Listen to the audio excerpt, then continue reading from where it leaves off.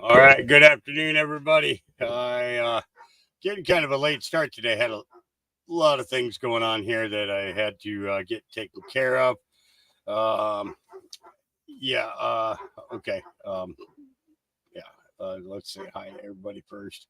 I guess there's 84 of you wonderful viewers already here. Good morning or good afternoon. I'm not going to go through the names. There's just too many of you. I really want to get things going.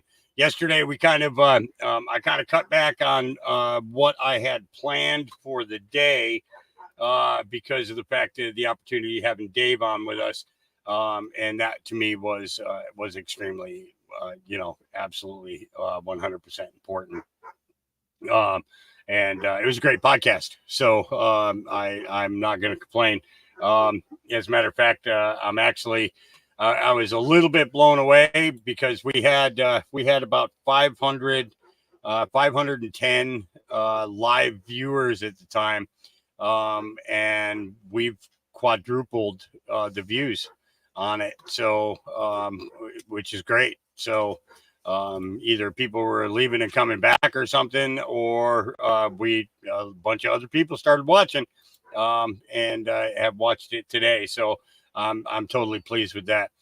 Plus, we had a great crowd of people over on the X side, which I had never podcasted to before. So it was great to see that worked. It's always a pleasure to do that.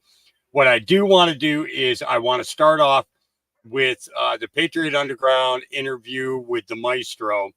Okay. because of the fact that I did not get an opportunity to play that yesterday, and that to me is like one of the main ones that I want to do. It is a little bit of a long one. It's almost 3 hours long. So get your popcorn, get your drinks and everything. They cover a wide range of topics and everything, and I thought you guys would enjoy it, especially after Stephen had spent time with us yesterday, which was another blessing.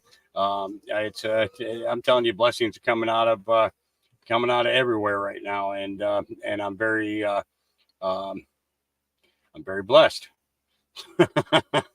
that's really the only way to put it. Is I am blessed, and I'm not gonna. I'm yeah. I'm just I'm kind of blown away. So I want to get started on that. I got a bunch of things going on that I need to finish taking care of. I'm getting some water pumped out of here. That needs to be, or else I'm going to flood again. As you can see behind me here, my floor is completely saturated. I'm trying to get that dry and get the dog beds dried before they go to mold. And then I have about probably 1,600,000 gallons of water outside that I need to get the heck out of here. Or else I'm going to end up flooding again, and I can't have that. So I'm going to be doing two things at once. I'll be listening at the same time, though. I got speakers set up on the porch, and I got speakers in here.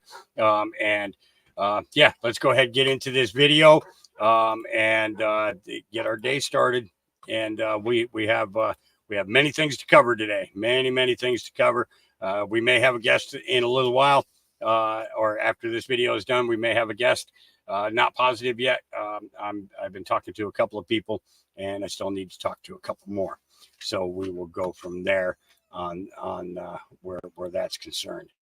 And why is that acting like that? Oh, I see what I did. Okay, I see what I did. All right, let's go ahead and get the banner up on here, and let's go to town.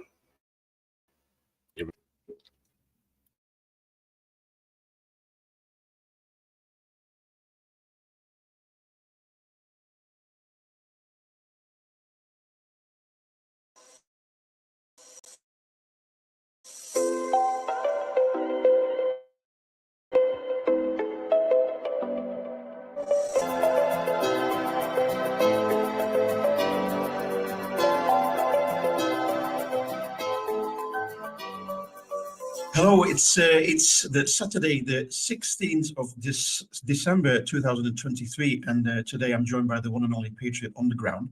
Patriot is, of course, his stage name, and he has been seeking the truth beneath the surface for years, diving down every rabbit hole he encounters and unraveling all the lies and deception. He has done shows on a regular basis with people like Scott Young, Gene Decode, SG Anon, Jim Willie, and Carrie Cassidy. And last but not least, he frequently provides his extensive audience with excellent updates on the actual situation, always succeeding in connecting the dots and clarifying the latest developments as they unfold. He does all of this in a quite personal, honest, and transparent way, and therefore it's an honor to welcome Patriot Underground to today's podcast. Patriot, how are you doing, brother? Welcome. I'm doing well, and that was quite an intro. Wow, I've never had an intro like that. Thank you, sir, and it's an honor to be on your show. And it's definitely, I was telling you before we started recording, this is a first for me going on an international podcast. Usually I'm the one sitting in your chair doing the interviewing. So, every now and then I've had some people, as time has gone on, be interested in interviewing me, which is really cool. It kind of blows me away, actually. But this is my first time doing an international show, and I'm really honored to be here. So thank you for inviting me. You deserve it, Patriot, because you're doing a tremendous job there in America. You were in America, right? Yes. I live in the Northeast. Okay. Yeah, I was born and raised here, and I haven't really fully escaped yet. But that's where I'm from. Yeah, it's 7 o'clock. It's 7 p.m. here now. Our time. What time is it in you? It's about 1:15 in the afternoon. The sun is shining. It's pretty cold out, but it's middle of the day. Okay, so we have all the time then, eh? Oh yeah, I got plenty of time. So. Great. Okay, Patriot. For my audience, who is Patriot Underground? Well, okay. So I can tell you, and I came out with my first video. So I guess I'll do a little bit of history. So I kind of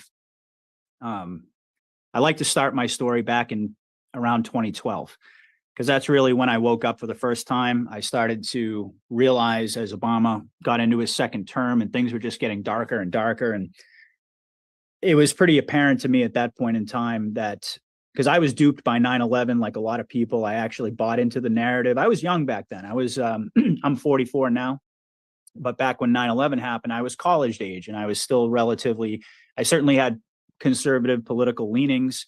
I knew that I certainly knew I wasn't a liberal, which is very unusual considering where I live geographically, but that's a whole nother story. But I knew that, I knew what my political views were, but I had no idea the level of deception. I had no idea about the whole concept of a cabal, a satanic cabal ruling the world. I mean, this was something that I would have dismissed at that time. Had I even heard about it, I would have completely dismissed it and said, that's nuts. That's nonsense. I was watching Fox News back in those days and, still paying attention to mainstream media.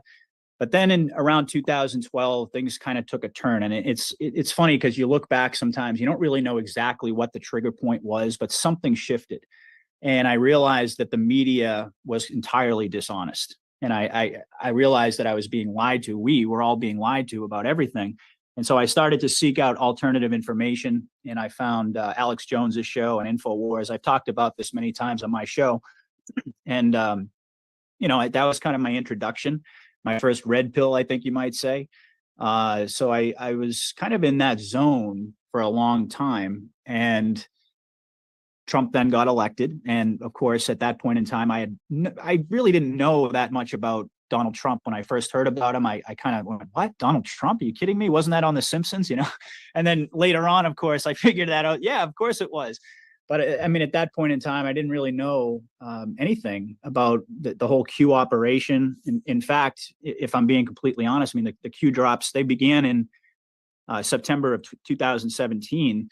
And I didn't really start paying. I was very late to that party. I didn't really start paying attention to the Q drops until probably late 2019 or, early, somewhere in that general range. I had heard about it, but I hadn't really jumped in. And then, of course, the election in 2020 got stolen. And it was so brazen. It was so obvious to me that what had occurred, I mean, in the same way it is to everybody who's awake, but I was surrounded by and still am surrounded by people who are completely asleep. And I felt really isolated. I believed that the Marines and the military were just going to storm in. They would never allow this travesty to occur. They were just going to set up, Biden for the crime. And when that didn't happen and he got sworn in, I was just, I was in a really dark place after that because I didn't really know how to process that, what to do with it. I had all of these emotions about it, but I had been listening to different voices out there in the community at that point in time. I was listening to, I started listening to Juan O'Savin's interviews. I started listening to Charlie Ward. I started listening to Simon Parks, all of these guys who were doing, were really right in the thick of it right around that point. And somewhere along the line, I just decided, I honestly believe that God, just put the idea in my head. And one day I woke up and I looked at my wife and I mean, I had actually been, I don't know if you know, I do the coffee chats. I don't know if you watch those, but that actually was, I think, God's way of sort of introducing me to the whole idea of doing a podcast. I would get in my car in the morning and I would just be so upset about everything that was going on and had nowhere to take it. Nobody to talk to. Everybody that I talked to, it just completely backfired. It made me feel more alone, more angry, more frustrated. So I just got in my car. What's that? Isolated as well, eh? Isolated, yeah. I mean, so I just got in my car and I started making these videos of myself talking. And I honestly thought that I was going crazy. If you really want the truth, I really thought I was going nuts. Like something's finally snapped inside of me. But I did notice that I felt better after I got stuff out. And I didn't really have any intention on sharing it with the world. It was just something that I was doing for me, for therapy, sort of to get my thoughts out there. And then one morning I woke up and, I looked at my wife and I said, I'm going to go buy a laptop. She said, why?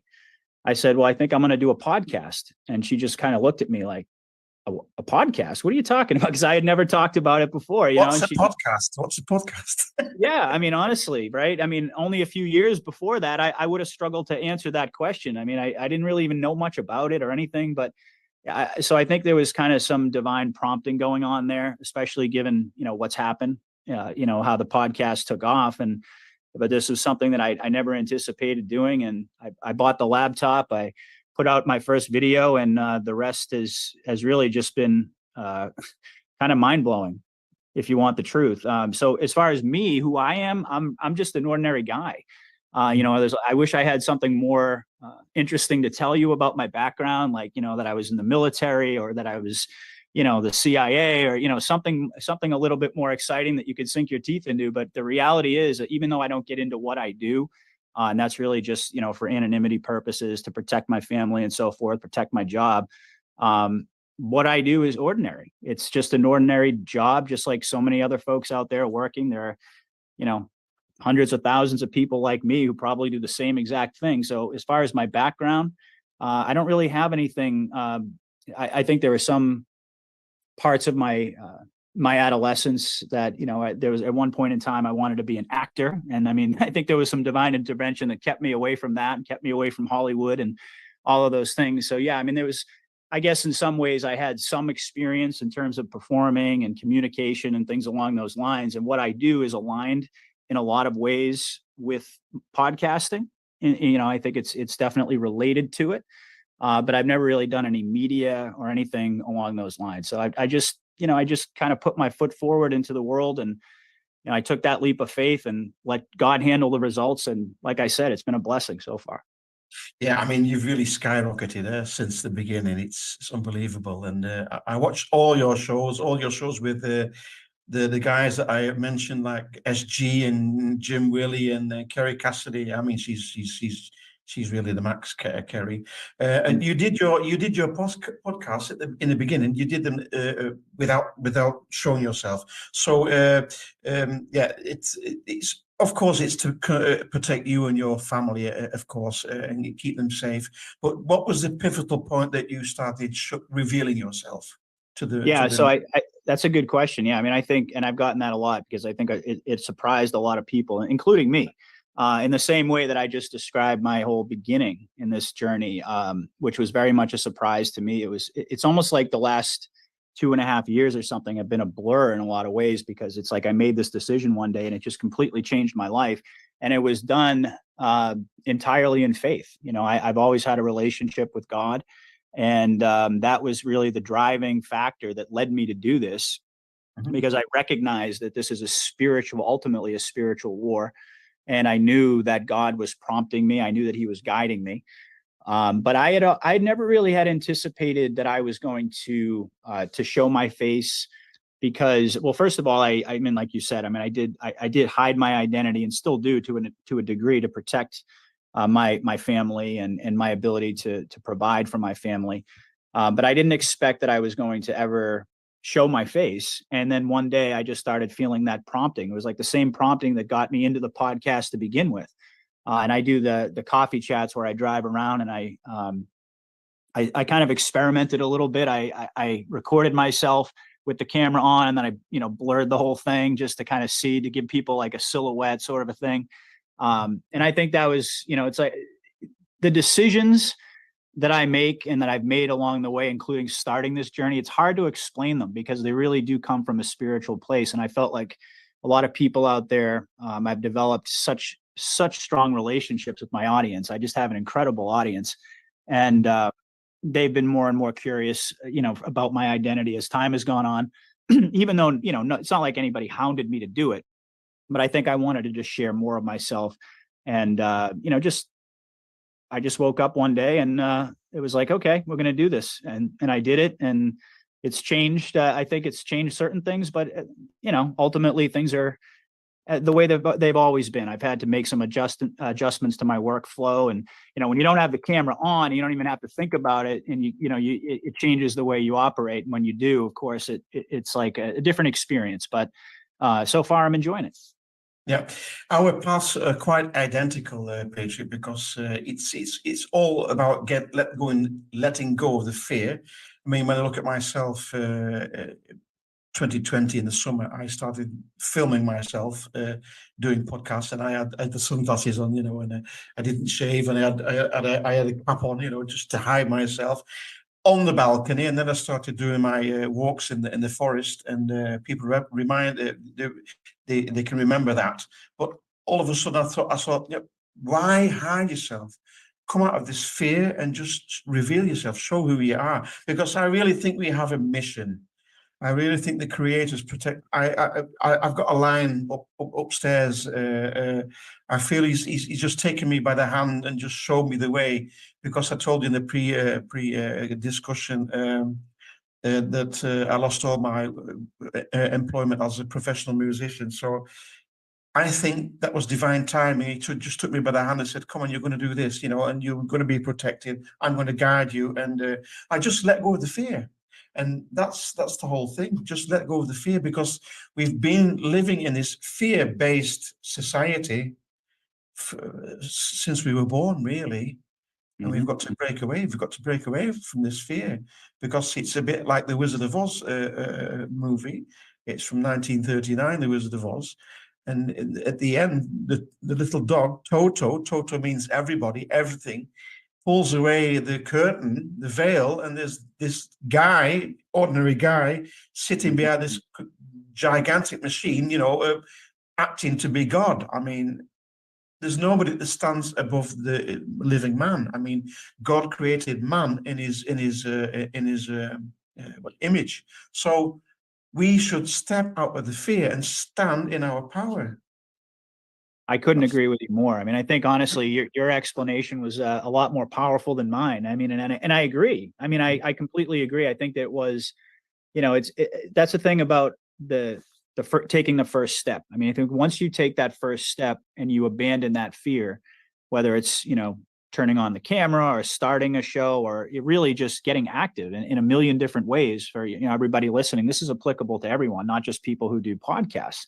Yep. It's about taking that first step. And then what happens is that God then gives you the strength and the faith to take the second step and the third and the fourth, and he illuminates the path. You're not supposed to know. I mean, there's no way that you could have predicted, or I could have predicted, the decision that we made and the journey that we were going to go on. I mean, I had no intentions of doing this. And I've heard it said by a lot of people that, that God kind of, he assembled a group of randoms, basically, people that he knew would feel that calling. And warriors.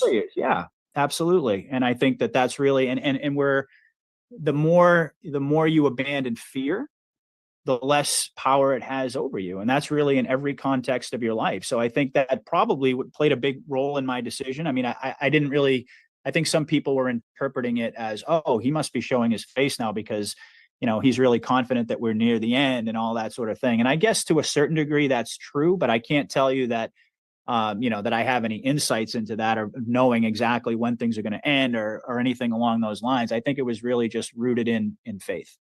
And that taking away that, because faith is really the antidote to fear, as I say often. Absolutely. And you've also got people that say, oh, well, if he doesn't show his face, he must be controlled opposition. It's kind of... Yeah. Oh, I get that a lot. Even now that I've shown my face, I mean, people still believe that, which is, I mean, I understand because there's so many people out there. There's so many different voices.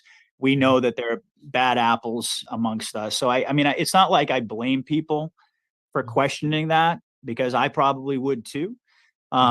So there's that side of it, but then there's also the other side where I know who I am. It's like, so I've never had any connection to any government agency, any intelligence. I mean, it's about the farthest thing from my actual real life experience. So I know the truth. So therefore, I mean, it doesn't really bother me, but people, some people believe that. And, I question folks out there too. So I don't really blame them, but, it doesn't change my approach to my work. I still have people thinking that, though. Yeah. What's very important nowadays is the authenticity and the pureness of people. I mean, the masks are all falling off. It's who you really are, what you stand for. That's the most important. And we're like we were talking about the legal fiction. We've got the person, we've got the living man. People have been playing this role. They've been playing the role of bailiff, or they've been playing the role of police cop, or playing the role of judge, or even president. But it's the person, it's the living man behind the persona. The person comes from persona. Persona is Latin for mask, and these masks are dropping. They have to drop so we can see the pure, authentic, living being behind this mask.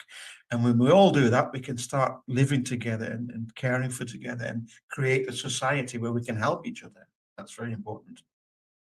Yeah, well said. I mean, I completely agree with you. And I think that being able to show yourself to the world and share, your true self, your true identity was I think the most fulfilling part of this whole thing for me was, and having the camera off in the beginning, I think it gave me the confidence to be able to do that, because I was comfortable that no one was going to know who I was. And it was really a true anonymous. It was almost like some of my coffee chats in the beginning were like a confession, because I was just putting things out there that I couldn't talk about in my normal life. I still can't.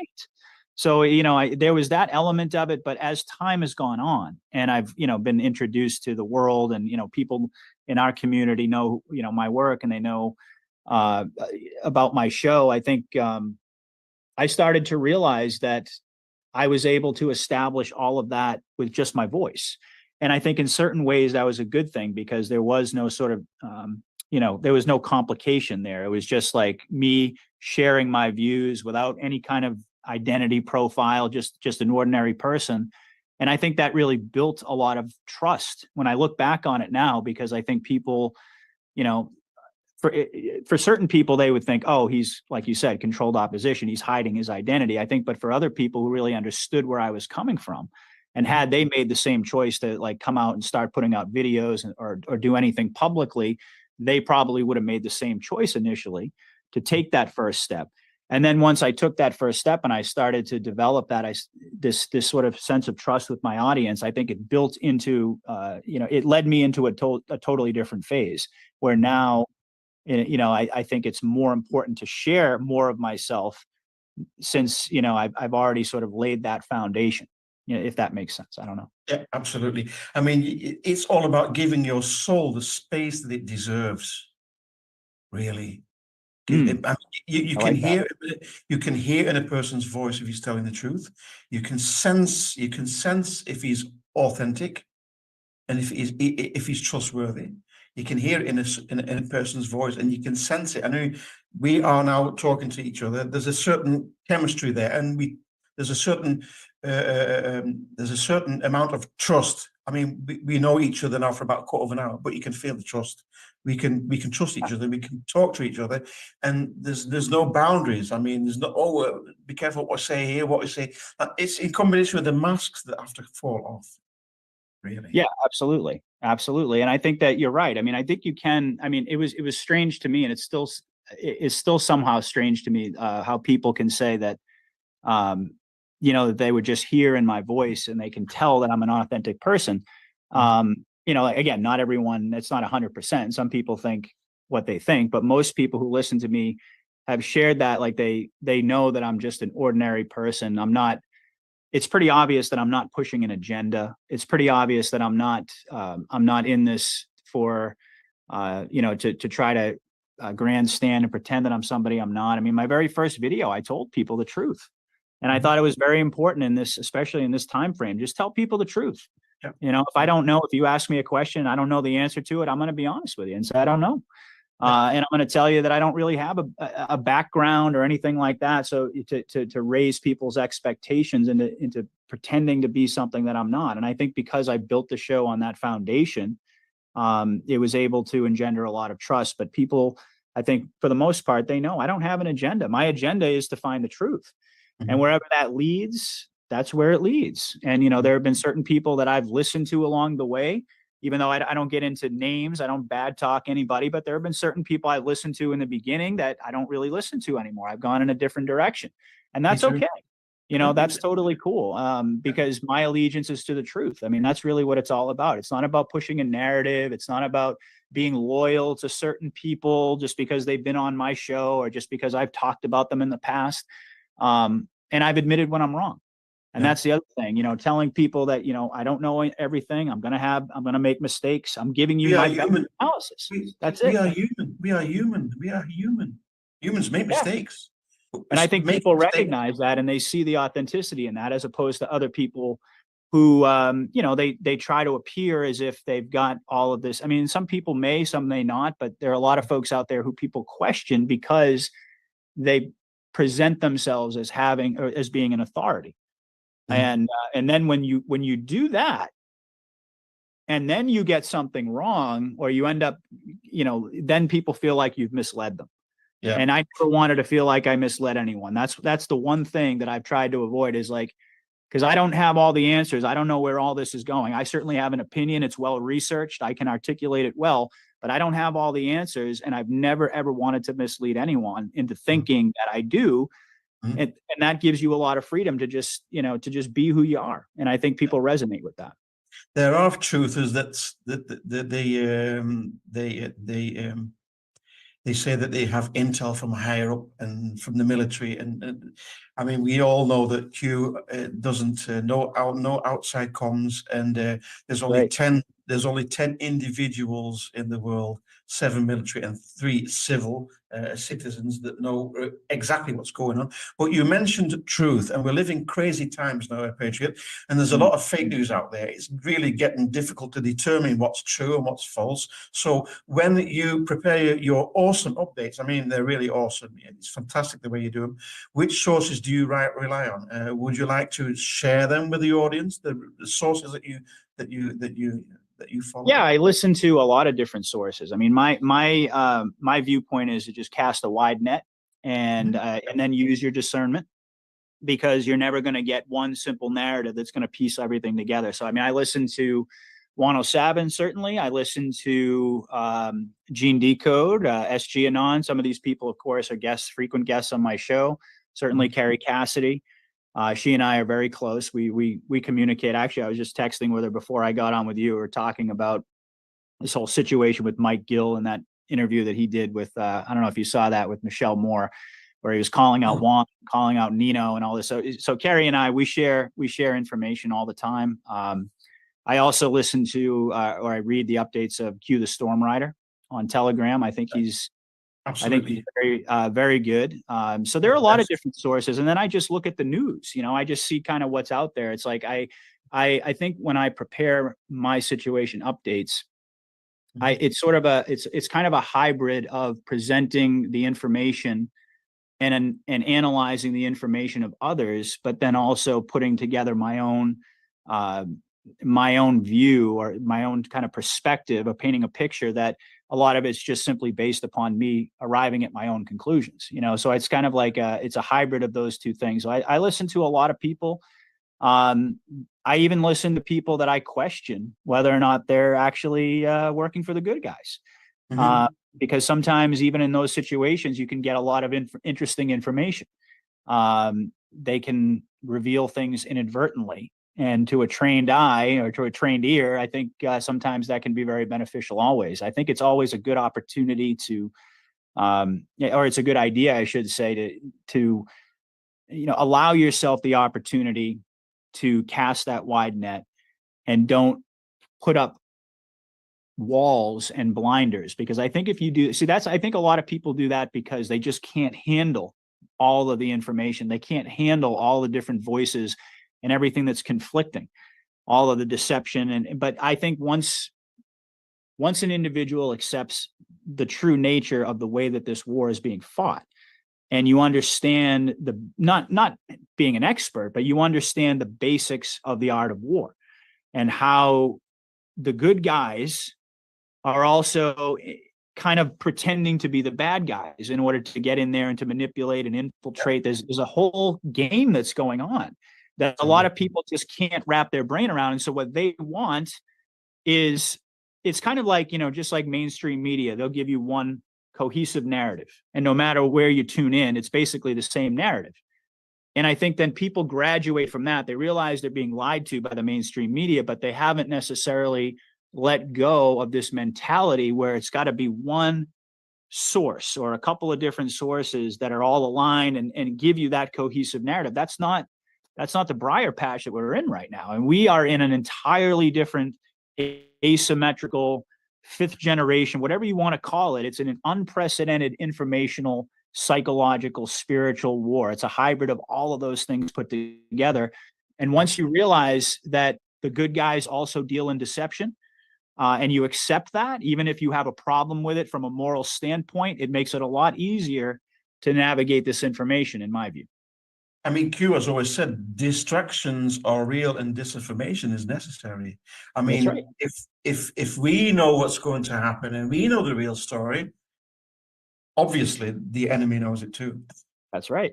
That's right. And I have to remind myself of that a lot of the time, because I'm sitting there thinking to myself, like, oh, I can't figure this out, trying to figure out who's who and, to solve the riddle. But then I have to remind myself, if I can figure it out, that means that the enemy can figure it out. And that means it wasn't a very ingenious plan to begin with. But that's what I think is going on. I think you've got individuals out there.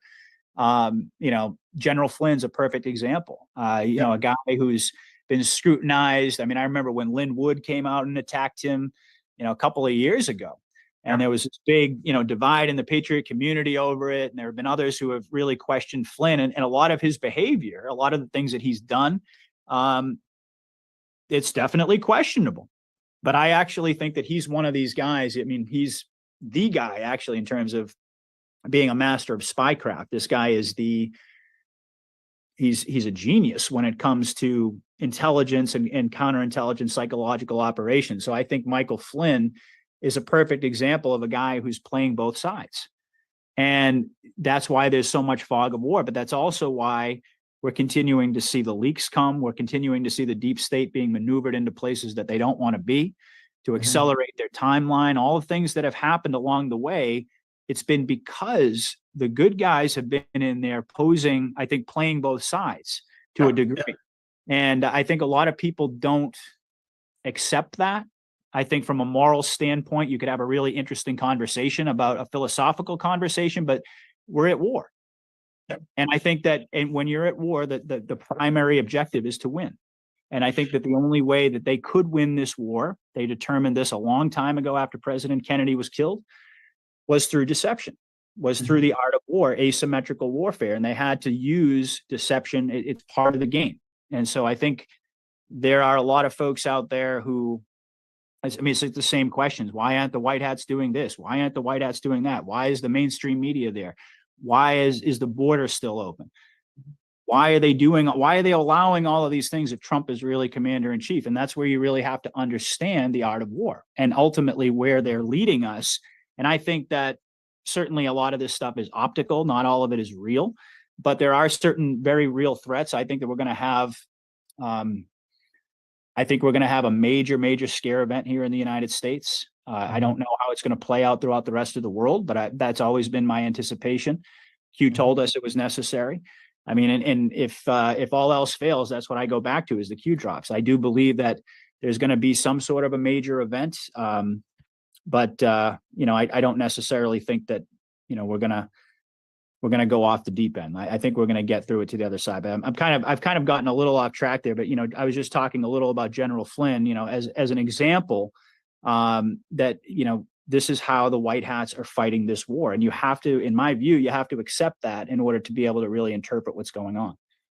Q always says mankind has to reach the precipice before they are willing to change. Yeah, that's it. That's it. We will have to. Our people, you can't tell them. You have to show them. And there's still a very vast majority of people, they do not see it. Exactly. They haven't the slightest clue what's going on. So you have to show them the hard way. They will have to feel it, and in which way this necessary scare event is going to turn out. I think it'll have to do with money, because if you get people's money, they gets their attention real fast. Yeah, correct. That's what I mean. And so it will have to happen, and we're not there yet. We're not there. So we see crazy things happening. Crazy things. We know it's crazy. Other people might think, that was a bit weird. But we can see it's absolutely crazy in this show. We're in a shit show. I mean, it has to get really absurd and really totally absurd before people will see it and start asking us, tell me what the hell is going on, because too many people are watching the idiot box all day. Mm-hmm. The television, Yeah. television. They're still getting programmed up between the ears, and it's unbelievable, really. But yeah, I mean, we were talking about making mistakes, and following the wrong path. We cannot make mistakes, Peter, because they're all lessons. We are learning our lessons in this process. Indeed. We can't make mistakes, really. There's no mistake. No, absolutely. And that's a great philosophical a point that you're making there, but it's a spiritual point, really. And I think that's, we're going to continue to make mistakes regardless of whether we're talking about, projecting into the future or speculating about how all this is going to go. Of course, we're going to make mistakes there, but in a larger sense, we're all going to make mistakes, period. We're supposed to. And I think that's also, something that's important to embrace.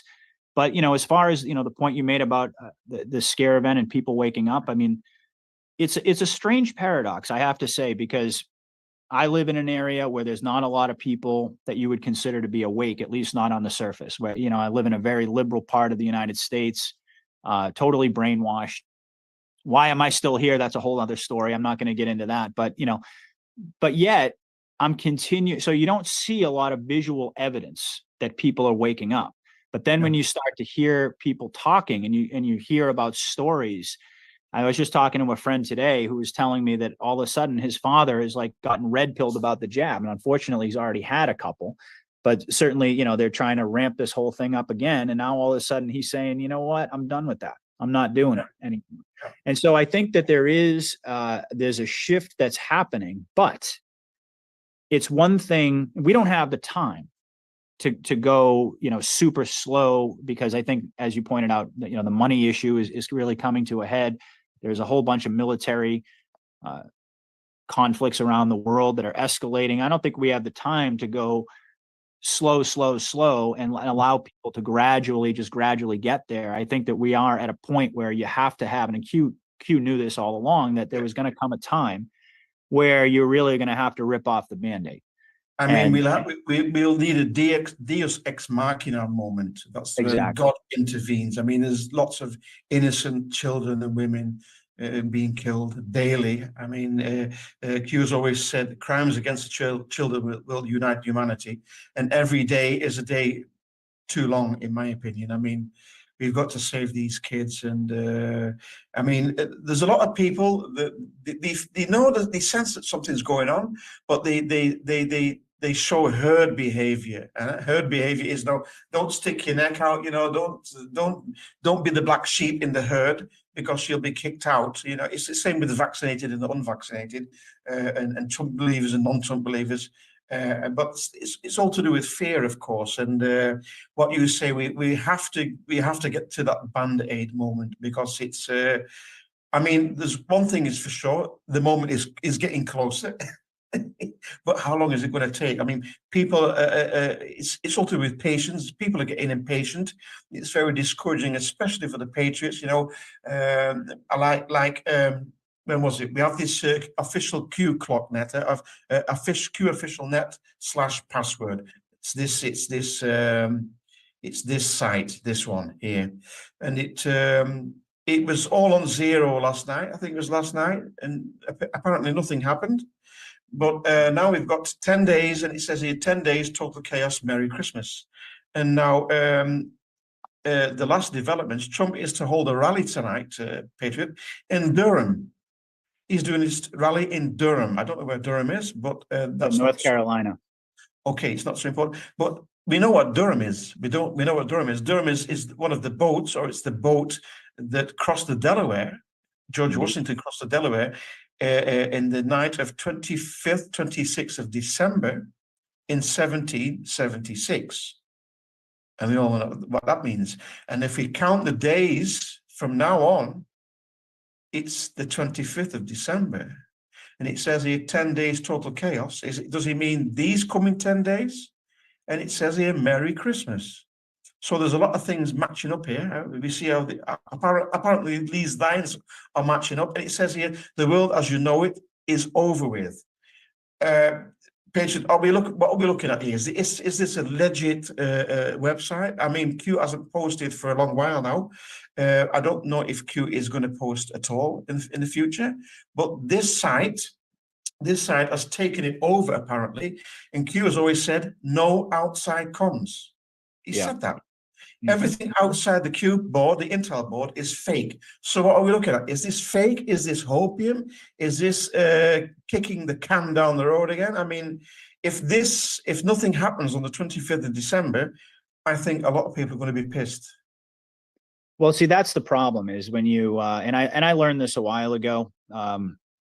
It's very easy to get, I mean, back in 2020, people, I mean, you know, early 2021, we started talking about dates. We started making predictions and listening to all these people say, it's going to happen this time, it's going to happen that time.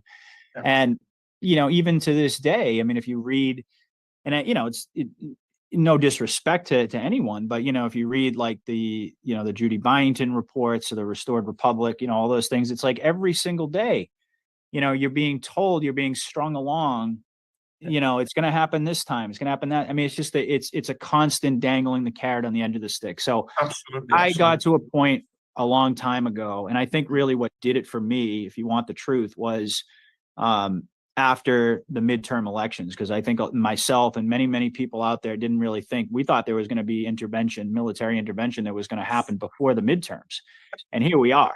And so I think at that point, I was just finally done with trying to, you know, to pinpoint a date. And when you really stop and think about it, it's like you said, Q told us no operational comms, and there's not going to be any. I mean, even Trump said, we're never going to tell you when we're going to strike, but strike and attack we will. And I think that really is the bottom line. I think that it's easy to get wrapped up in all this stuff. But I think, you know, you're kind of like, and I understand why people do it. Don't get me wrong. I mean, we're all at a point where we're losing patience. We're all at a point where we're battle fatigued, especially people like us who are in the fight. Yeah. We all want this to happen, but do I think that that's, I mean, I'm not going to say whether it's legit or not legit, because I don't have the background or the ability to be able to answer that question definitively. But my instinct tells me that anyone or anything that's trying to point to a specific date and time that everything is going to change and that everything is going to happen, I'm suspect of that. I don't think that that's the way. Now, I mean, Trump has said, you know, he's made references to, you know, a really Merry Christmas and all these things. And I know that kind of gets tied into it. And early Christmas as well, Patriot. We're going to have an early Christmas. Yeah, when? Right. Right. When? I mean, it's like, you know, it's like he said that, I think it was a couple of years ago, if I'm not mistaken. So, I mean, it's, you know, and Trump deals in deception as well. I mean, I mentioned General Flynn, but I mean, the reality is Trump does the same thing. He's a master at it. He's a master at trolling the enemy, providing disinformation, throwing them off the scent. You know, this is the game that's being played, and you just have to accept it. But if anybody could crack the code, if you or I could do it, that means the enemy can do it. And that means that it's not a very good plan. And that, you know, I mean, I don't buy into that stuff anymore. Now, is it possible? Anything's possible. Sure, it's possible. I mean, and there are people predicting every single day when things are going to happen. Sooner or later, somebody's going to be right just by default, right? You know, because it's just going to happen, right? But and then they're going to, all of a sudden they're going to think that they're a genius, but that's really not the way it works. I don't think that the cats are communicating. I think that they're leaking information, and I think that they have certain individuals whom I suspect are not part of that team necessarily. They could be, but they have a direct line. Yeah. That's about as far as we go. And even those individuals, they're going to be fed disinformation as well. So whether they're putting out disinformation of their own volition, or whether they're conscious of it, even, we don't know. Nope. And so that's why we have to use our discernment. But that's why it's also the reason that I'm typically focused on the big picture, you know, and I can get lost in the weeds. You know, I've been doing that, you know, recently, honestly, just trying to figure out the ins and outs of certain information.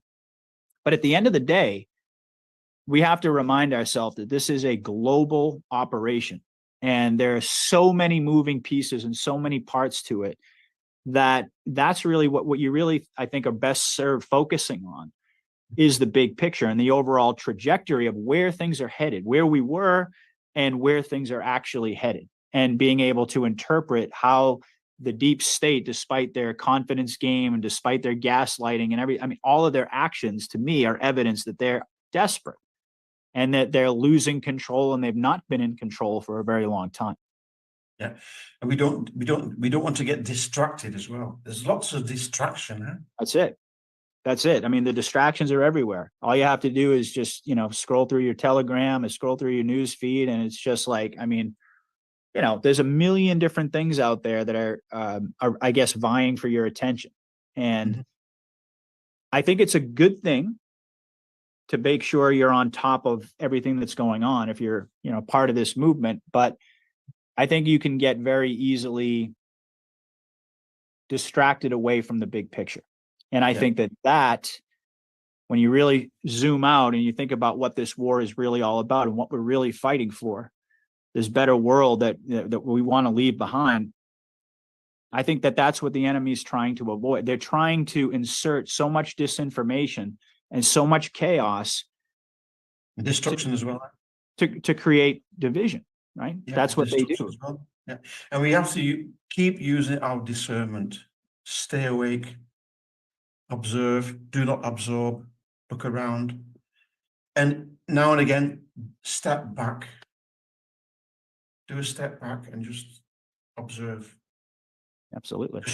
You're going to soak everything in, and it's going to confuse yourself. It's going to confuse you, and it's very dangerous, really. It is. And I think that that's really the whole idea, is to confuse and then ultimately divide through that confusion. That's the game plan.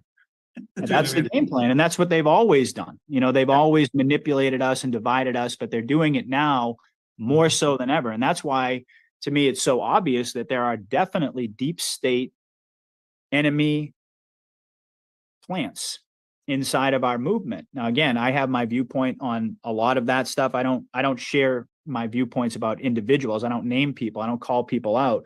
But I definitely believe that there are a lot of individuals in our movement that are there to do exactly that. They're there to provide all sorts of counter narratives, to the point where, I mean, this is complex, even as you know, I mean, if even just looking at one narrative, it's complex enough to try to figure out what's going on. But then if you've got 50 or 100 different versions and people are saying, no, this guy's good, that guy's bad, this one's good, that one's not, this is what happened here, that's not what happened there. I think that really is part of it. Part of it is the white hats engaging in disinformation. That's something that we can never forget. And I've talked about that. But I think the other side of it is that it's also the deep state doing exactly the same thing, but for different reasons. I think the white hats, the good guys, are doing it to game the enemy. And the bad guys are doing it to try to cause division inside of this movement, because they know that the minute that humanity unifies around a common enemy and identifies them as the enemy, despite all of our differences, despite where we live, anywhere in the world, despite what color of our skin is, I mean, despite any of those things, the fact of the matter is they're out to kill all of us. And the minute that becomes part of the human consciousness, the mass consciousness, that's the point where they can't walk down the street anymore. And that's why they're so desperate to prevent that from happening. And they know that the tip of the spear is what we do, is our community. We are the tip of the spear in terms of uniting humanity around the truth. So if you're the enemy, you want to go directly to the tip of the spear and you want to try to blunt that spear. Because if we get divided and we can't figure out who's who, and we're all fighting amongst each other in the patriot community, who are we not fighting? And what's happening? What's happening is we're fighting each other more, and we're putting more emphasis on that than we are on them. But really, in the bigger picture, it's about the collective consciousness unifying, like I said, around the acknowledgement that they are the enemy. And that's what they're trying to prevent. Absolutely. How do you think we will look back at this period in 100 years? How do you think we'll look back at this? Well, that's a tough question. I mean, I think that I don't even think that we have the ability, even remotely. I don't think we can even begin to understand what the world's going to look like in 100 years.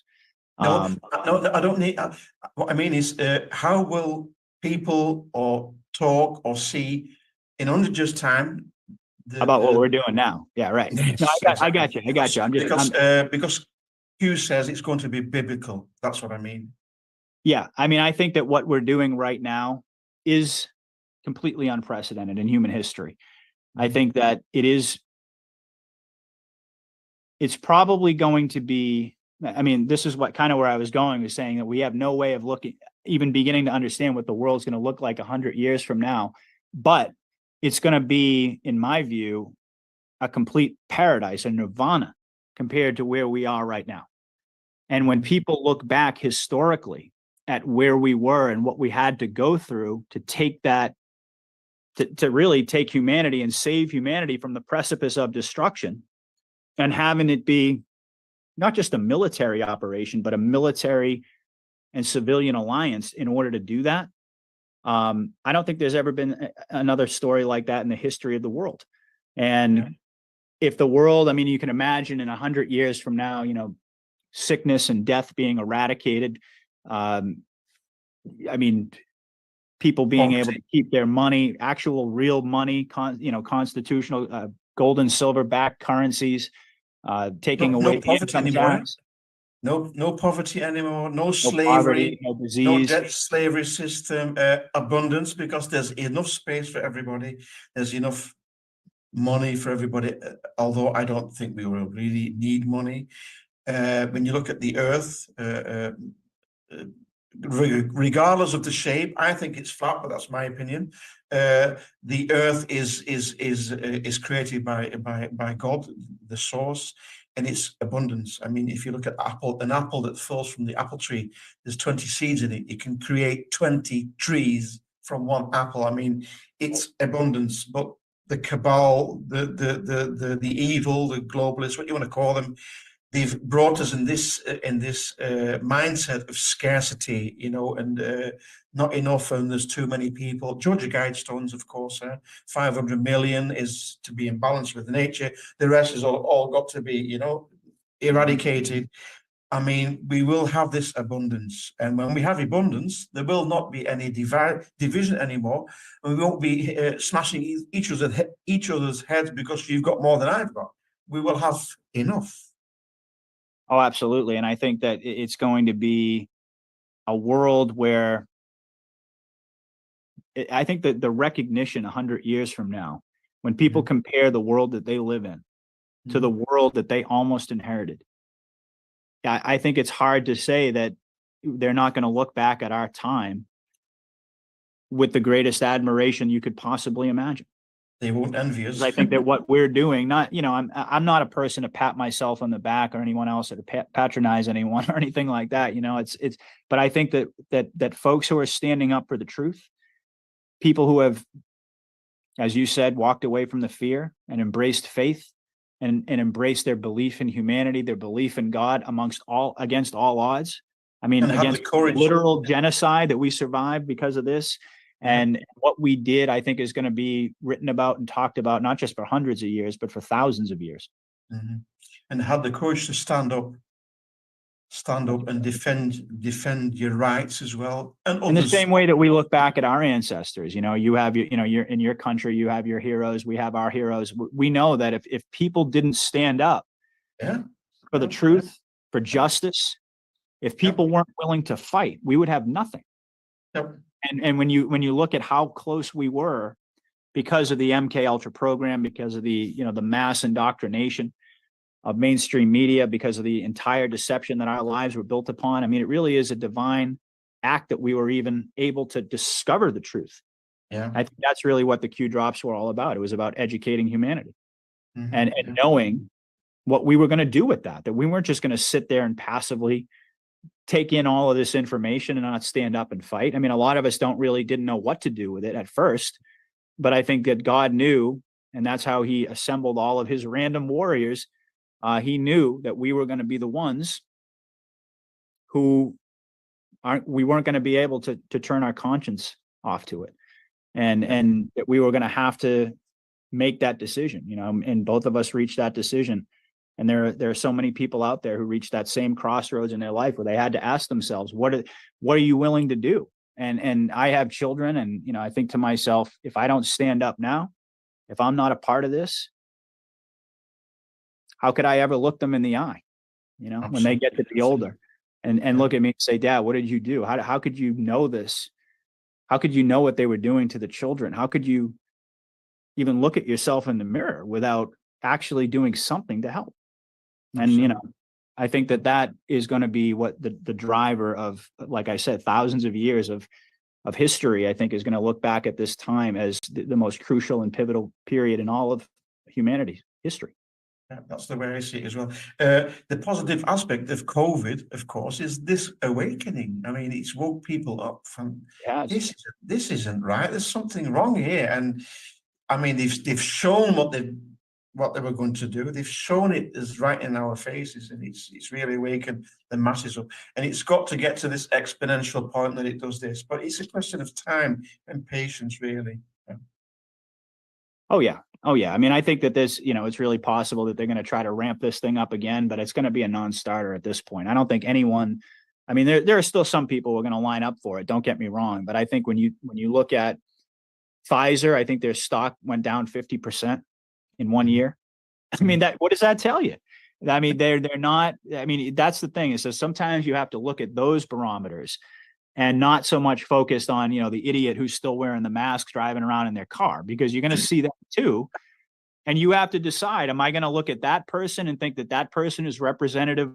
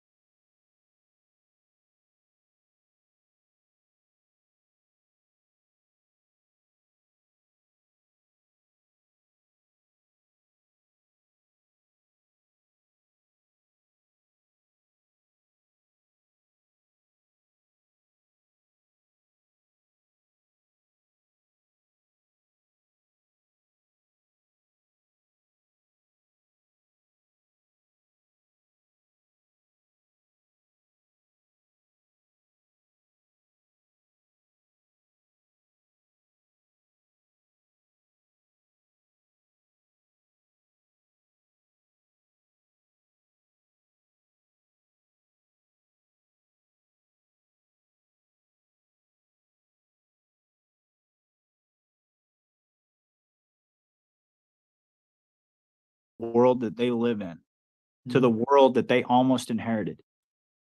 I think it's hard to say that they're not going to look back at our time with the greatest admiration you could possibly imagine.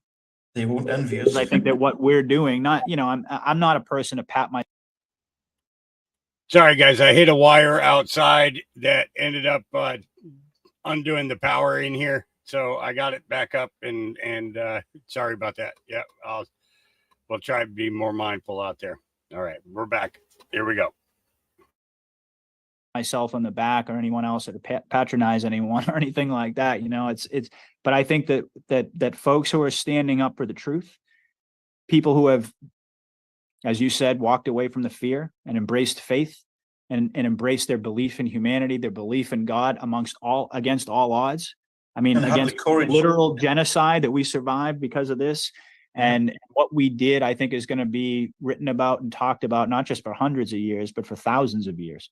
And have the courage to stand up and defend your rights as well. And in the same way that we look back at our ancestors, you have you're in your country, you have your heroes, we have our heroes. We know that if people didn't stand up for the truth, for justice, if people weren't willing to fight, we would have nothing. And when you look at how close we were because of the MK Ultra program, because of the mass indoctrination of mainstream media, because of the entire deception that our lives were built upon. I mean, it really is a divine act that we were even able to discover the truth. I think that's really what the Q drops were all about. It was about educating humanity and knowing what we were going to do with that we weren't just going to sit there and passively take in all of this information and not stand up and fight. I mean, a lot of us didn't know what to do with it at first, but I think that God knew, and that's how he assembled all of his random warriors. He knew that we were going to be the ones who we weren't going to be able to turn our conscience off to it. And that we were going to have to make that decision, and both of us reached that decision. And there are so many people out there who reached that same crossroads in their life where they had to ask themselves, what are you willing to do? And I have children, and, I think to myself, if I don't stand up now, if I'm not a part of this, how could I ever look them in the eye, when they get to be older and look at me and say, Dad, what did you do? How could you know this? How could you know what they were doing to the children? How could you even look at yourself in the mirror without actually doing something to help? And, I think that is going to be what the driver of, like I said, thousands of years of history, I think, is going to look back at this time as the most crucial and pivotal period in all of humanity's history. Yeah, that's the way I see it as well. The positive aspect of COVID, of course, is this awakening. I mean, it's woke people up from this isn't right. There's something wrong here, and I mean, they've shown what they were going to do. They've shown it as right in our faces, and it's really awakened the masses up. And it's got to get to this exponential point that it does this, but it's a question of time and patience, really. Oh yeah. I mean, I think that this, it's really possible that they're going to try to ramp this thing up again, but it's going to be a non-starter at this point. I don't think anyone, I mean, there are still some people who are going to line up for it. Don't get me wrong. But I think when you look at Pfizer, I think their stock went down 50% in 1 year. I mean, what does that tell you? I mean, they're not, I mean, that's the thing is, so sometimes you have to look at those barometers and not so much focused on, the idiot who's still wearing the mask driving around in their car, because you're going to see that too. And you have to decide, am I going to look at that person and think that person is representative of the majority? Or am I going to look at the information coming out that, that Pfizer and all of these other companies, they're canceling the shots. They're losing money left and right. My personal view is they've already been bankrupted behind the scenes. And this is kind of a public rollout of all of that. But one way or another, I mean, whether that's true or whether that's not about, what's going on behind the scenes, we can see very clearly that people are rejecting it and people are not worldwide. I mean, the jig is up. I mean, and more information is going to come out. This is just the beginning of all the disclosure. I think that Rand Paul is going to go after Fauci. This is going to get really interesting in 2024, but people have already woken up, and I don't think they're going to be able to play that card. They might try. I mean, but I don't think it's going to work the same way. I don't think they're in a position to deceive humanity at that level after, these past few years. I mean, sure, there are some people I forget how many percentage wise are going to be lost to history. Like they're just never going to wake up. They're never going to get it. But I think a vast majority of people will. And it's just a question of, how far people need to be pushed. But I think that's where we get back into that scare event. People, there comes a point where given everything that we know, that needs to come out, there needs to be a sort of a watershed moment. And I think we're getting very, very close to that. Personally, I don't see us going past 2024. I've been very clear. I think that if we get to here in the United States, another election cycle, and we see, something similar to what we've seen in the past few elections, I think honestly that's it's a bridge too far. It's going to be a bridge too far for people, and I don't think the white hats are going to allow it to get to that point. I think we're going to have intervention before then. I think that Trump is going to come back, but I don't think he's going to necessarily come back. I don't actually think he's going to come back by way of being elected. I still think the issue of 2020 is still on the table. But again, the minute you have another election in 2024, 2020 is in the history books at that point. Yeah. And that's allowed to stand. And Trump has been very clear about this. If that is allowed to stand, then you're never going to have another free election. You're not going to have a country. Yeah. And I think that that's true. And I think that we're in that critical phase right now. I do. 2020 will have to be, 2020 will have to be fixed. That's for sure. It has to be. It has to be, because I just don't see, I don't see the patriot community sticking together and accepting. And I think that what's going to happen is, let's put it this way, sticking together. Yeah. But I think the conversation will be a very, very different one. I think that right now there are a lot of people out there who are, telling everyone, hey, get ready, because things are going to come and there's going to be a civil war and there's going to be all of these things. There are a lot of people out there talking about that.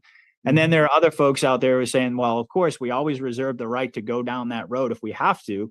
We don't want to go down that road. But I mean, I've always seen that, at least I can only speak for myself. I think that civil war, picking up arms, is a last resort. And I see the Q operation, even though we're seeing death around the world, we're seeing kinetic battles. I think that the Q operation was largely designed to avoid what the deep state wanted to foster inside of every country in the world, or as many as they could, which was civil war. Yeah, because that's the best way to get a population to depopulate. Well, it's one of the best ways to get the people to kill each other. And once people start picking up arms, and with all the confusion and all the chaos and all the deception, the fog of war, they're not even going to know who the enemy is. And that could, I think that if that day ever came, it would be almost impossible to scale it back at that point. And I've never imagined, I think, yes, there could be certain, there could be certain areas and pockets where people are going to have to defend their homes and defend their families. Like we get that the military may not be able to be everywhere all at once, but I believe that this whole plan has been, the Q tells us the military is the only way, not the militia. So I think that I think that there's a lot of deception going on that front as well. But I think in the end, there's going to be a scare event. It's going to be difficult to get through. I think there is going to be violence as a part of it, but I don't think that it's going to devolve into a civil war. There is going to be collateral damage as well. There is going to be collateral damage as well. It's a war. It's a world war. This is a real world war. The First and the Second World Wars weren't world wars. It's quite simple. It wasn't the whole world engaged, but because of all this, the whole world is. But you mentioned civil war, and we're going to touch on that shortly, because the 8th of December, this movie was released, Leave the World Behind, what was full of symbolism and predictive programming and messaging. And in April of 2024, there's a new film going to be released. It's called Civil War, and that could be predictive programming as well. Of course. That's exactly what it is. You could look at these, we kind of touched upon, Hollywood a little bit, and, looking at, I think it was before we started recording, I'm not sure, but, that's the main way that they engage in programming and predictive programming. Now, you can look at it in one of two ways. Is this the deep state doing what they always do, which is, putting these ideas out there and trying to get the mass consciousness to move in that direction? Or Or has consciousness shifted enough on a mass scale where people are going to recognize it and even wonder if it's the good guys who are putting this out to get people to think, to get people to see this is where we're actually headed, to get people to wake up. I mean, you can see even on mainstream type platforms, topics like World War III are trending on a regular basis. It's not as if, even the normies out there, they can see what's happening in the world. And, and they clearly they know that there's a war going on in Ukraine. Clearly they know there's a war going on in Israel. There's all types of, countries basically preparing for larger scale conflicts for world war. So it's not as if that has escaped the consciousness. The question is, who's really driving that behind the scenes? My suspicion at this point is, depending on the show, I think the White Hats may have more of a hand in that than a lot of people might think. Now, I could be wrong, but either way, the fact that humanity is recognizing it as something that's not just simply entertainment anymore, and that there's more and more people out there talking about it. They're not just passively watching this the way that we used to watch. I mean, back in the day, remember movies like Independence Day and all these other, predictive programming type movies that people just sat there with their popcorn and had no idea. But now people are looking at it with an entirely different lens. And I think I shared with you, that was probably one of the biggest red pills for me ever, was when I discovered that fiction is really, most of the time when it's coming out of Hollywood, it's mainly fact. I mean, they introduce they fictionalize some of it for plausible deniability, but most of the stuff that you see in movies actually does exist.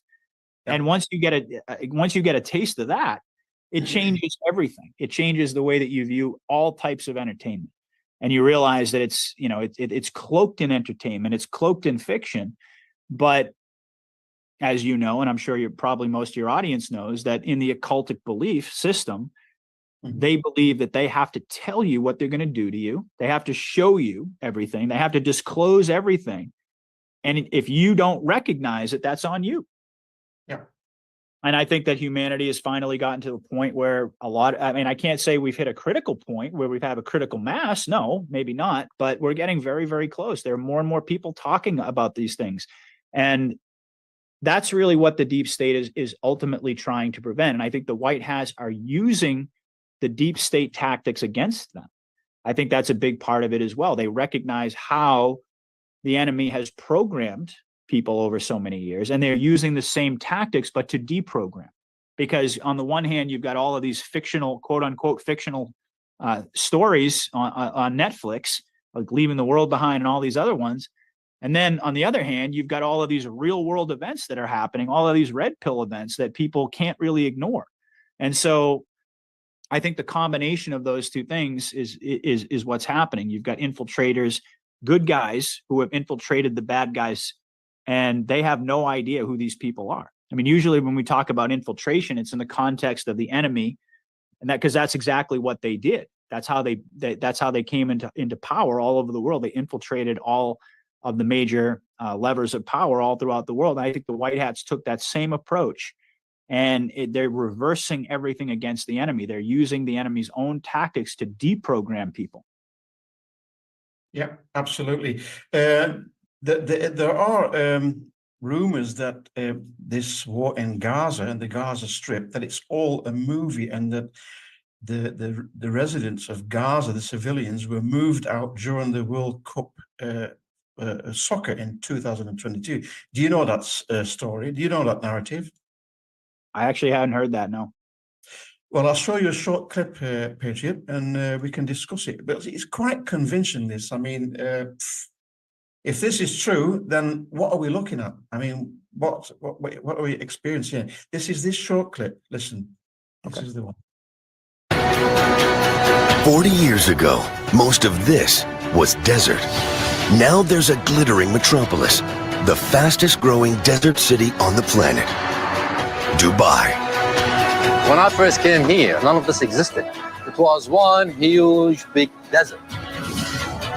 Building a city like this in one of the hottest, inhospitable places on Earth seems impossible.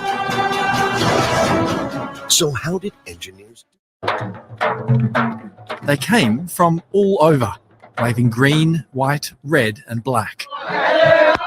32 nations are represented at the World Cup in Doha.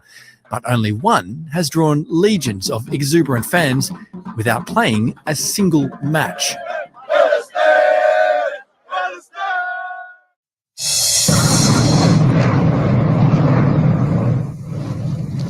Israel caught off guard after the largest and deadliest escalation of violence in decades. Tonight, rockets and airstrikes continue to rain down on Israel and Gaza after a day of shock, death, and destruction. Many may not yet be able to comprehend it, but my theory is that the Gaza... If you look at this short footage here, Patriot, when you look at the tank here and the nozzle, this is definitely a video game. So what we're looking at here is a video game. And if you take it a bit back, when you look at this here, you don't see anybody on the streets. There's nobody on the streets. There's these bombardments going on. There's nobody on the streets. So this looks like a controlled demolition of this building. Look again. Israel caught off guard after the largest and deadliest escalation of... See? There's nobody on the streets. Nobody. Violence in decades. Tonight, rockets and airstrikes continue to rain down on Israel and Gaza after a day of shock, death, and destruction. Many may not yet be able to... And this is the video game. ...comprehend it, but my theory is that the Gaza Strip was empty long before the war film production began the 7th of October 2023. The FIFA World Cup in Qatar... This is very remarkable what comes now in a short moment. I'll just stop it, the video, and I'll show it you. Qatar in 2022 provided the perfect alibi to fly all Palestinians. This here. What do we see here? We see this is the slogan. This is the emblem of the World Cup. This is the snake that's eating his own tail. That's got a symbolism as well. But what do we see here? We see FIFA World Cup and we see Qatar 2022. But we've got this space here. There, that space. Why would they have that space there? Interesting. If you drop this W into this space, what do you get? War. You at war. You at war, yeah. Interesting. Okay. Huh? To the United Arab Emirates. They were able to move to their new homeland via nearby Qatar, Free Palestine in the United Arab Emirates. They were welcomed with full flag waving. Just do a search on Palestinian flag, World Cup 2022 on YouTube. You will be amazed. Talk about that flag. The flag of the United Arab Emirates is virtually identical to the Palestinian flag.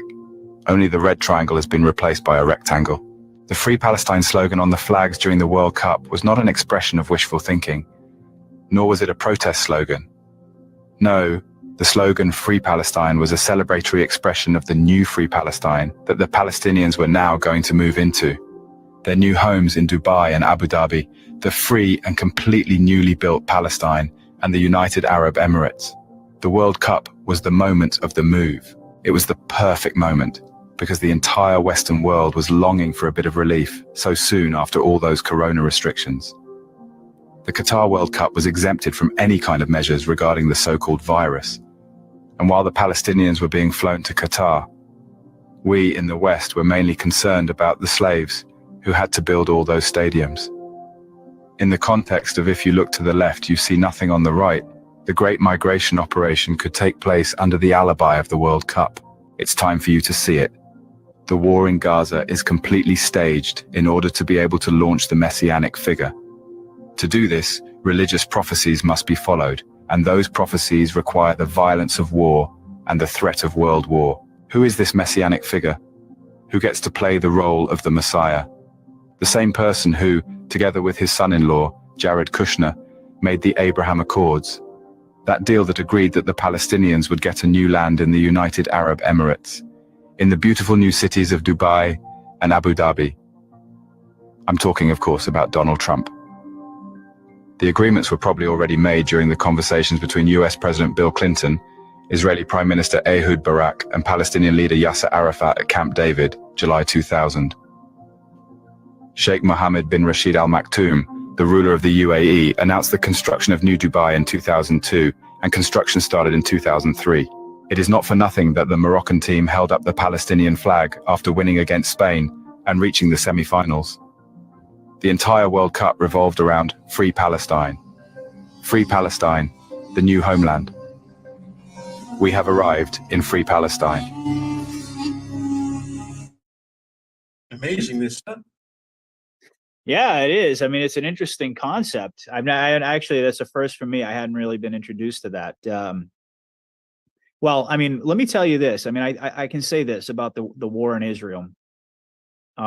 We all know that there's no way that Israel was caught off guard. We all know that this was a staged operation. We all know that Hamas was basically created by the Israeli intelligence agencies, Mossad primarily, and of course Netanyahu also had a hand in that, admittedly, to try to prevent a two-state solution. I mean, he's been very, very clear about that. So I think that, I mean, it's been in the mainstream media. It's not been anything that they've hidden. They've wanted to have Hamas in place so that they could have this other, this other group, which is the PLO, and that we're pushing for a two-state solution, that they could have this controlled opposition, these quote unquote terrorists, to be able to derail that process, because that's never been in their agenda. Now, whether or not there's any truth to that, the mass migration under the cover of the World Cup, I mean, it's certainly an interesting concept. I mean, I can tell you that I have listeners in Israel who have written to me, and they've basically described a lot of what's been going on there.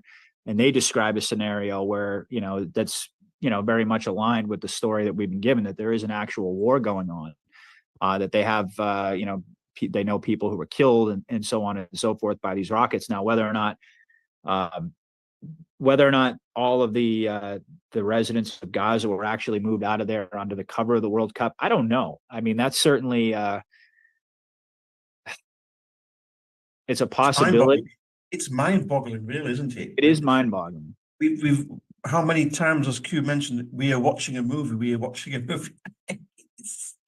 Well, yeah, I mean, I think that's really the big question, though, is like, this is the problem I have with the whole movie thing, because I think that we are, and you hear me, I mean, you listen to my show, so I talk about the pantomime, I talk about the elements of this that are scripted, but I also temper it a little bit by, I think at one point in time, I wanted to believe that everything was just a movie. And there are still people out there who are, kind of presenting that narrative that the white hats are basically in control to that degree, where they could fool the entire world. And that, that they would really mean, if that were the case, I guess this is my point, is that if, let's just say that this is true, and there was this mass migration under the cover of the World Cup in 2022, that would mean that the white hats have complete control over the information that gets to us. At least to me, that would seem the logical conclusion, because if the enemy had the ability to derail the cover of this whole operation, I mean, because clearly we know this was not something that they wanted to have happen. That would mean that they would be very actively trying to spread knowledge about what was a covert operation. And so that's where I kind of run into that's one element of it, where I question whether or not these theories, that if true, would be absolutely, like you said, mind-blowing. That's one element of it that I question, is just the degree to which the white hats would have to have complete control over the dispensation of information to pull something like that off undercover. And then, of course, there's also the issue of, there's still people being killed all around the world. Real events are still happening. And I just don't think that there's only so far I can really buy in without having more information, I guess is my point. I think I've had a lot of individuals who have reached out to me, like I said, who live in the Middle East, who have described the situation there. And it would mean that they would have to be lying as well. Yeah. I don't know. I'd like to believe it, but I'm skeptical. There's lots they will have to be held accountable for anyway. I mean, when you look at Trump, I mean, this whole warp speed thing and why he is openly defending Israel, you know, the Judeo-Christian beliefs, and apparently he's not saying it, but it looks to me as if he's, you know, Palestine is the enemy and they have to be destroyed. And even who was mentioning that as well, Robert F. Kennedy as well, RFK Jr., openly supporting Israel. I mean, what the hell is going on? You know, it's a complex question. It's like, you know, you kind of morph that together with Trump and the vaccine, and, you know, people just scratching their head and going, how does this make any sense? Yeah. You know, I think for me, it comes back to when you look at Trump, for example, and the vaccine, the same point that I had made about, you know, General Flynn and the White Hats and their whole strategy of playing both sides. I think that the same thing applies to the White Hats, even at the highest levels. I think that Trump, it's very clear that he brought in a lot of individuals into his inner circle. And we look back on it now when we realize that he knew exactly what he was doing. He was putting these people into the spotlight. And he's also posed in many ways, I think, as kind of this middle of the road, you know, kind of Republican. I mean, the idea in American politics, pretty much regardless across the political divide, there seems to have always been this universal support of Israel, that America has to support Israel. And no matter whether it's the liberal, I mean, some of the very far left liberals and maybe some of the very, very far right politicians on the right, they may be some, you know, defectors from that ideology, but a lot of people view Israel as like the 51st state. Patriot, the majority of the Congress have two passports. They have a double nationality. They also have an Israeli passport as well. That's right. You've got the what is the organization called? The Alliance Israel. I don't know, but they are a member of this as well in the Congress. I mean, they got two passports. They are Israel and American. Yeah. And what does that tell you? And what does that tell you? And we also know that most of the government, 98% of the government, is corrupt and evil. You know, so I mean, I think, and again, it's not about. I think it's important. I mean, I'm of the belief system that, you know, that the cabal are not the real Jews. That the cabal, there's a whole, the Zionists and the real Jews that the Bible speaks of are two completely different entities, and there's a whole history that goes into that, which I think is also very important for people to understand. But really, what's action in Israel, regardless of whether or not there was this mass migration, we know that this war has been manufactured. We know that this war has been staged. It's been set up. So all wars have been done by a designer. Every war. That's it. Absolutely. They've Albert Pike wrote about them, as I'm sure you know, 1871, I believe. Very interesting timing, right around the time the U.S. became a corporation, and he wrote Morals and Dogma. He laid out the whole game plan. So we know who these people are. And, you know, there's going to be a lot of theories that emerge as to whether or not, you know, what we're witnessing is real or not. Certainly, we've seen plenty of examples. I mean, you pointed out, I mean, I couldn't really see the tank that well, but it looked to me very likely to be, you know, some sort of, like you said, video game footage. We know that they've done this over and over and over. They get caught staging things. We see like cameras set up, and then we see a guy pointing a rifle at someone's, you know, some kid's head, and you go, what the hell is that? You know, so clearly there's that element. But I mean, we'll have to see, Stephen. I don't know. I mean, is it really possible that they've been able to pull off something that massive to move the entire? We're talking. I mean, how many people are in Gaza? A few million, right? It's I think it's 1.2 million. Yeah, and the average age is, I think, 14. Yeah, I mean, so look, is it possible that this really was a celebration of their people actually being free, or as opposed to protesting? Maybe, but again, you know, you would think that out of all of these millions and millions of people out there, given the way that information flows, that even some of these people would have let the cat out of the bag at this point, right? Yeah. And told everyone, oh, this is what's really going on. And I mean, again, this is new to me. So I could be completely wrong. I could be wrong to be questioning it, but I'm skeptical, because I just think when you're talking about, it's easy for me to understand the way that the cabal operates, because they operate through blackmail, and they'll literally kill you. Yeah. And that's how they keep people's mouths shut. That's how they keep everyone on the same page. Not only is it their own religion, but they literally, you have the penalty of death hanging over your head, and not just you, your family, your pets, everyone. Look at the Epstein Island and the Lolita Express, the little black book. And you've got the Freemasons. They've all signed this oath. With death, literally with death. That's right. So it's easy to see how they could keep a conspiracy together, right? And their occult system and everything like that. That to me makes sense. But for the white hats to be able to pull off the same deception on such a large scale, with so many people involved, and not clearly threatening them and threatening to kill their families and all of these things, I don't know. I mean, that's where some of the logic breaks down for me a little bit. I think it's an interesting concept, but again, we'll see. At the end of the day, we're gonna find out how much of this really was a movie, as they say, and how much of it is actually playing out in real time. And I think, I have a difficult time with this, and I'll just be honest. And I could be wrong, but I have a difficult time with the notion that a lot of people are talking about, that everything that we're witnessing play out right now already happened. Yeah. Like, people will tell you that, and it's like, okay, well, how did we not hear about it back then? I mean, and what was actually going on back then? If some people will tell you that all of these impeachment attempts against Trump and the trial and all of these charges, these are things that already happened, and we were distracted with all these other things. And I think to myself, I don't see how that could be true. Just because I just don't see how any of that information could have been kept secret. How could they have gone after Trump and tried to impeach him and bring charges against him and everything?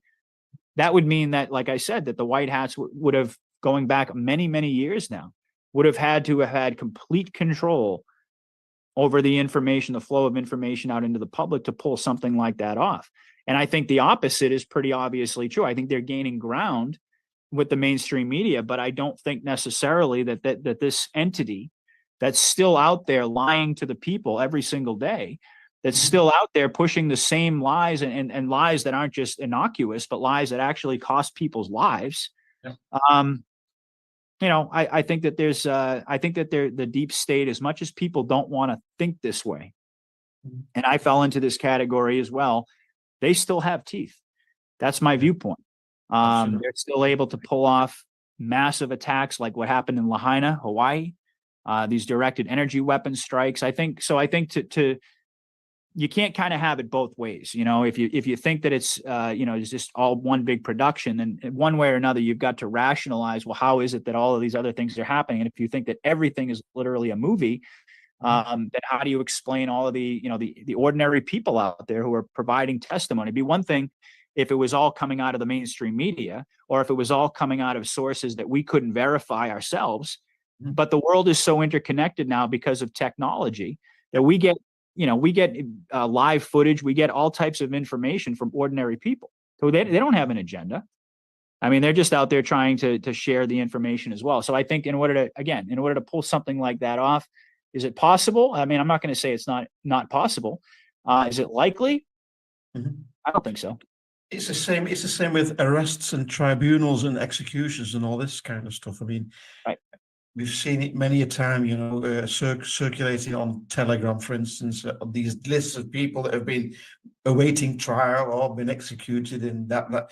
What do you think of it? Is it all bogus, or is there a truth there? What do you think? And expanded. It has. We know that for a fact. It's been really. Oh yeah. You can see it on Google Earth, and apparently on these islands like Diego, what do you call it there in the middle, in the Indian Ocean? Diego Garcia. We've got Greenland. We've got Iceland, military bases. Apparently, there's one at the Azores and different locations around our beautiful flat Earth. I mean, how big do you consider the chance that this has been going on for a few years? Well, clearly we know that there are individuals out there who are wearing masks. It's undeniable. Yeah. We've seen the videos of all of these different celebrities, for example, who clearly had ankle monitors. We've seen so much evidence that we're living through, and this is the part of the movie aspect that I do buy into. Do I think that these individuals? Do I think tribunals have been ongoing? There are a lot of people out there who say yes, and these are people that I trust. The problem that I have, and that I've always had, is that if you do these, and first of all, I think it's important to establish that there's an enormous amount, not only of legal precedent, but also just in the UCMJ, the Uniform Military Code of Justice and the Law of War. There's actual written procedures there, not only for tribunals, but for tribunals taking place covertly and secretly. So there's a history there. There's a whole legal framework to allow this to happen. So I think it's important to state that. And there are people like Jan Halper Hayes and others out there who have become very prominent talking about military tribunals that are happening all around the world. And so you take that, and then you take the people that you know aren't the same person, and you add 2 and 2 together, it seems like you would get 4. But the problem that I have is that, and I'm not saying that this isn't going on, is at the end of the day, when all of this stuff comes out, however it comes out, I don't think that they can present all of this as a movie. I don't think that they can come out and act as if they've got a couple of different options. If they're actually executing people behind the scenes, they would either have to come out and pretend to be to pretend to be executing all these people at tribunals that had already been executed and continue on with this production, if that's what it is, or they would have to come out and admit that, yes, these people have already been executed. I think that both of those are very, very difficult to pull off. It's not that you can't show people. I think that you have to give people the truth at the end of the day. And I question whether or not putting all of these people to death secretly in military tribunals and not having them without the public knowing anything about their crimes, anything that they did. I wonder how people would react to that at the end of the day, and if people would really believe it, if they would accept it. If they would just see it as more deception. Now, certainly there's this theory out there that basically when the EBS time comes, or whatever the big moment is, if it's the EBS or if it's the, however the white hats decide to come out, that Trump is going to essentially be in explanation mode, and that they're going to be explaining all of these covert things that have been happening, all of these military operations. And sure, they could say that they've been having these military tribunals behind the scenes, but when you're talking about, as evil as these people are, they're still beloved by the public, and they're still, they're revered as idols, and I think that if you don't show people the evidence prior to putting them to death, I wonder if people are going to feel satisfied that, that they've actually, that justice was served in the right way. Now, I could be wrong about that, but I think that it would be much more powerful if all of these individuals are executed in front of, in real time, or brought to justice in real time, than putting them down, years ago and having them be dead and have doubles play them for years. I think it's very possible that these people have been picked up and are awaiting tribunals. Yeah. I think in my view, that would make a lot more sense. So people like Barack Obama, or people like Hillary Clinton, or people like Joe Biden, for example. Now, some people are saying they've been dead for years, and maybe they have. Mm-hmm. But I think it would have been a lot better if they kept these people. I mean, why kill them? Why not just keep them in prison until they're ready to put them to death? And that's one of the things I wonder about. But is that not the way the military operates? It's quick trial. Eh? Yeah, true. It's quick trial. They won't lock them up for years. It's quick trial. In there, you've done this, you've done that. We've got proof of this, proof of that. Chuck, chuck, chuck. Get rid of them. That's military. Eh? Well, that's military justice. But then I would say, but they would probably, looking at these people as enemy combatants in the same way that they do, let's just say, Taliban people or whatever that they picked up in Afghanistan. And a lot of these people were languishing in Gitmo for years before they had any type of trial. So there's also that argument as well. And we know that they've had these massive prison ships. I'm sure you've heard about you've seen the pictures of the prison ships. And there are a lot of individuals, like I remember there was a picture of Tom Hanks and his wife, who it looked very much like a prison cell, that they were actually on one of these boats in one of the pictures. So we don't know. That's just the thing. I mean, the only thing that we do know is that the people out there, at least some of the people, are not the same. Not the same individuals. It's definitely not the same Biden. It's not the same Hillary. There's several different versions of these people.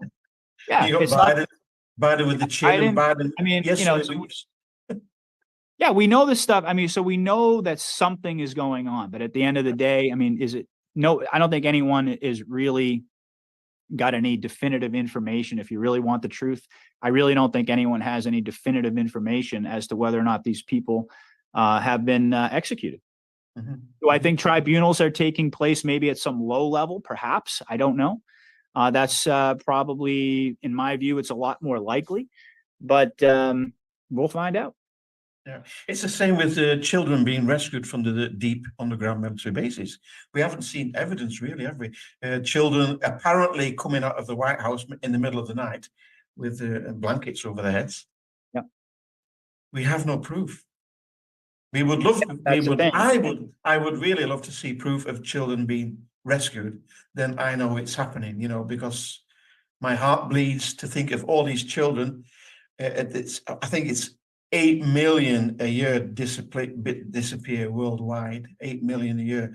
The vast majority have never seen daylight. We cannot fathom this. It's unbelievable. I mean, my heart bleeds. I would like to see evidence of children really being rescued, not showing the kids, but it's. We haven't seen one piece of evidence really. Yeah, I mean, as far as the kids go, I've heard different theories on that. I've heard that they've been kept on military bases. I've heard that they've been kept aboard these types of like hospital ships, offshore. Yep. Right, and there's different. Some people even say that that some of these underground facilities have been repurposed because, as you pointed out, some of these kids they've never seen the light of day. They can't even come up to the surface, so they're caring for them underground in certain locations. Even med beds as well. I've heard the story that they've been treated in med beds as well as the military underground, because I can imagine that what these military personnel are experiencing and seeing. I mean, they will, if possible, will have to be reset every day, because I can't see them surviving this. It's a level of depravity that very traumatic. Eh? Well, yeah, I mean, I think that it's a level of depravity that it's. I don't think any one of us could even comprehend. We can talk about certain things, horrific, really, truly horrific things, but I think it goes so far beyond imagination, the ability to even for a normal mind to comprehend. These, like Trump called them birders, people that they create new evils, like even the devil would reject them. They're so evil. We're talking about stuff that, I struggle to talk about it, quite honestly, because I get emotional and I kind of find myself going into an emotional rage every time I get into this. But you're right. I mean, we don't have, at this point in time, that's kind of the wheelhouse that we're in right now, is that we just simply don't have the proof. What we have is the knowledge that we know something is going on. We know that the world, certainly we know that there's an underground war going on. It's verifiably true. It has to be, because all of these earthquakes are not earthquakes. There are explosions going on underground. Been going on for years, eh? For years. And it's very easy. You can go and you can do the research yourself. I remember, listening to Gene Decode early on in my journey and learning about the difference between these different type of explosive patterns. And it's very, very simple to be able to tell whether one is organic and natural versus one that's an explosion. And they're all at the same depths. This just, it doesn't happen. So we know that something is going on. And certainly, I've seen, we may not have proof, but we've seen a lot of evidence to suggest that they were taking kids out of the tunnels at the height of COVID. They had tents set up, they had barges offshore, they were bringing in Pampers and kids' toys and all of these types of things into Central Park. There's a lot of evidence to suggest that this is operational, this is going on. but we simply don't have the proof yet. Now, again, do I think that the white hats could pull off something like that, like keeping all of these kids and their locations and their identities and all of these things secret on military bases and things along those lines? Yes, I absolutely think they could pull something like that off. I think that there's a well-known, well, I mean, let's just say that anyone who's involved in this operation has bare minimum signed non-disclosure agreements, and I think that there are probably relatively few military forces. I think that we're talking about special forces and elite Marine units that are going in and doing these battles. So I think that there's, certainly the possibility to keep all of that stuff under wraps. So yeah, I mean, I think that that's definitely going on. I for one believe that that these tunnels exist. I mean, I think they're red pilling the entire world with this situation in Israel. They're talking about the tunnels on mainstream TV. They're talking about flooding them with seawater and all of these types of things. So all the people out there who think that all of these underground networks don't exist, that it was all a conspiracy theory, or that maybe just thought it was like a rat hole, like and like they had to crawl through in Vietnam. No, these are massive underground tunnel systems that you could drive vehicles under.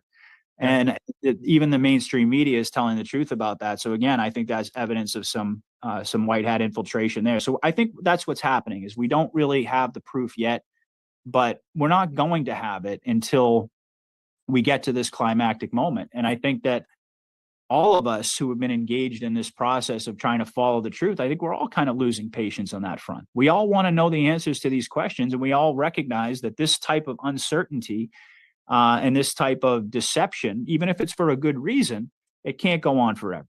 And you can't just continually string people on.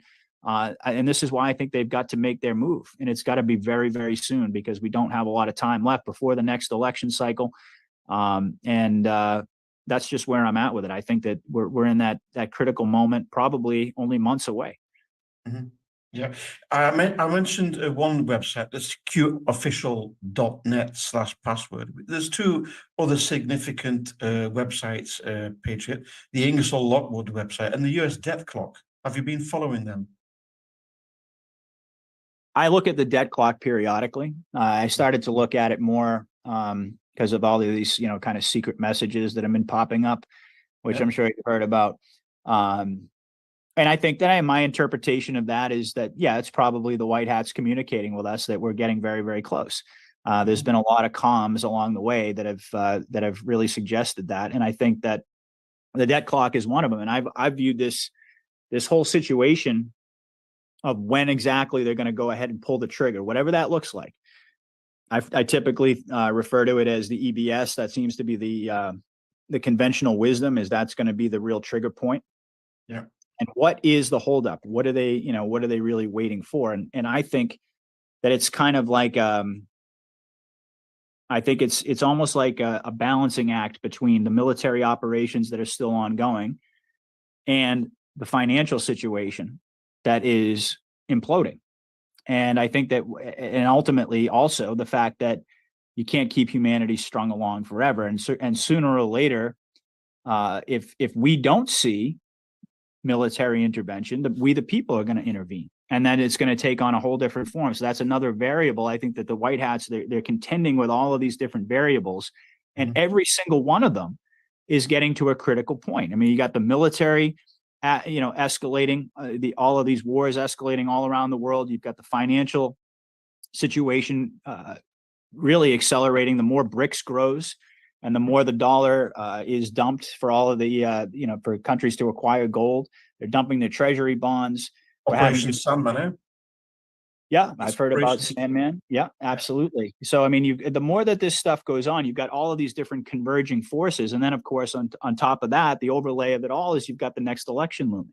And I think that the white hats know very well that if that election goes forward and we don't see justice by that point, that this whole operation is going to kind of fall apart, because it's a civilian and a military alliance. So that means, by definition, you've got to have the civilians, the believers, the warriors out there. You've got to keep them on board, and you can't. Digital soldiers, eh?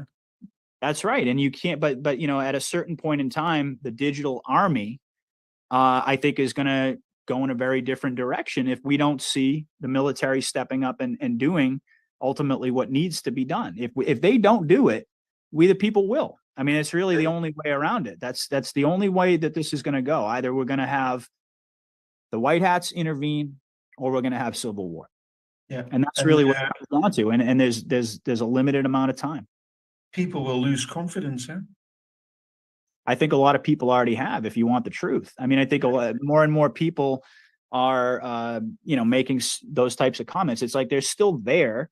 They still believe. They still want to believe, but they're having a difficult time maintaining their faith. And it's not that difficult to understand. Now, I'm not at that point myself, but if I'm being honest with you, along the way, have I had moments where I've questioned things, when I've been wrong about things, and had to go back and reevaluate and really do some soul searching and ask myself that, do I really believe that this is all going on? What I always come back to are the Q drops and, all of the just impossible coincidences and all of the things that we've seen all along the way that show us absolutely that God is in control. And that we are living through a time of incredible transition. We're transitioning from darkness into light, as it's commonly said, but we're in a world that has kind of reached its, this false world, this debt prison matrix. It's reached a point where too many people have figured out what it is for it to continue to exist. And the only question is how that's going to go. Is it going to be through the military intervention of the white hats? Is there really this alliance all around the world that's going to prevent humanity from destroying itself in the process? Or are we going to have war? I mean, because that's really the only two options as I see it. This can't continue. Normalcy is never going to come back. No. I think that went right out the window. People will have to stand up sooner or later, individually, but also as a collective. We all have to stand up. 100%.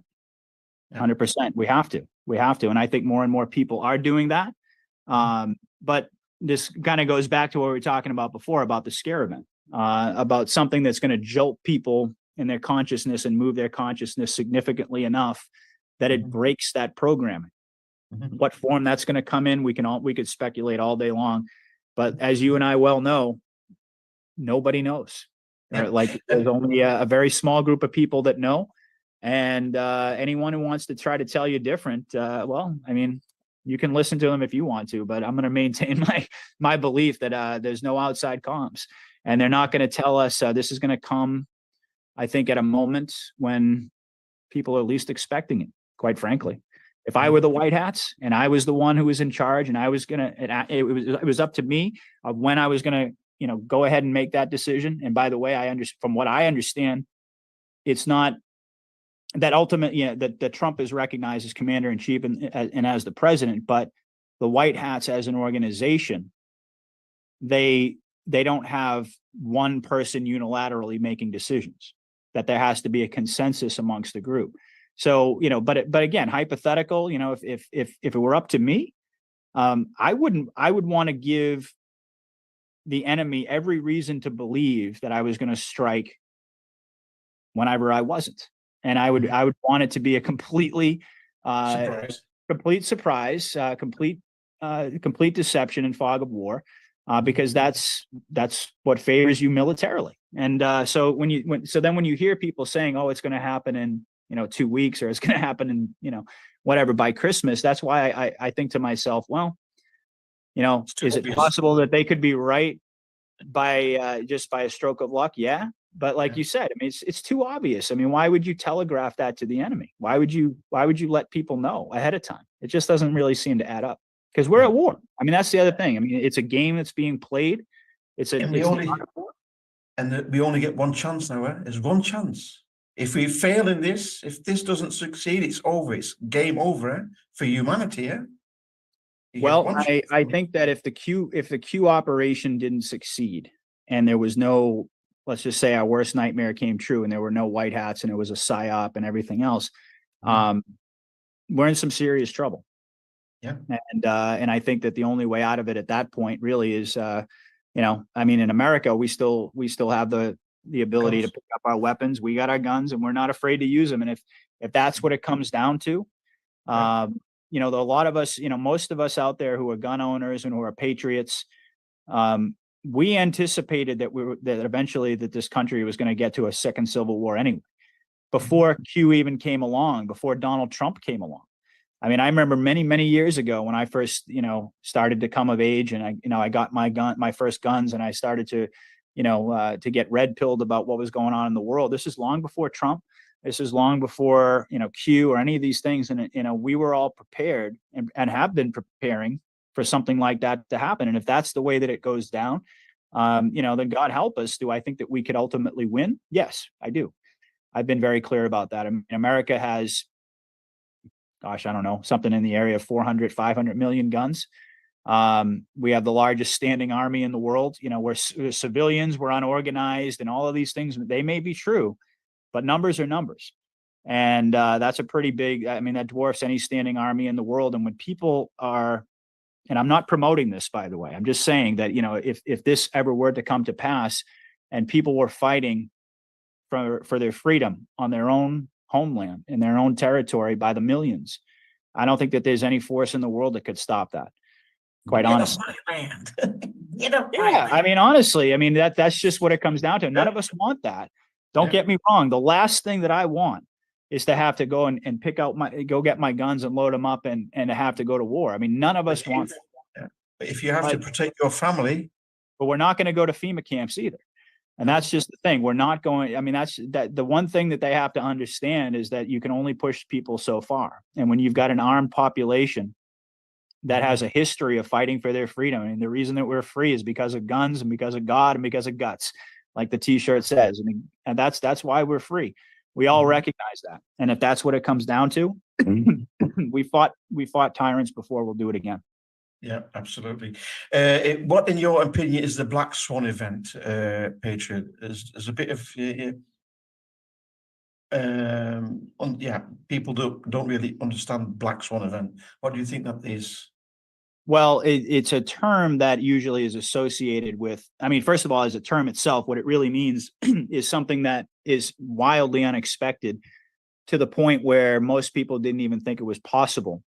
And so it's an event that comes along that's something that nobody anticipated and nobody thought could even happen, that has such a radical effect in that it really essentially derails the path that society is on and creates an entirely new paradigm, I think, is probably the best way to understand the term as a whole. But the way that it's applied typically is in reference to the economic situation.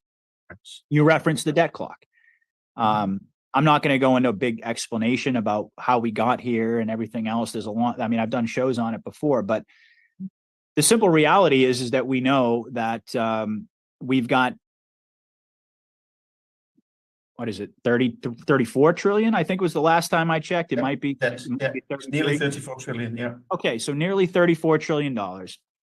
Everybody knows, including, you know, all of the world community knows that debt is never going to be paid off. No. Our money is worthless, that our treasury bonds are basically worthless at this point. That's how they fund the debt, is they sell treasury bonds. People aren't buying them. In fact, all other foreign nations that own our debt are dumping it wherever they can. Yeah. Seeing gold and silver rise. You know, cryptocurrency is kind of an X factor in there as well. But the bottom line is that you're seeing people put their money into crypto, into Bitcoin, into anything that they can, which, by the way, I don't recommend.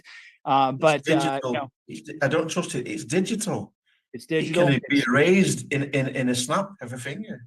Not only that, it was a DARPA operation right from the beginning. This was something that was this was DARPA. This was the intelligence communities to put this together, and it was designed to do exactly that, to siphon off wealth, and not only that, to facilitate all of this evil that we're talking about, the human trafficking networks and all of these other things. That's a whole nother story. The point that money laundering as well, huh? Money laundering as well. So in weapons trafficking and adrenochrome and all of these things. So, you know, but the point is that everyone is moving their money. Well, not everyone, but a lot of people are moving their money out of the dollar. There's this de-dollarization process that's going on worldwide. Now, do I think at the end of the day that the dollar is going to go away? No. I think that the dollar is going to be redefined. I think it's going to ultimately become gold backed. We're going to go back to constitutional currency. And that's really what we're going to see all throughout the world. We're going to see either precious metal backed or real tangible asset backed, like, whether it's backed by oil or whether it's backed by, whatever natural resource that country is rich in. We're going to see currency that's actually backed by something real. We live in a world right now where that's just not the case. And we see what the BRICS countries are doing. So I see the black swan event as the market crash that everybody's been waiting for. And not only that, I think it's probably going to be a scenario where you're going to see, you're probably going to see bank runs. You're going to see people get shut off from their money. You're going to see a high level of panic, I do believe, because like we both agreed, if you separate people from their money, which is their ability to live, essentially. It's freedom. It's freedom. It's food. For people out there, it's survival, especially those who aren't prepared to weather a storm. So that's going to stir things up quite significantly. So that's what I think the black swan event is going to be. Now, how is it going to actually play out? That's anybody's guess. But you got the mainstream media talking about massive recessions. You've got them talking about, these. I even saw, I think it was, it may have been a paper out of London, Express or something. It was some mainstream media publication that had the headline, "Get your money out of the banks." So even they're talking about this major event that's going to be coming. So what form it's going to take on, again, I don't know, but that's the black swan event, the way I look at it. And it could be defined, like I said, in another way as well. It could just be another event that doesn't have to do with the market. But I think we all know that these different forces are all going to come to a head at the same time. And we've got the military situation, the medical situation, and of course the economic situation. All of these things, the Trump trial, all of these things, I think, are going to converge and sort of happen at once. So that's how I see it. Yeah. Klaus Schwab has always been talking about this cyber attack. And it appears that Klaus Schwab is stepping down as chairman of the World Economic Forum, I read today. Mm-hmm. But we don't know. There might be another puppet coming in his place. But the Congress is also talking of the impeachment of Biden openly. And what would be the logical sequence of events? Because everything that has got to go wrong has to go wrong and must happen under Biden's watch. When they're talking of Biden's impeachment, he can't impeach Biden because he's not the president. So it must be something like an arrest. We can't be far away from the conclusion if they're talking about impeaching Biden. So what have we got? We've got the revealing of the Biden Obama crimes, arrests maybe. We've got the stock market crash, black swan event. We've got the revealing of the laptops. We've got the revealing of the election fraud. We've got revealing of the medical fraud. We call it medical fraud. We've got the situation in the Middle East and Taiwan. What will be a logical sequence in this? I wish I could answer that question. Everything has to happen whilst Biden is still in power. So that's a really interesting question, because this is actually something that I've asked some of my other guests, because I've had the same feeling. It's like, okay, so we've got all these different situations going on, like the ones that you just outlined, happening all over the world. And, my line of thinking was that, before we get to a point where we have an EBS moment or a black swan event moment, that so many of these other things kind of, need to play out and need to happen. Now, that may or may not be true. Certainly, it's interesting because, you got Trump's trial. Let's just take that, for example, January 6th in March, right? But now there's this whole question of whether or not Trump even has, it can even be prosecuted, whether he has presidential immunity. And so you've got the U.S., I think it's the U.S. Court of Appeals, if I'm not mistaken, that is being pushed by this guy, by Jack Smith, the guy who's leading the charge against Trump, to make a decision ASAP on whether or not they can actually prosecute Trump and whether or not he's got immunity. And I think it's pretty clear to me that they're going to say, well, you can't really try him and you can't really prosecute him, because if you do, that establishes the precedent to go after other former presidents. right? And that's not what they want. I mean, I think they'd rather, go in the other direction. So I think it's possible that they come out and they say, okay, well, you can't prosecute this guy. He's got immunity. All the charges go away.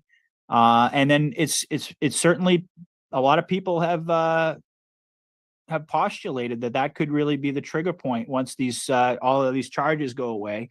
That kind of clears the path for Trump to come back and, for the EBS moment and all that. I don't know. That's just the thing. I mean, we could see.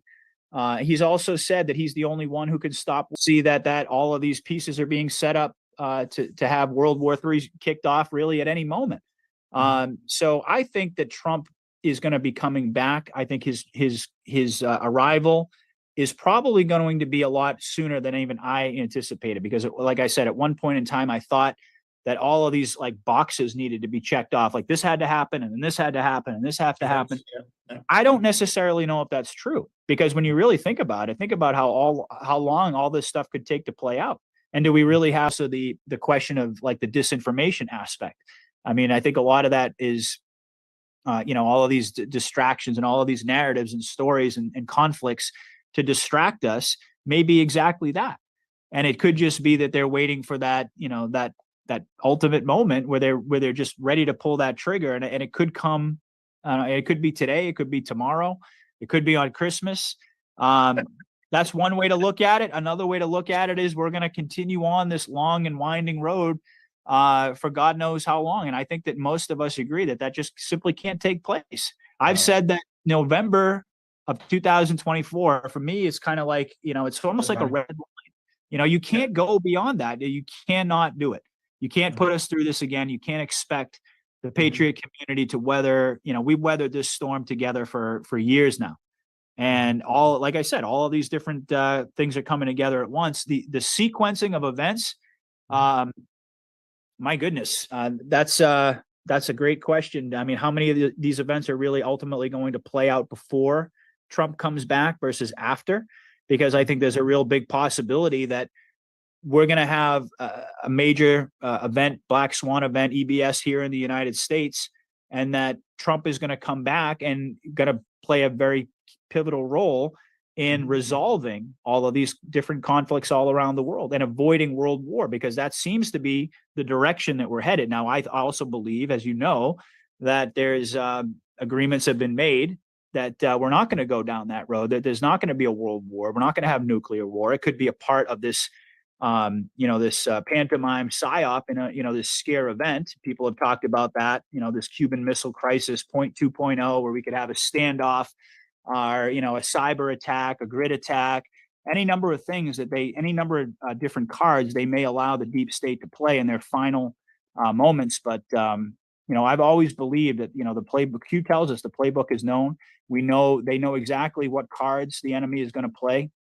They've got their moles, they've got their people in there who are basically spying on them this entire time, feeding the White Hats information. Nothing can stop what's coming. Now, we don't know the answer to that question, but we certainly know in terms of the time frame, we're very, very close. Yeah. Patriot, I want to do the rapid fire with you now. We discussed right. this before we started recording, all kinds of keywords to which you may give your thoughts or an opinion in a brief or more widely fashion. You've already touched on a few keywords that I've got here for the rapid fire. So let's get into it. Q. Who or what is Q? Q is a collection of generals that began. My understanding is that there are different iterations of it, but to keep this brief, this goes back to the time of Lincoln. The Q operation, the Q generals, and this sort of, I guess you might even call it like a secret society within the military of generals. But the more modern iteration of it was in the aftermath of President Kennedy's assassination, where there was this recognition that when they had President Kennedy come out and try to openly take on the cabal, they saw what happened, and that openly confronting this enemy that they had vastly underestimated was not the right approach, and that they had to take a much larger, a much longer and a much larger strategy had to be employed in order to effectively combat this enemy. You're talking about people who are worth hundreds of trillions of dollars and have resources and moles and all types of let's just say, infrastructure, both above ground and beneath the ground. And they've got such a wide ranging network that they had to go about this whole plan covertly. So Q, this operation, I think began many decades ago. And I think that it's been building. I think that there's a lot of, I mean, it's hard to answer this question briefly. I'm doing the best I can, but to fast forward, the Q drops, like I said, began in September of 2017. I think that there is, my best estimation, and I think you may have actually touched upon this earlier, is it's about 10 people involved in this operation that actually know the details and the plan and have been doing the posting and so forth. But this was all, this is a military operation of generals, and as you pointed out, a few different civilians who have been effectively combating the deep state behind the scenes by creating this, like I said, this civilian army, this digital army, and that's really what the Q drops were all about. So there's a whole history there, but I mean, I think to keep it very simple, that yeah, Q is not just one person. It's a collective. It is a military operation, a military sting operation. Ultimately, it's also an operation to educate the public, to red pill the public, and that's probably about as concise as I can be on that. Right. The migrants, the fighting age males without women and children, they are not fugitives. What's going on here? At the border. Yeah. So I think that in England, there's lots of hotels have okay, been packed with migrants between 18 and 35 years of age, males, so-called fugitives, but there's no women, no children. No women, no children, right? What is going on? Have you any idea what's going on? I think that this, I mean, again, this is an example going back to what we were talking about earlier about me talking about how the deep state still has teeth. I think that this is an invasion. This is fifth generational warfare, is invading countries, but doing it by other means, by employment, but basically by disinformation. And also by gaslighting the public, lying to the public, playing upon their emotions, their heartstrings. I mean, that's how this whole thing started. That, going back to the wars, that we had several years ago that created all these refugees, and all of a sudden it became this big thing of opening up your borders and taking these people in and sheltering them and basically manipulating people's empathy. And I think it's gotten now to a point where it's being seen more and more. I mean, places like Ireland, for example, where there was just this major conflagration, right? Where it was these children that were murdered on the street there, I think it's gotten to the point now where people recognize that this is an invasionary force. So how is this connected to what we were talking about before? Again, this is still going on. We're still at war. I don't think that anybody can deny, and we've got this same problem here in the United States. We've got these military-aged men. We're hearing about it on a daily basis now, that are coming, just flooding across the border. And what's going to happen? What are these people here to do? Are they really all just refugee seekers? Are they really just coming here for the right reasons? We all know the answer to that question is no. But the real question is, what are the white hats? Why are they allowing this to happen? Yeah. And what's going to be the ultimate consequence of that? Because, and this is something that I've been thinking about quite a bit. Now, some people think that there's going to be this, I guess you could say, this invasionary force that's going to just be given orders to start attacking people randomly in mass. And that could very easily, trigger a situation where you could have something that looks a lot like civil war. And this is an issue that that Juan O'Savin brought up recently, talked about. He created a lot of controversy, I think, in the Patriot movement talking about this, because so many people have been led to believe, and not the least of which by Q, that the military is the only way. And so if this is a scenario where you've got all of these individuals, these military-aged men who are flooding across the border, seemingly not there for the right reasons, how is that situation going to be handled? And my opinion on that is that, yes, we're going to have, all of us are going to have our heads on a swivel, and they're going to be areas, I think, where people are going to have to actually engage in some kinetic confrontations with people. But I think that the military has this under control, and I believe that for a very long time. I think that you've got I mean, I can't speak about every single place in the world and what's going on all over the world, but I think that you're going to have a situation. If the Q operation meant anything at all, it was about keeping us away from having to go to war and having massive bloodshed in the streets. Do I think that we're going to get out of this unscathed without any kind of violence? No, I don't. But I think that the violence that's being projected as the result of, you know, all of these border invasions and so forth, I think it's being vastly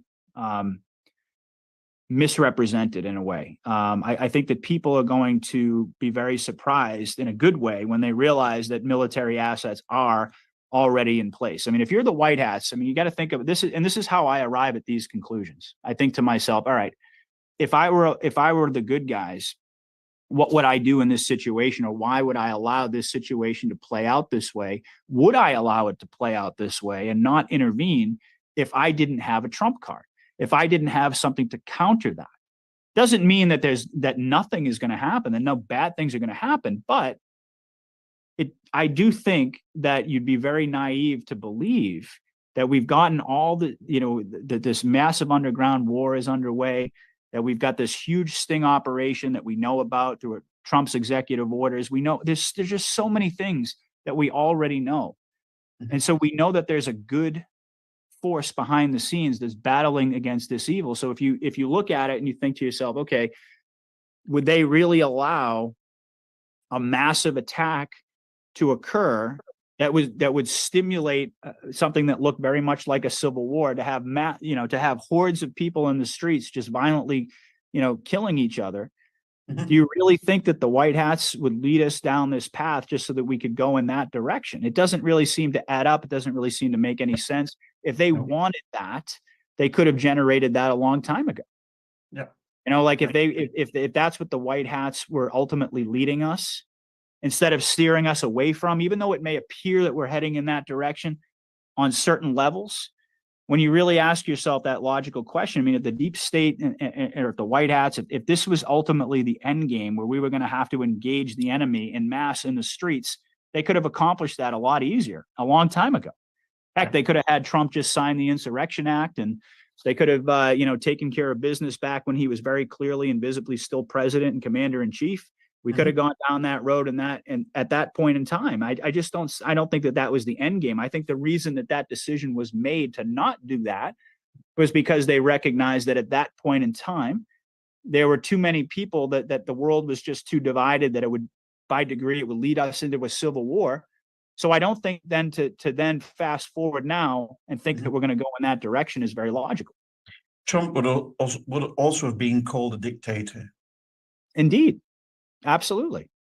He would have been called a dictator, which is very true. I mean, not true, but I mean true in the sense that he would have been called a dictator. Then the mainstream media would have been all over that. Oh yeah. They manipulated and whipped up the people into a frenzy. And we would have been, so that makes sense to me. I mean, understanding now in the aftermath, I mean, at the time we all wanted that to happen. We all wanted it to play out that way, but when it didn't, we all had to come to this new understanding about what this operation is really about. It's not about just swiftly enacting justice. It's about doing it in a way that humanity has the least amount of collateral damage, the least amount of suffering. So if this is going to play out and all of these individuals out there are going to just attack us en masse and we're going to have to fight back, I mean, that to me looks exactly like a civil war. That's massive bloodshed in the streets. That's tens of millions of people potentially perishing in this country alone. I do not think for 1 second that's the White Hat endgame. And the people will have the time to wake up as well. Over the past few years, absolutely. Where we go one, where we go all. That's the slogan. That's right. Absolutely. Do you think Trump is a time traveler, Patriot? I think it's very possible. Yes, I do. I haven't really talked too much about this angle, and it's been a while actually. But I remember I did a series of shows on. I don't know if you know who Jetson White is, but he did some really great videos. Great, fantastic. Yeah. Some fantastic stuff. And unfortunately, Jetson, I think, kind of took a lot of heat because he put himself out. He kind of committed himself to a date, and that date didn't happen. And to me, it's just another example of why it's not wise to do that. But didn't change anything for me in terms of his value and his contribution to this movement. But he made some great great videos on the Trump time travel series. I actually did some podcasts on them, just kind of breaking them down. So absolutely. I think that I've also talked about the Montauk Project as well. We know that this technology does exist. It's not a fiction. So much of this, I do believe, is going to come out very, very quickly once we get to the other side of this. Once we, maybe not so much time travel, but I do think that some of these hidden technologies, I mean, not just some, I think all of them are going to eventually be rolled out. Now, something like time travel is very, very complex. I mean, if you've ever seen, as we all know, like Back to the Future, you know, like a lot of things can go wrong. That was predictive programming as well, because 9/11 was shown in the Back to the Future trilogy. 9/11, it's bizarre, really. It's unbelievable. Yeah, but I mean, so many things can go wrong with this technology. I mean, it's not all of it. I don't think you can just take it like a big bucket of things that they've been hiding and just dump it on society and expect that that it's all going to go well. I mean, I think that there's going to be a transition period. I mean, humanity has a lot of catching up to do, and I think it's going to be a process. But I think that's really going to define the rest of our lives, the rest of our time. Is we're going to be the ones who are really kind of leading this process, because we're so far ahead of people in terms of a lot of people out there in terms of their consciousness, but even us, who the people who are awake, there's so much that we don't know that hasn't even been revealed to us. So I think that's going to really be what defines the rest of our lives, is learning about these things such as time travel, and whether or not Trump is a time travel. I think there's a lot of there's some very interesting theories out there, and yeah, my answer to that is yeah, I do. I think that this enemy has been gamed out, and I think part of that is the ability to manipulate time and to travel through time, and I think that they've been able to demonstrate that to us in various different ways. We've got the Looking Glass, we've got the Yellow Cube as well, huh? And when we look at the relationship between Nikola Tesla and Trump's uncle, John G. Trump. That's very interesting as well. Huh? And we've got this Ingersoll Lockwood website, and we know who Ingersoll Lockwood is. He wrote a few books, The Last President. This is, he wrote this in 1890, I think. Yeah? It's the author of The Travels and Adventures of Little Baron Trump. And he also wrote this, The Baron Trump Collection, Travels and Adventures of Little Baron Trump, and his wonderful dog Bulger, Baron Trump's marvelous underground journey, underground journey, DUMS. And when you look at this image here, when you look at it, I mean, it's unbelievable. Yeah, she's very striking. This, I mean, it's mind blowing, really, when you look at it. And talking about white hats, Elon Musk. I would like to touch on the individual Elon Musk. Is he a white hat or black hat? What do you think? I think that the individual that's playing Elon Musk right now is a white hat. I think that the real Elon Musk was not a good guy. And I do believe that this is an example of like somebody, I mean, we talked about tribunals before, certain people being executed, but I do think that there are definite operations where the white hats are replacing certain individuals. Elon Musk, I happen to believe, is one of those people. Now, whether or not the real one's been killed is a whole separate question. But the guy who's playing Elon Musk now, who I do not think is the real one, I've seen videos, like there was one when he was at the World Cup, and you saw that too, right? And actually, he was standing next to Kushner, surprisingly enough. But anyway, I mean, you could see the mask line. I mean, you know, it's not the same guy. But when you look at Elon Musk and what he's doing right now, I think that it's pretty hard to deny that he's working for the good guys. He's airing out all the deep state's dirty laundry on X, and he's taken what was still is really the biggest social media platform, and he's transformed it into a truth-telling, red-pilling machine. I think that's pretty consistent with the good guys' agenda. It's going wild now on X. It's unbelievable. I mean, I was off X or Twitter for a few years, but now it's really going wild. What's been exposed there, and Elon Musk said this, I think yesterday or before yesterday, and he's on about Q phones. Listen, even if an entire region or country was lost connectivity because of a severe, hurricane or floods or fires or tornadoes, earthquakes. There's so many natural disasters, obviously. you would actually still have, even if all the cell towers were taken out, your phone would still work. Thank you. Whoa. Whoa. Yeah. Yeah, absolutely. I mean, this is an example of, what they're giving us comms. I mean, we all know that the new phones and the whole new internet is going to be based on Starlink. We know that, and this is just one of the many trump cards that the white hats have. And I think Musk is, you judge a tree by its fruit, as they say. And, whoever he may have been, or the old one, the original one, or even if you don't think it's a body double, even if you think he's just been converted, I think it's hard to argue that he is a deep state asset at this point. I really just don't see an angle on that. His past is one thing, the Neuralink stuff, the brain chips and all that. And that's why I think the original one was taken out. Mm-hmm. And I mean, Donald Trump, how many Donald Trumps have we seen the last few years? Quite a few. I mean, I even question if to be honest with you, I'm sorry, I didn't mean to interrupt you, but I don't think that it's unlikely that the real Trump hasn't been seen in several years. He said it as well in front of the Whirlpool advertisements. You're not going to be seeing me for a while because the rich elite or the globalists are not very happy with what I'm doing. Yeah. I mean, I think it's very possible that he's locked down in Cheyenne Mountain. But one way or another, even that patient wouldn't surprise me if everybody's saying, "Oh, he's in Cheyenne Mountain," that he's somewhere else.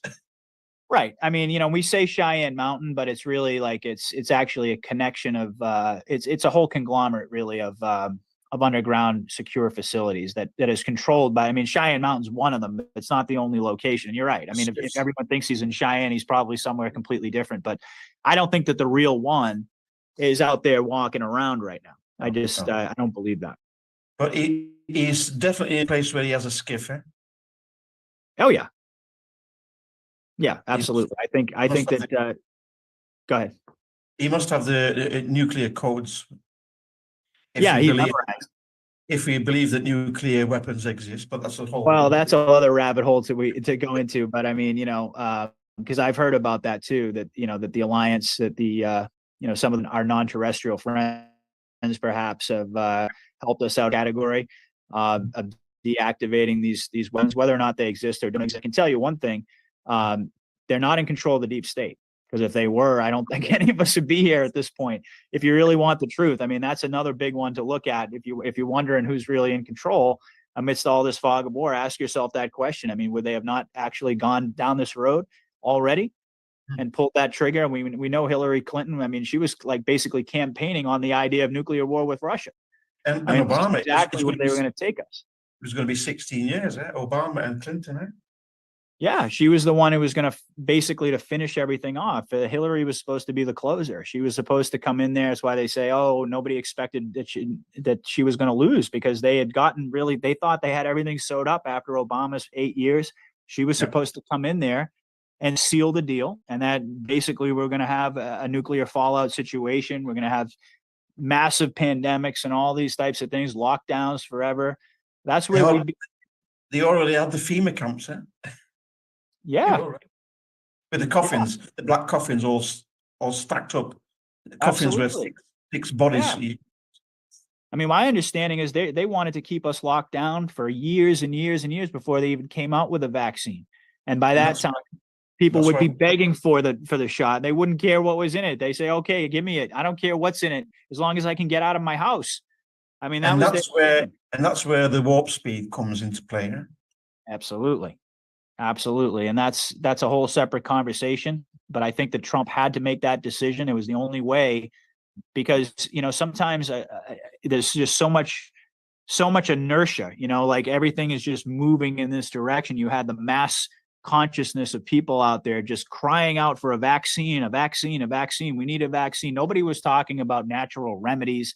The mainstream media was bashing ivermectin and hydrochloroquine and all these things that we know work. And there's a whole bunch of other things that also work. There was just so much energy moving in that direction that I don't think Trump really had a choice, because he knew what the real plan was. And he knew that it was basically choosing the least of two rotten apples, and at least in one scenario, you gave people the opportunity to learn the truth and give them a choice. Yeah. and hopefully have them make the right choice. But a lot of people unfortunately didn't. But that's war. And I think that the alternative, like we just talked about, all of us would be dead. Yeah. I mean, Absolutely. if they had gotten their way, if that's what they wanted, they wanted to kill us all. And that's, again, kind of going back full circle to where we started earlier. You know, it's about that awakening to that it doesn't matter what our differences are. They wanted to kill me just as much as you, just as much as everybody out there in the audience. They don't care what your background is, your nationality, your sexuality, your religion. They don't care about any of that. They wanted us all dead. And even though we may have differences, if we rally around that central truth, it is game over for them. And they've been killing us for decades. Decades. They've been I mean, killing us for decades. so many people won't even go to their doctors anymore. They don't even trust their doctor. You know, I mean, think about that. You know, that people would rather take more and more people are taking their health into their own hands. A lot of people started this even before COVID came along. And to be honest with you, I was one of those people. I mean, I had some experiences early on in my life with medicines and medications and doctors and things like that. It was enough to convince me that bare minimum, I had to be skeptical. Yeah. But then once COVID came along and the bioweapon and all this stuff, I mean, that was it for me. I just said, I don't trust this system anymore. Now, these people, I mean, you know, that I've trusted my entire life, that basically you walk in there and you put your life in their hands and you trust them just because they're wearing a lab coat. And they're the ones telling you to stick not just you, but your kids with this death shot. And, you know, experimental death shot. Yeah, absolutely. And, you know, and I think it's all played out. It's all proven. And they're still pushing this stuff. You know, they're still pushing all the vaccines and doing all this stuff. So, you know, whether or not the doctors actually know, or whether or not there's just, you know, criminal negligence, one way or another, they're gonna have to be held accountable for this, because people do not trust their physicians anymore. I mean, me personally, I don't go to the doctor unless I've got, you know, like, I mean, if I hurt, like broke a bone or something, you don't really have a choice. You got to go get your bone taken care of. But the rest of it, I don't even go to the dentist anymore. I don't either. You know, I know how to clean my teeth and floss and do all those things. I don't need them pumping the fluoride into me. You know, and I just think it's an evil system. They're not in the business of selling cures. They're in the business of symptom management. They're in the business of keeping you sick. And then now it's gotten to the point where, you know, they just decided, the deep state probably sat back there scratching their head thinking, okay, what's the best way to get rid of millions of people? Like, you know, you problem reaction solution, you create a fake virus, you know, you concoct this virus, and whether or not COVID was even real when they came out and talked about it, whether it was just, you know, really the flu, I guess, you know, that's something you could debate. But certainly we know that the vaccine itself, the jab, you know, it's continuing to kill massive amounts of people. And it's going to get worse. It's going to get worse as well. Yeah, it's the medical system completely turned on the people, and they became a part, and they probably are, they've always been, but it's become very obvious to everyone that this is just another arm of the deep state, and they're not there with our best interest in mind, bare minimum. Absolutely. We'll move on. Julian Assange, Patriot. Why hasn't he been pardoned by Trump when he had the possibility?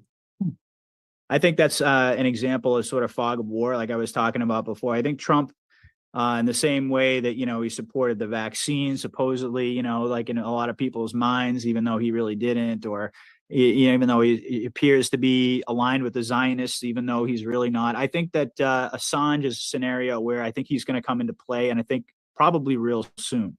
I think that they're drumming up this, you remember Elon Musk, you just, you know, and he got all those headlines for basically telling Disney and all these companies to go F themselves.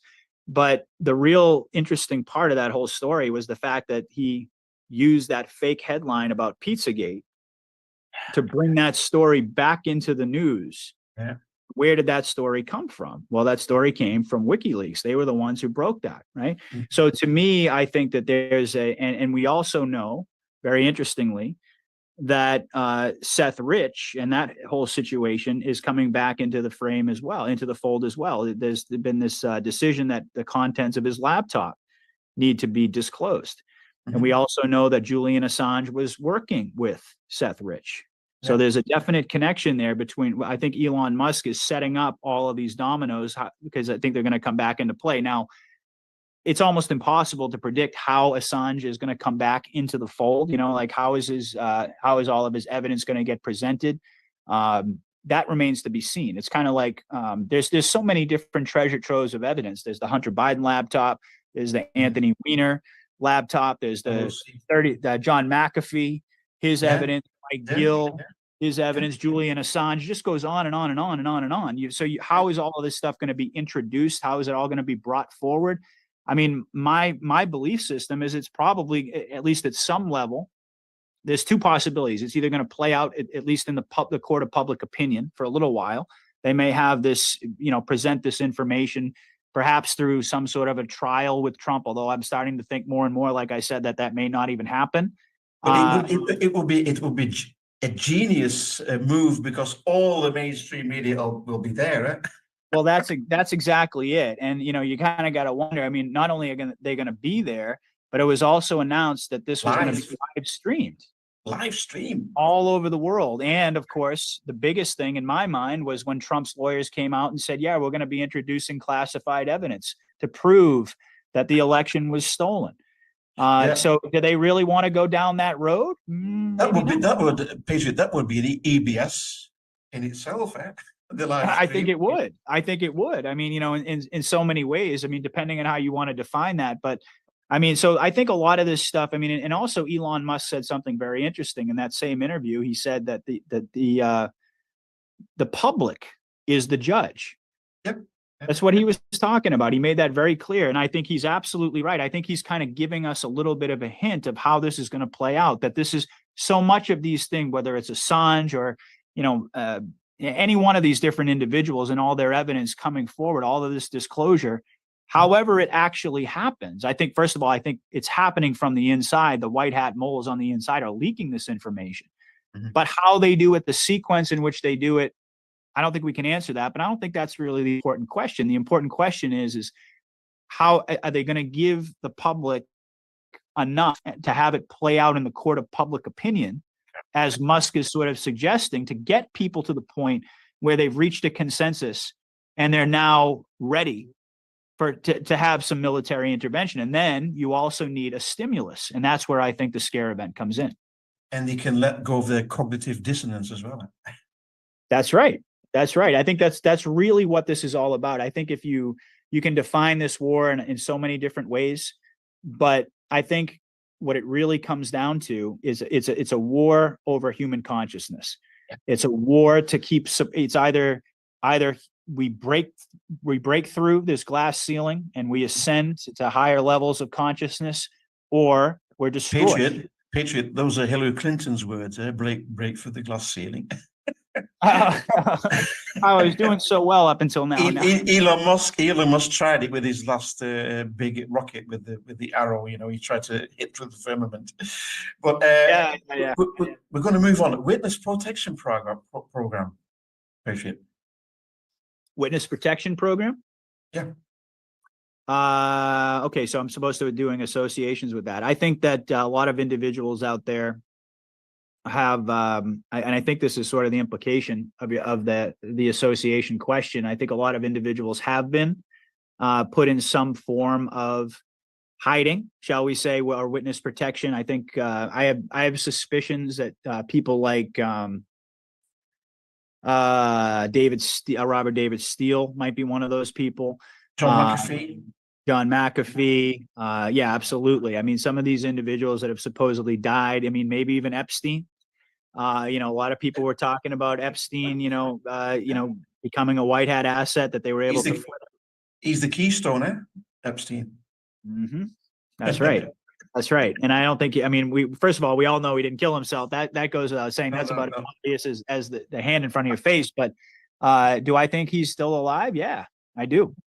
I think that he's actually, and I'm not suggesting in any way that Jeffrey Epstein has even a remotely good quality in his entire body. Don't get me wrong. I think the guy is evil to the core, but that doesn't mean that they weren't able to flip him, because you got to remember, there's no honor among thieves. I mean, these people are all going to sell each other down the river in 2 seconds. And if they can save themselves or prolong their own lives. I mean, that's the only thing that they think about is their own self-interest. So I think someone like Epstein could be brought into this picture, WITSEC type of thing. Yeah, absolutely. This is one of the individuals, Patriot, that I can imagine them being filmed in a tribunal, giving evidence and confessing to all these crimes and mentioning everybody as well, because the people that have been on Toos Island, they've all been blackmailed, they've all been recorded, video, audio, and everything. I mean, the evidence is overwhelming, and it's hundreds of people. Bill Gates, Bill Clinton. I can go on for hours. I mean, it's unbelievable. Yeah. Yeah, and especially if you take somebody that everybody already knows is evil. I mean, everybody already knows that Epstein is a criminal predator and a pedophile and all these things. Israel, Mossad is also Mossad. So yes, save right. Israel for last, huh?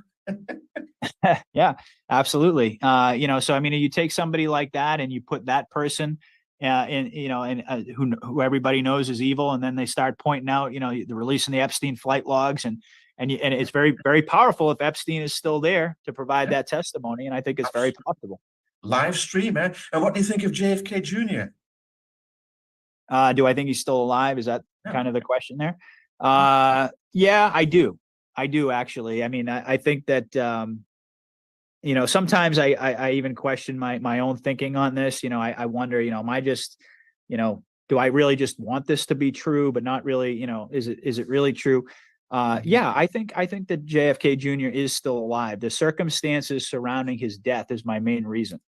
Not because people have just projected this idea that, that he's actually still alive, but when you go back and you really study, and again, I'll reference Jetson White. He did some great videos on this, breaking all of it down, how, the strange anomalies surrounding his death. They knew that the deep state wanted to get rid of him. Hillary Clinton openly threatened his life. Yep. He had, he was brought up around the military. He had Navy SEALs, I believe, that staged his death. And I think that it's very, very possible that he's still alive. Yes, I do. Do I think he's actually out there? That's a different question. Not necessarily so sure about that. So he said he will revenge the death of his father and get the assassins. He would go after the assassins.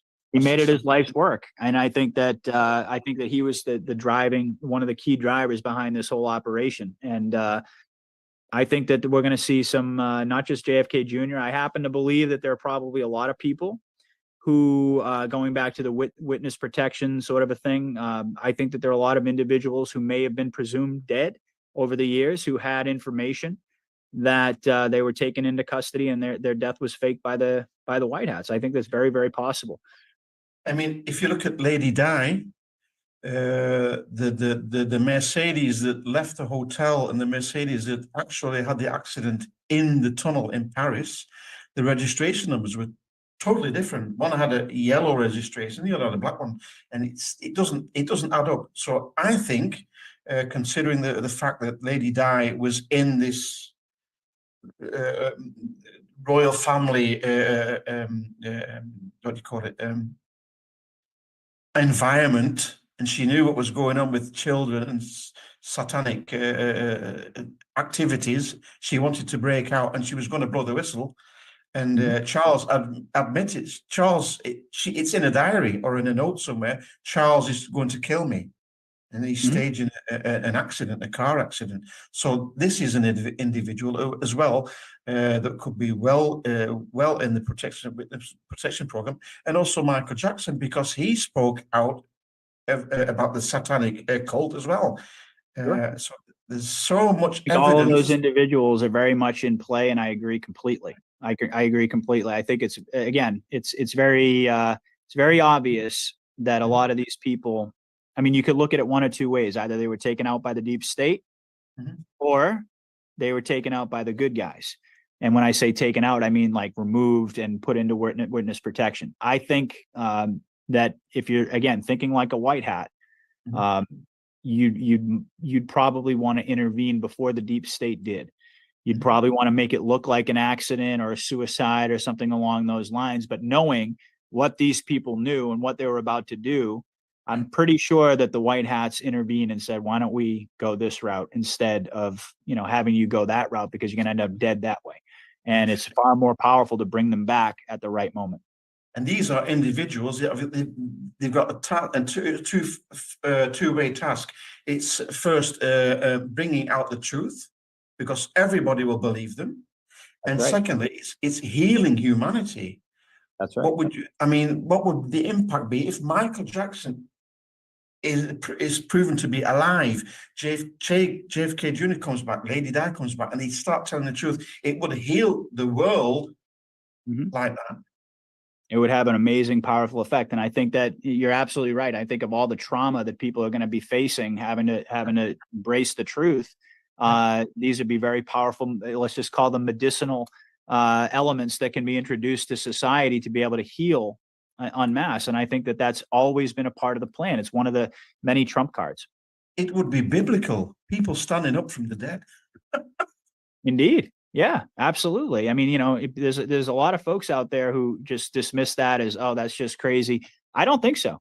I think that it's very, very possible, because again, this is a plan. And I'm glad you asked that question about Q, because it really reminds everybody out there, this is not something that just came along over the past 5 or 6 years. They didn't just whip this plan up one day, in the early 2000s. This has been decades in the making. That's my viewpoint on it. And I think it's pretty obvious when you look at the complexity of what's happening right now, that this was not something that they could have just simply gamed out on a Sunday afternoon. And I think that a lot of these individuals over the years have been part of this operation, including many of these celebrities. Absolutely. Quick, we're going to wrap it up now, Patriot. Nasara Jisari, is that reality or hoax, do you think? I think it's real. I think it depends on how you define it, though. See, the thing is, I think that there are elements of what people are talking about that are not true. But I think as a whole, I think really the quantum financial system is something that is real.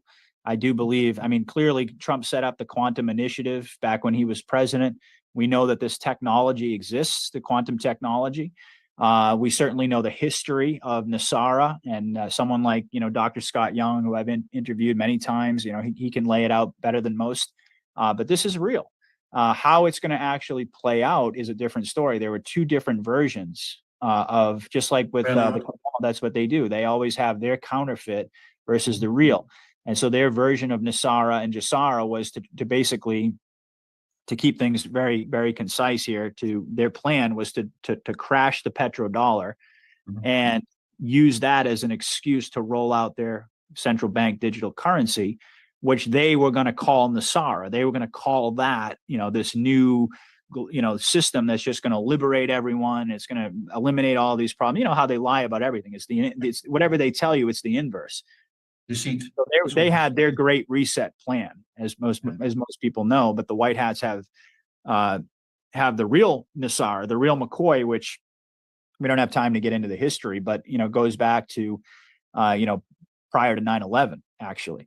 The gold that was stolen on 9/11, I'm sure you're familiar with all that. So there was supposed to be a rollout of NESARA way back back even before Bush took office. I think they got Bill Clinton. They coerced Bill Clinton into signing that law, and it was supposed to go into effect, I think, very shortly. I don't remember the exact dates, but it was very shortly before 9/11, and then the whole thing got derailed. So we know that it's real. The question is, what form is it going to take on? And I think it's going to really just be gold-backed currency. I don't believe in all of these narratives about people walking into redemption centers and collecting millions of dollars and stuff. It wouldn't be right. It doesn't make any sense logically. No. If everyone's a millionaire, then no one's a millionaire. And that's the whole thing. I think what it's going to do is it's going to eliminate the IRS. It's going to eliminate the illegal taxes. It's going to probably provide some debt forgiveness to people. I do believe there's going to be a massive amount of assistance to pretty much to get everyone, on an equal playing field, to get us out of this debt prison. But I don't believe in this narrative about, everyone walking into a redemption center and walking out a millionaire, because you still have to run the world. You still have to run society. And if everyone has millions of dollars, no one's going to want to work. The whole the whole thing would fall apart. It would collapse. And when everybody's a millionaire, it's all about money anyway. And I mean, That's right. when somebody, That's when exactly somebody what we're wins, trying to get away from. yep, exactly. And when somebody wins the lottery, I mean, people, they get, people offer them help because all this money, what are you going to do with this money? I mean, people can't cope and handle all this money. They won't be able to do it. So I don't buy into that either. All this, but I do buy into the idea of humanitarian projects. Yes.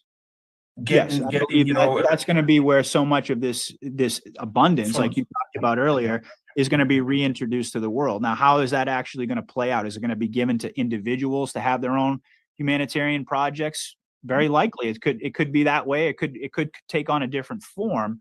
But I think that all of this wealth that's being that's really been confiscated from the cabal, number one. And, you know, this once Nasara rolls out and all of this abundance is reintroduced to the world. Yes. I mean, all you have to do is look around you. I mean, is there any city or any place in the world that doesn't need a massive overhaul right now? I mean, certainly, you know, in the United States, I mean, we're supposedly the richest country in the history of the world. You know, most everywhere we go, the bridges are all look like they're about to crumble. The roads are, I mean, it's the world is in massive need of humanitarian projects and a complete infrastructural overhaul. And I think that's going to be part of it. They need healing, and look at all the homeless people in America.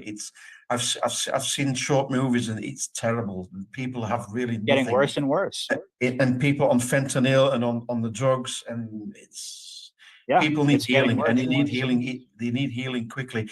We're going to wrap it up now, Patriot. How do you see the future, long and short term, quickly? Okay, well, short term, I feel like we're gonna be in for one heck of a ride.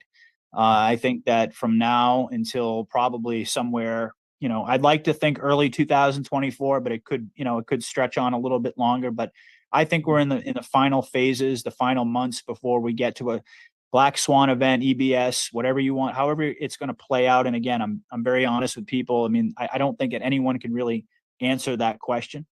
Because if you could, that would mean you know all the details of the operation. So short term, I think we're in. It's going to probably be one of the most difficult years, probably the most difficult year collectively for humanity that we've ever experienced. Like they say, it's always darkest before the dawn, and I think that we're kind of in that stage right now where everything seems to be getting darker and darker and more dire. The circumstances are escalating to a point where something's got to give, and I think everyone is feeling that at really just at a very visceral level.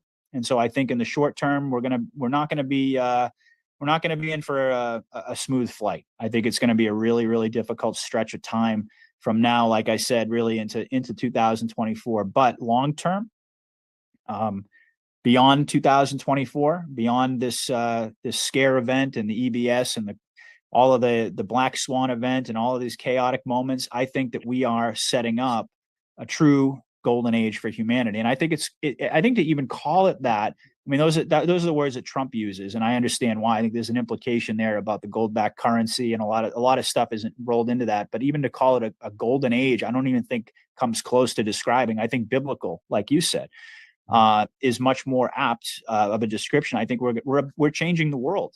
The world is literally fundamentally changing right in front of our eyes every single day, and we're awake. We get to witness it. We get to be a part of it. We get to redefine the human experience. And I think that that's really going to be what constitutes the rest of our lives. That's really the mission that we've been chosen for. And I think at the end of it all, there's not going to be a single one among us knowing how it ultimately ends up. See, right now, there's a million different unanswered questions, right? But once we get to the end and once all of this is revealed and we see the incredible nature of the world that's being ushered in, I don't think a single one amongst us wouldn't say, you know what, it was all worth it. Yeah. Not only that, I would do it all over again. If this is what it meant. If I had known in the beginning that this is where we were going to end up, if I had proof of that, I never would have questioned anything. And I think that's going to sort of be the attitude of a lot of people. I think a lot of people who have sort of given up on the Q operation, and they say, oh, I'm done with this and blah, blah, blah. I think these same people are going to come rushing back and say, I believed it all the time. You know, I think there's going to be, I think, but the people who are very publicly out there and have stayed the course as we have, as difficult as it's been. You know, I think we're going to be the ones who are going to be remembered in history for doing this, for not backing down and for refusing to allow all of the attacks on the enemy to derail our faith in this plan. And this plan, it's not just about having faith in the military. It's about having faith in God Almighty, and that God Almighty is the one who is using the white hats and all of us to carry out his will. It's not that, and I say this all the time because people say, oh, God doesn't need people he doesn't need this, he doesn't that. First of all, you don't know, none of us can speak for God, okay? We all know that God doesn't need anything because he's God. It's not a question of what he needs, it's a question of what he wills. And I believe that it was always God's will to carry out this plan to save humanity, but to have humanity involved in saving us. Like, you know, you talked about, you know, like the hand of God moment. I do indeed think that we're going to experience that in the very near future. I think it's going to be very clear to people, given the dire circumstances of where humanity found itself. Unbeknownst to most of the public, we were like 1 second away from being annihilated forever, and most people had absolutely no clue. And I think once there's that realization and how close we came, and regardless of how this plays out, people are going to recognize the existence of a loving God, and they're going to recognize that that's how we got here and that's how we made it through. Yeah, I mean, God is within us. I mean, the Christ consciousness, and that's what we're seeing now. The vibration is rising. The collective consciousness is rising. It cannot be stopped. It's going up. It's going up. It's pushing the Schumann resonance is also pushing. I mean, Gaia is alive. The earth is a living being. It's an organism. So this consciousness and this vibration, it cannot be stopped. If we keep faith, God is within us. We don't have to, God is not up there in the clouds, you know, beyond the firmament in a chair with long beard. He is within us. And that's what we have to reactivate. We have to reactivate the God conscious, the Christ consciousness. That's exactly what they've tried to hide from us this entire time. That's why they have this thinking that God's up there on a nice comfy throne, and there's to create this separation, right? And I agree with you completely. I think that this is really about. I mean, I've heard the ascension process kind of described as, and I can't remember. I wish I could, because I like to give people credit when I reference it. But I think it may have been David Icke who said this. But there have been others who have used the same analogy. You take a balloon and you try to keep it suppressed underwater. And eventually what ends up happening is when you can no longer keep it suppressed, it just flies out, and it not only does it rise to the top, but it flies out of the pool. And I think that that's really kind of where we're at right now. We're like this spring that gets, like pushed back, and then suddenly it just, and I think that's really where humanity is right now. We've been suppressed our entire lives for many, many generations. And we're the generation that God willed to be the one to actually take us across the finish line, to educate humanity, to learn the truth, to rally around each other, to love one another, to heal one another, to build a better world. I can't think of a bigger honor than that, to be alive and to be present for this.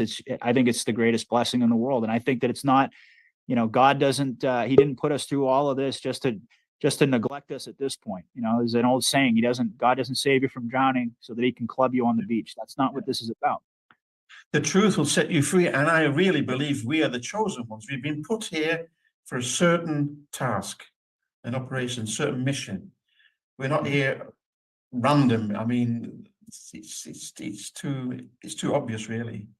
Yeah. I mean, none of us we may never have expected to be here. But I think now that we are here, so many of us can look back on our lives and realize that so much of what we experienced that we never understood, we now understand in a whole different context. We were being prepared this entire time. Our lives, they're our own, but they're not fully our own. I mean, I think there's always been a plan. There's been a hand on our lives. That's the blessing, and God has chosen. I agree. I think that there's a certain element of free will. Like, we have to choose. We have to align ourselves with God's will. But I think God predestines us. He knows our hearts, and he knows how we're going to respond, what we're going to do in every situation. And sure, God could come in here and he could fix this whole situation in less of a breath. But that's not the way he wills it, because he wants this experience to be something that is ultimately that glorifies him, but really that teaches humanity that, like you said, God is inside of all of us. And that's exactly what's been hidden from us. And And we have that's to learn really, I our think, lessons. the We Great have to Awakening learn our really is lesson. all about. We have to learn our lesson. And it's the last chance that we get to learn this lesson. We have to go. We have to witness it. That's right. That's right. Patriot, it was a great pleasure talking to you. It was a wonderful conversation. I'd like to thank you for this conversation. It was great. We must do it again in the future. Sure. Yeah, that was great. I loved it. Yeah. Stimulating conversation, and it's we covered a lot of different subjects, and Absolutely. it was wonderful. Yeah, it really was. Thank you. Where can people find you? Yeah, so I'm gonna send you an email with my links. So in the link of the video, you guys will see you can follow me on Rumble. That's my biggest platform. It used to be BitChute, but then all of a sudden Rumble just took off, and that's where Rumble, BitChute. You can find me on Podbean if you just like listening to audio. I'm also on Odyssey and Telegram and True Social. So you can search me up on any of those platforms, Patriot Underground, you'll find me, but probably easier to just click the link and you can follow me on any single one of them. And I hope you do. It's always nice to get new listeners, new subscribers. Yeah, absolutely, yes. I will put it all in the description. I'm posting it on BitChute myself. Okay. And I will post it on Telegram as well, and I'll send you the link, and I'll also send you the video so you can post it wherever you want. So yeah, if you send me a copy of the file, I can post it on my channel. That'd be great. Yeah, and and then you can send me your links as well, so I can introduce my audience to you. I will. Patriot, thank you very much for this great conversation. You're an honest and humble and great guy. It's nice to meet you. And, we will talk in the near future. And I wish you a wonderful weekend. And if we don't talk, I wish you a wonderful Christmas as well. You as well. Thank you so much. It's been a pleasure and an honor. And thank you. I thank you to everybody out there. God bless and Godspeed. Thank you very much, Patriot. Bye-bye. Bye-bye.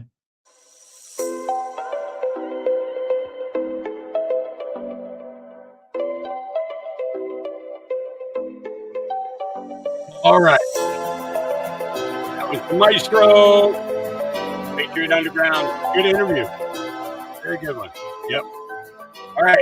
I want to make something really clear. Okay. This is my chat. Okay. Now, most of the people who follow my channel are already saved, believe in Jesus as their savior, so on and so forth. Okay. But Wild West, you need to chill out, dude. You need to chill out. Okay. You're like putting speculative statements in there like you are something more than a human being. Okay.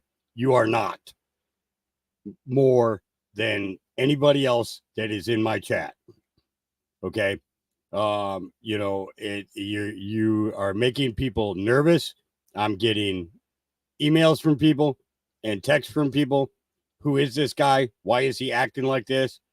Why is he telling people I am with you? Dude, chill out.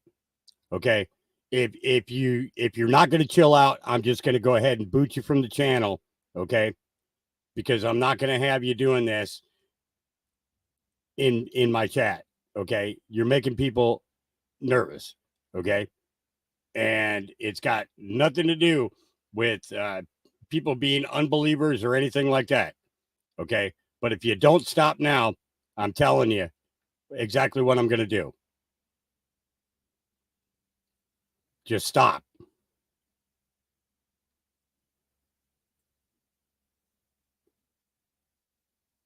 Okay. I'm tired of you trying to make the focus of every conversation be about you. Okay. I'm done. I'm done. Respect my channel or get out. One or the other.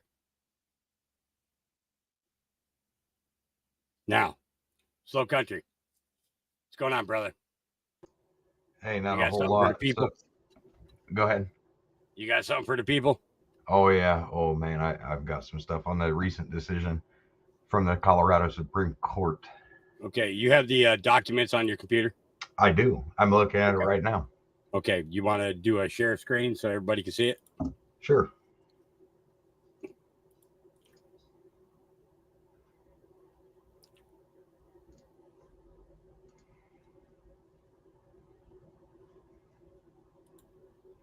Okay, guys, this is in regards to what is going on in Colorado. And he's going to go through this and give you a couple of points of insight to remember. You might want to make that a little bit bigger there, Slow Country, text-wise. All right. Let me. I don't know if you can, actually. Yeah, I can. Oh, yeah, it's up there at the top there. Yeah, just so everybody else can read it. I'm going to go ahead and mute so you can go ahead and do this. Okay.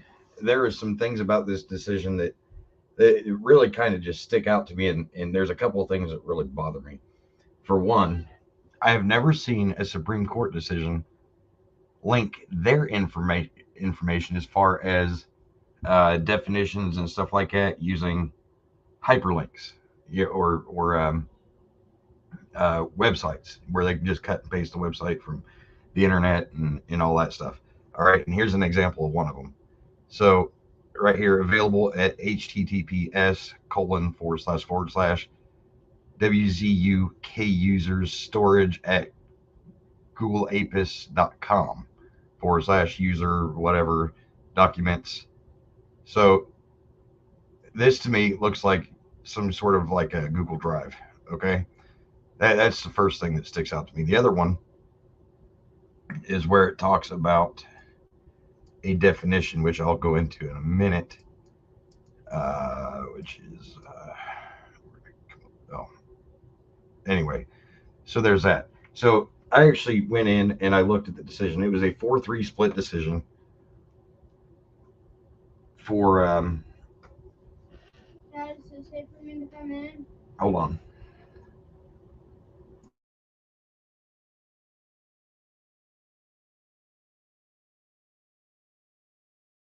Work on it out there. Okay, so now this is an affirming of the decision to keep Donald Trump off the ballot in Colorado based on the 14th Amendment. Okay, now I'm going to jump to page 135. There, like I said, this whole thing, it really kind of throws me for a loop, because this thing right here, the Chief Justice dissented, basically saying, no, we cannot keep him off of the ballot, right? So let me do this. And here's the Chief Justice saying, I agree with the majority that an action brought under section 1-1-113 CRS 2023, which is the election code, may examine whether a candidate is qualified under the U.S. Constitution, but section 1-1-113 has limited scope. So, in my view, the claim at issue in this exceeds the scope. The voters' action to disqualify the former president, Donald J. Trump, under Section 3 of the 14th Amendment presents uniquely complex questions that exceed the adjudicative competence of Section 1-1-113's expedited procedures. So, simply put, it's in the wrong court, for one thing. It needs to be in federal court. Simply put, Section 1-1-113 was not enacted to decide whether a candidate engaged in insurrection. So what they're basically saying is, we don't have the power to determine that. It has to be, like a criminal court, in my view, because this action should have been dismissed. Okay. So if we go down here, I'm going to go to page 146 from Justice, I think it starts with an S. But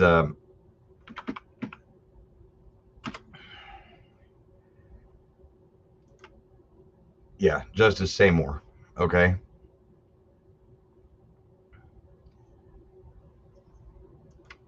even if we're convinced that a candidate committed horrible acts in the past, dare I say, engaged in insurrection, there must be procedural due process before we can declare that an individual is disqualified from holding public office.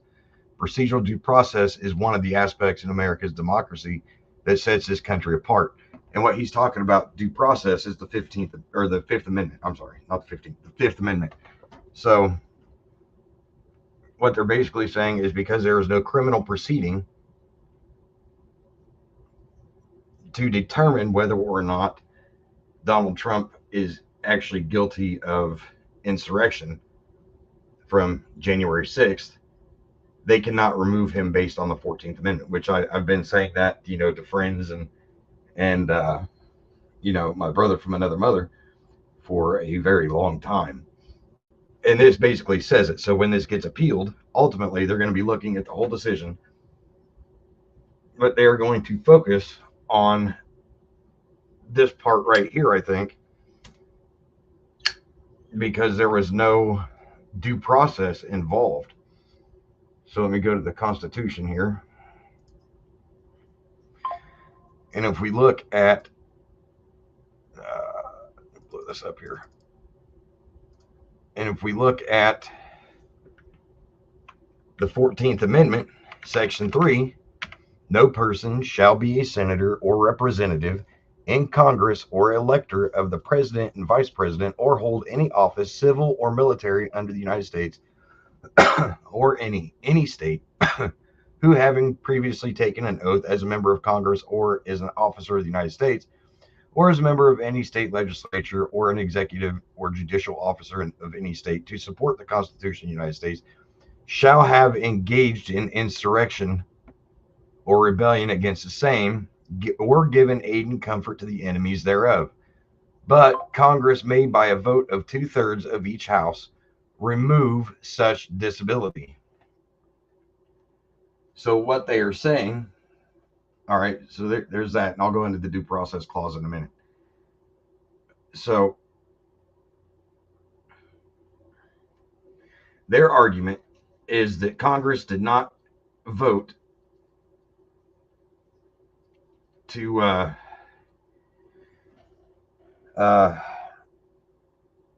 remove any kind of procedural thing as far as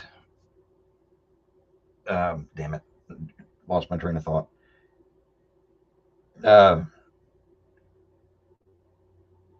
They didn't vote to overturn and let Donald Trump run as president. Even that's what they're saying on the in favor of removing Trump from the ballot.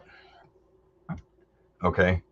Now, if we go up to the Fifth Amendment, and what the dissenters are talking about, the ones that are saying, no, we cannot remove him from the ballot because there is no due process. No person shall be held to answer for capital or otherwise infamous crime unless on a presentation or indictment of a grand jury, except in cases arising in the land or naval forces or in the militia when in actual service, time of war, or public danger. Nor shall any person be subject for the same offense twice, put in, so there's your double jeopardy clause, nor shall be compelled in any criminal case to be a witness against himself, nor deprived of life, liberty, or property without due process of law. Without due process of law, okay? Nor shall private property be taken for public use without just compensation. So this is the one they like to use for your eminent domain, okay? They like to use that for eminent domain a lot because it has to be for public use and all that stuff. All right. So they like to use that, saying, oh, well, we're going to use it to better the public. So this is what we're going to do. And yeah, so there's that. Now, also in that decision, I want to make note of this real quick. And I'm going to drop the link for the decision in the chat here in a minute. Just so that way you guys can have it. So that way you can read through it too. So Let's see here. Let me find it again.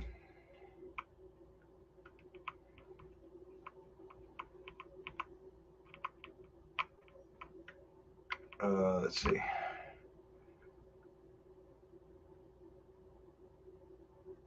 Colorado's presidential primary ballot flies in the face of the due process doctrine by concluding that Section 3 of the 14th Amendment is self-executing.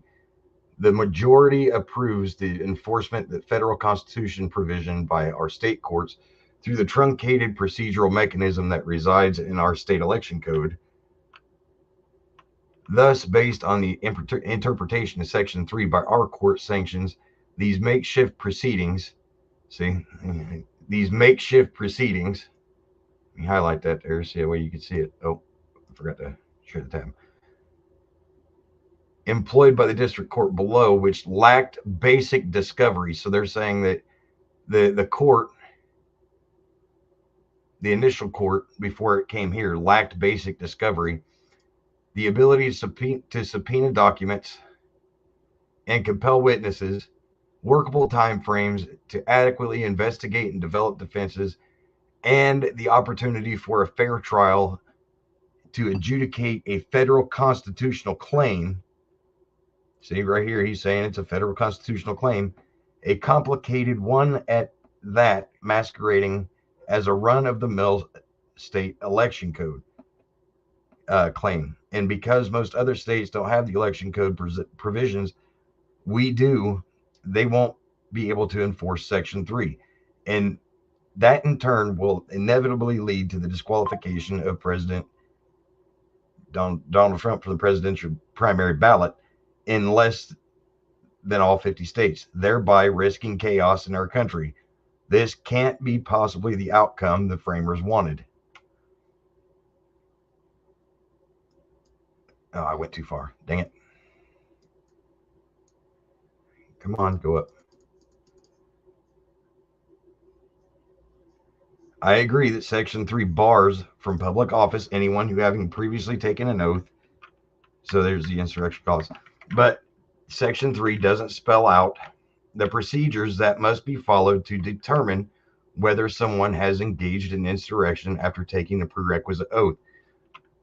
That is, it sheds no light on whether a jury must be companeled or a bench trial will suffice.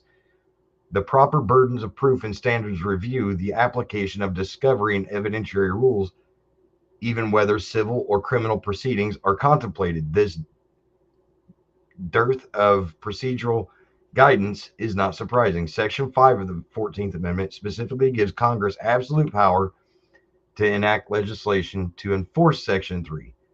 My colleagues in the majority concede that there is currently no legislation enacted by Congress to enforce Section 3. This is no moment to them, however, because they conclude Section 3 is self-executing, that the states are free to apply their own procedures to enforce it. That's hard for me to swallow. Significantly, there's a federal statute that specifically criminalizes insurrection and requires anyone convicted. I want to highlight this here real quick. Anyone convicted of engaging in such conduct be fined or imprisoned and be disqualified from holding office. See Title 18 United States Code, subsection 2383. If any federal legislation arguably enables the enforcement of Section 3 is Section 2383. True, President Trump has not been charged under that statute, so it is not before us. But the point is that this is the only federal legislation in existence at this time, potentially, to enforce Section 3. Had President Trump been charged under Section 2383, he would have received the full panoply of constitutional rights that defendants are afforded in cases.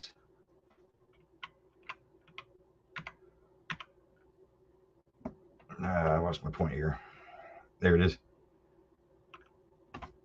More to the point, for our purposes, had he been so charged, I wouldn't be writing separately to call attention to the substandard due process of law he received in these abbreviated election code proceedings.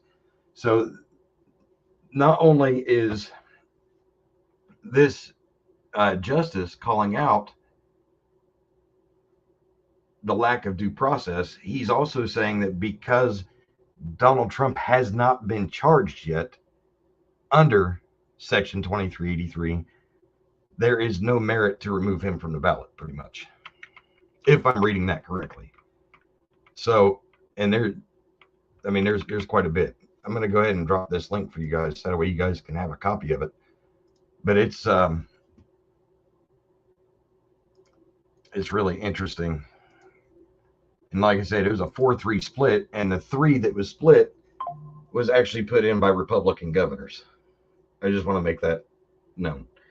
Okay, so, and there's one in particular that was the one that we just read, some more. He was put in by a Republican governor, but he's pretty much right down the middle. So I just thought everybody should know that. Like I said, it was a 4-3 split. So it wasn't one of those overwhelming, it was a unanimous decision. It wasn't anything like that. Hawk?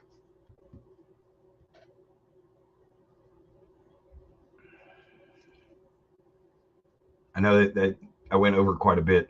That's quite a bit to digest. So, yeah. That's fine. You did good. You did fine.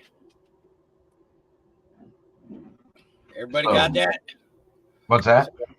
I said I was asking everybody if they got that. Yeah, I went over it kind of quick. That's fine. That's fine. Yeah, I went over it kind of quick because I got more stuff to play, but it's just I wanted to make sure that they understood what you were talking about. If they had any questions, ask the questions. So yes, even though he's been indicted, he has not been convicted. And until he is convicted, they can't do crap. Yep. And I honestly just don't see it. I don't either. Well, they said they're going to appeal this decision to the Supreme Court or the U.S. Court of Appeals. I can't remember which it is, but if I had to guess, as soon as they read these dissents and show that there is no criminal proceedings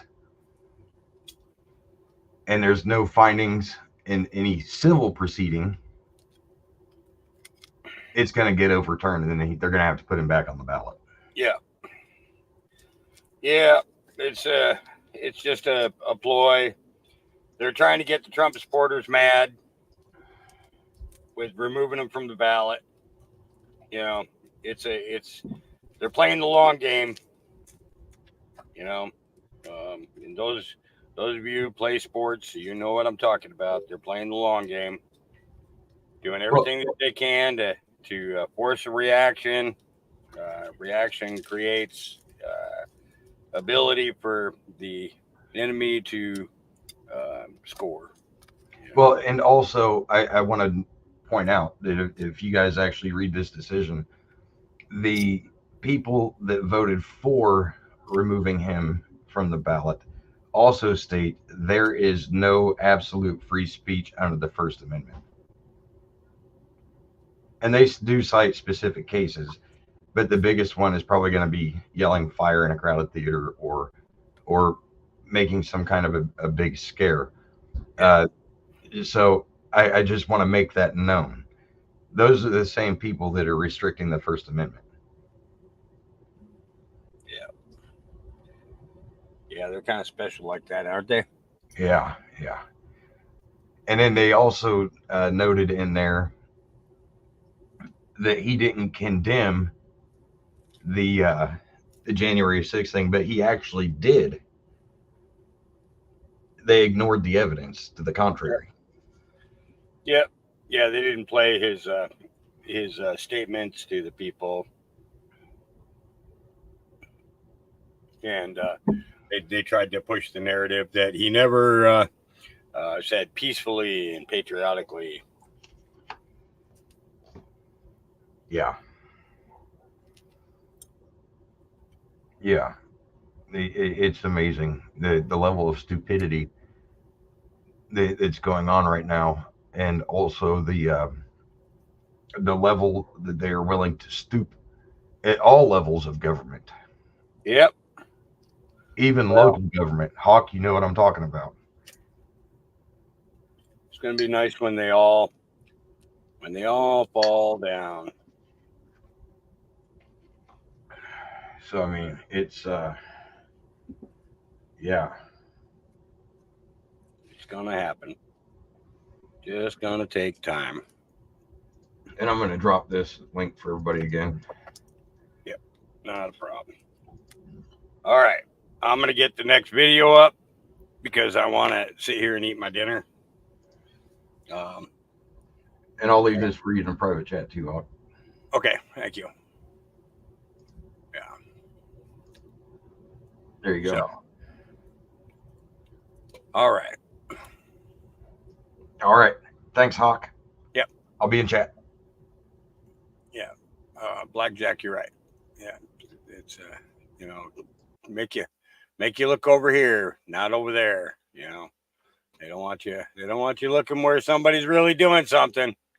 Because if you look where somebody's really doing something, then oh my, how dare you pay attention to that? I'm alive. I'm alive, Mr. Arizona. I am alive. For now. Give me time though. I'll let you know if I'm gonna kick the bucket though. I promise. I want to hit this Devin Nunes interview. So let's go ahead and pull that up. And here we go.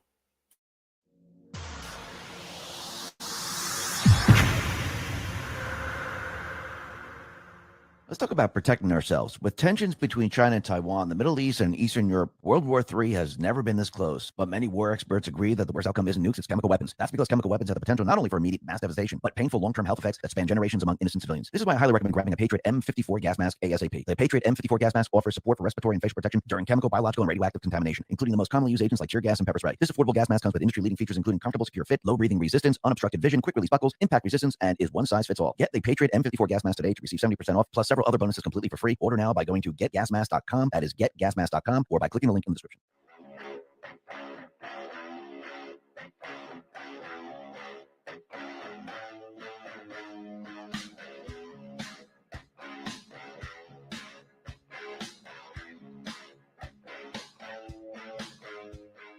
Hi, and welcome to the X22 Report Spotlight. Today we have a returning guest, Devin Nunes. Devin is the CEO of the Trump Media and Technology Group, and I am very happy to have Devin back on the X22 Report Spotlight. Devin, welcome to the Spotlight. Dave, it is great to be with you and your audience. As you know, I'm a big fan and fan of you and everything that you've done standing up for free speech. And it's so fun to be on your show during the holidays. Everything, even though things are not real bright, there's a lot of negative stuff out there. I think there's a lot of bright spots. And of course, leading into the holidays, we always want to talk about the things we appreciate in life.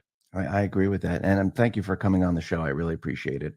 I like when you come on because you have a lot of great information, and I think that people enjoy it actually. Let me just. Well, I know that there's when I go places, people that I know, they'll say, oh, when are you going to go back on X22 again? So it's always cool. all three people. Let's just start. No way, because I know there's thousands of people streaming right now. So let me ask you about Truth Social. I mean, you're the CEO. You're heading up this whole entire social media company, and it's been tough. You're getting it off the ground. You're adding new features. Where is Truth Social headed right now? The number one thing that we've been able to do is we've proved all the naysayers wrong, and that is to build something that's a fully closed loop where we don't rely on any big tech tyrant, as I like to call them. Now we are closely partnered with Rumble, but the two companies are similarly aligned that we're trying to make sure that people have access and their right to basic human fundamentals like freedom of speech. And we've built all this despite all the naysayers. We're open globally now. And I think last time I was on, I don't think we had opened up yet globally. Yeah. We're opened up globally, and we are, despite, I mean, we've, look, knock on wood, we're always getting attacked with cyber attacks, but we haven't, we've hardly been down at all since we stood this product up. And remember, we've only been in the Google Play Store for a little over a year, because it took us 6 months for Google to get to approve us. And at the end of the day, that's the only two companies that were big tech companies that we're really reliant on, is the same that all people are, and that is that you have to be in the Apple App Store and you have to be in the Google Play Store for your apps. The good part about that is that we are a family-friendly environment. We don't tolerate illegal behavior. So despite what all the fake news and everybody tries to say, we just don't, they go onto our platform searching for anything bad, anything illegal. And in fact, we've caught them actually making fake accounts and putting illegal stuff up there, which we then quickly take down, and then they report it, to either Google or Apple and say, look what we found on Truth Social. So it's constantly a fight, but by the time they actually get it reported, that content is not there anymore. So it's a battle. There's a lot of people trying to attack us and shut us down. The same thing, Rumble, as you probably are aware of, has had some serious attacks over the last couple weeks. But look, through it all, we have Truth Social's managed to stay up, and so has Rumble. And so every time we get attacked, we're able to make improvements and improve the platform. And look, it's a lot of people that are smart and that are honest and that are not like just out to destroy us, but people that have looked at what we've done, they're flummoxed by it, right? Because we've done it without Silicon Valley, with a very just R&D. It's all, Truth Social's basically, we're just an R&D company. We're still waiting to be approved for our merger, and we continue to wait, and we're optimistic about that. But until then, we're just an R&D company that happens to be really big. Still the fastest growing social media company in history. Now, look, we have an advantage because we have a guy named Donald Trump who was kicked off all the platforms. And so, he had to, create this not only for himself, but for people like me who were either banned or shadow banned from the other platforms, people like you that have been banned from nearly every platform. So there was the advantage that we have, I think, there's lots of advantages, but the real comparative advantage we have to, say, the other companies that have started up is that because we have so many users and we get so much attention, right? When Donald Trump, when they raid Mar-a-Lago, for example, our traffic just spikes like crazy. Every time that happens, it stresses our system. And then we're able to make improvements to our system. So we, it's that having a lot of users and having these big traffic spikes has allowed us to really make efficient code and refine what we've built. And look, we're into next year. We continue to look at, and this is not a secret because many of people probably listen to your show. They're some of our beta testers, so this has been out there. But we're looking at how are we going to give solutions, to have for people to have access to the internet. There are some real fundamental needs out there. Well, one is making sure you have a social networking site. That's Truth Social, and that we run on a cloud, i.e. the Rumble cloud system. We beta tested that. We continue to run on that. They've rolled that cloud out. You have to have an advertising platform of some kind, because most of it is, 95% of digital advertising is controlled by the tech giants. So Rumble has built out that ad center, what's called the Rumble Ad Center. We've integrated it into Truth Social, and we continue to test and build that system. As advertisers come in, it populates in terms of display ads on Truth Social. That's something that so we don't rely on anyone because of that. And then having a strong video component, which of course Rumble is a YouTube alternative plus cloud plus advertising. So able to take advantage of Rumble's skills and techniques in terms of video playing into Truth Social. The last, well, you'd never say the last, Dave, because there's so many things that we need, but I think the big need that's out there that we continue to try to crack the code on, and we're developing is, how are we going to make sure that there's solutions for the small content creators to the large content creators like you, that is in a kind of very niche market.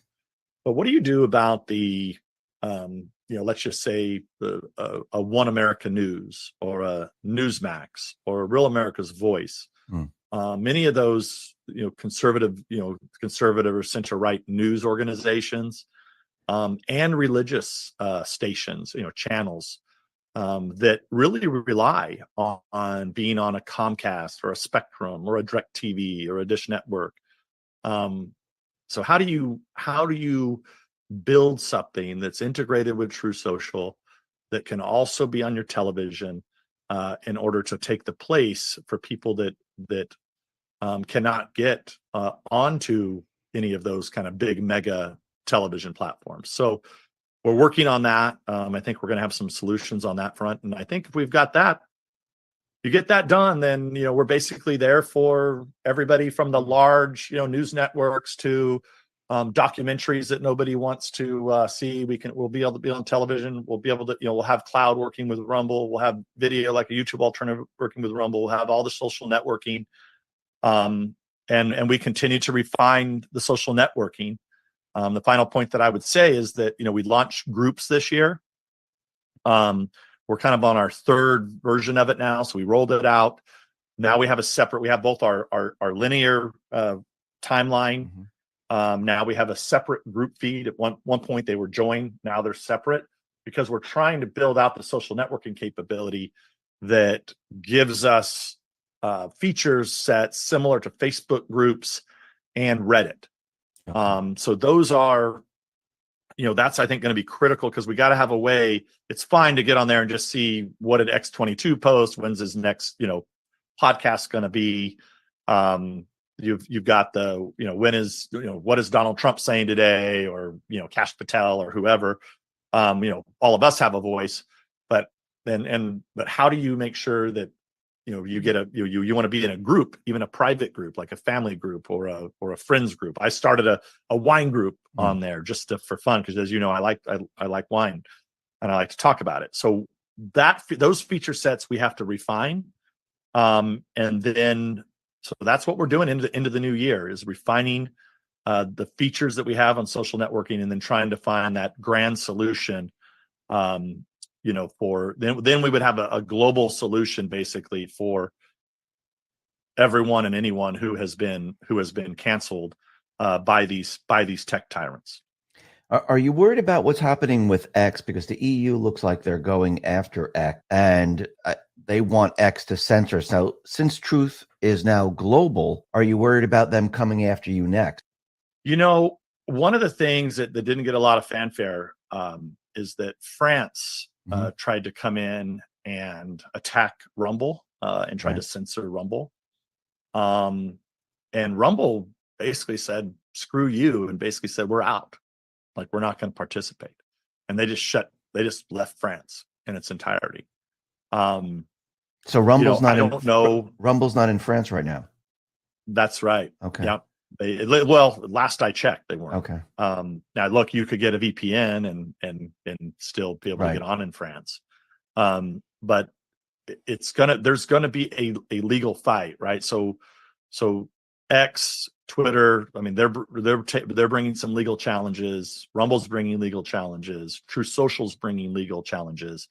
And this will be a fight. No question. I mean, I think but you've seen like where Truth Social, we're not, willing to, we just don't tolerate illegal activity, but we're not going to censor at behest of a dictator or a regime of some kind. Rumble will not do that either. I mean, I don't speak for them, but their policies are pretty clear. But what you have seen, Twitter do is, they have acquiesced. We don't know to what degree. They had some funky stuff go on in the summer where they shut down some countries, rate limited countries, took down certain content creators in countries, for example, like Turkey, we assume at the behest of Erdogan. So that's why I always say that, look, President Trump and myself have been very supportive of Elon Musk buying Twitter, because anything was better than the lunatics that had control of it. True. But it's, in the long run, it's going to be around in terms of the kind of digital public town square. I like to call it a digital PR wire. It's basically where governments, Hollywood geniuses, sports athletes, it's like an old school AP wire, right? That used to come into a newsroom. It just boom goes out on Twitter. So they have a role, but it's not where True Social's going. We're open for all those people, but we're really here to keep the internet open, to give people a voice, and we're a movement towards that.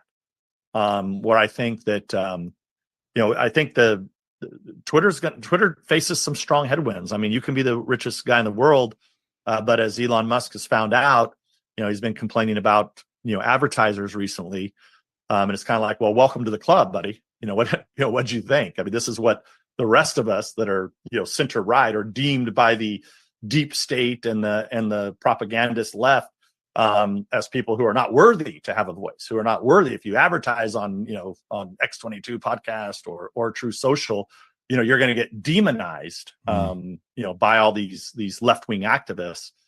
So we're used to that. I think Newsmax is used to that, all the kind of center right people. So Elon Musk is just finally, I think, I don't know if he didn't realize it, but he's drinking a fire hose of censorship. And like I said, we're supportive of his efforts, but at the same time, it's not a long-term solution, because at any given point, X could be turned public again. They could be turned back over to tyrants. And and look, their conduct. There's still so many people that are on True Social that have not been let back on Twitter. That is true. So what's the reason for that? Yeah, I don't understand. I don't think any of us understand that. Are you worried? Are you worried about AI with Truth trying to censor? Because I see a lot of stories about AI, being used to censor different people. Can that happen on Truth? Well, not us, right? We're not going to. Well, AI is such a broad topic. Everybody's into it now. It's like the new. There's so you can talk for a long time on AI, and there's so much to it. Both good and bad. Well, what I'm saying is like an outside AI type of system. Can that hurt Truth? Well, the attacks that we are under constantly, my guess is that they're using some AI to try to figure that out, right? They're using some type of scripts that they're running to figure out constantly areas to attack us, right? So it has to be, to some degree, it's fairly sophisticated. So there must be some type of AI involved in that. And that's part of what we do, right? To make sure that, because we're constantly trying to keep, whatever you call them, bots, whatever, fake accounts that are there to just try to stop, try to slow down our system. And that's been the good thing, going back to what I talked about. The good thing is because of these huge spikes in traffic that we get whenever there's a big news event, especially with Donald Trump, we get to really test the levels of our platform. And it's always during those times that they'll try to attack, to try to take us down. And look, so far they haven't been able to do it. In terms of the future of AI, we'll see if we're going to use it. I'm sure to some degree we will, we will in our kind of R&D department as we move forward and become a full-fledged normal startup business once we get this merger approved. We'll then start. We'll probably look at what are the new technologies and how are we going to how are we going to incorporate AI into the products that we're building, or do we need it? Is it necessary? What can it be used for? Got it. Let me just switch gears here and talk about the Russia hoax, because it looks like this is coming back into the news now. CNN and many of the other fake news outlets, they're putting out, about the missing binder, and you responded to this. What do you think is happening right now? Why are they bringing this back up? It seems like it's coming full circle from. Well, now I responded, but remember, they didn't run my quote. Right. This is how corrupt they are. They did not run my quote. So they contact me. And well, anyway, maybe your listeners don't know, but maybe I'll let you finish, or you want me to talk about what this is, or they purport it to be. So they've basically now said that there's these, in a nutshell, the fake news is saying Trump can't be trusted because there's these missing binders, according to dozens of sources. Now, first of all, those dozens of sources, if it's truly what they're saying, and there's all kinds of classified information, those people are breaking the law, right? So it doesn't appear that Trump broke any law, because it's other people talking about supposed classified information. But from what I can tell, when they reached out, Dave, I didn't know what the hell they were talking about. Like missing binders somewhere. I'm not aware of any binders. I never had any binders. Don't know anybody that had binders. And from what we can tell, it's basically a disgruntled former Mark Meadows staff who served with me in Congress. Later, he was Trump's chief of staff, who made up these wild tales that, that she saw Mark Meadows walking out with a binder. So it looks like what they've done not going to give them any credit, but it's what you call defamation by implication. It's kind of a classic case of defamation by implication, where you take a bunch of things that might be true, and then you string them together to make a fake news narrative. Now, in some cases, none of it's true, right? Like the P tapes, for example, that somebody just made up. Now, but they take things that maybe people make up, and then they string them together with things that could be true, and you make up a tall tale. That's really defamation by implication. It's a complicated area of the law. Hopefully the courts at some point here. I think we have a problem in the courts, because if you're a left-wing activist and you run into a Democratic court, you immediately are, a jury verdict of 148 million or whatever Giuliani just had. I don't know, Alex Jones got hit with $1 billion or something crazy. And then I've brought, several of these cases. And look, if I get a Democratic judge, it's 100% chance that my case gets dismissed. 100% of the cases I brought get a Democrat judge out. Yeah.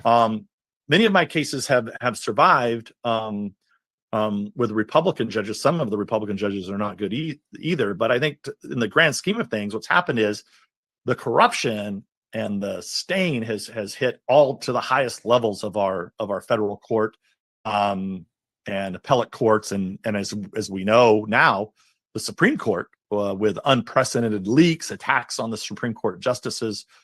It's really nasty what they're doing. But look, in a nutshell, this whole story about missing binders is just totally made up out of whole cloth. Using parts of which could be true. I mean, look, we know that Donald Trump, I don't know how many times, declassified everything that had to do with the Russia hoax, right? I mean, He said it publicly, executive orders, letters. I don't know how much more he could do to say that this stuff's all declassified.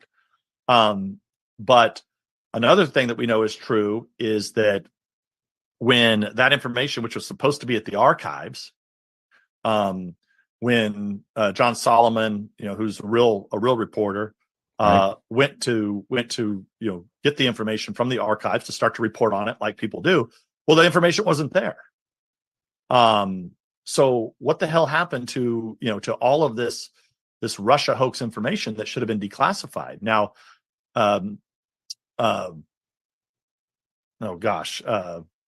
Durham got out a lot of stuff, even stuff that I wasn't aware of.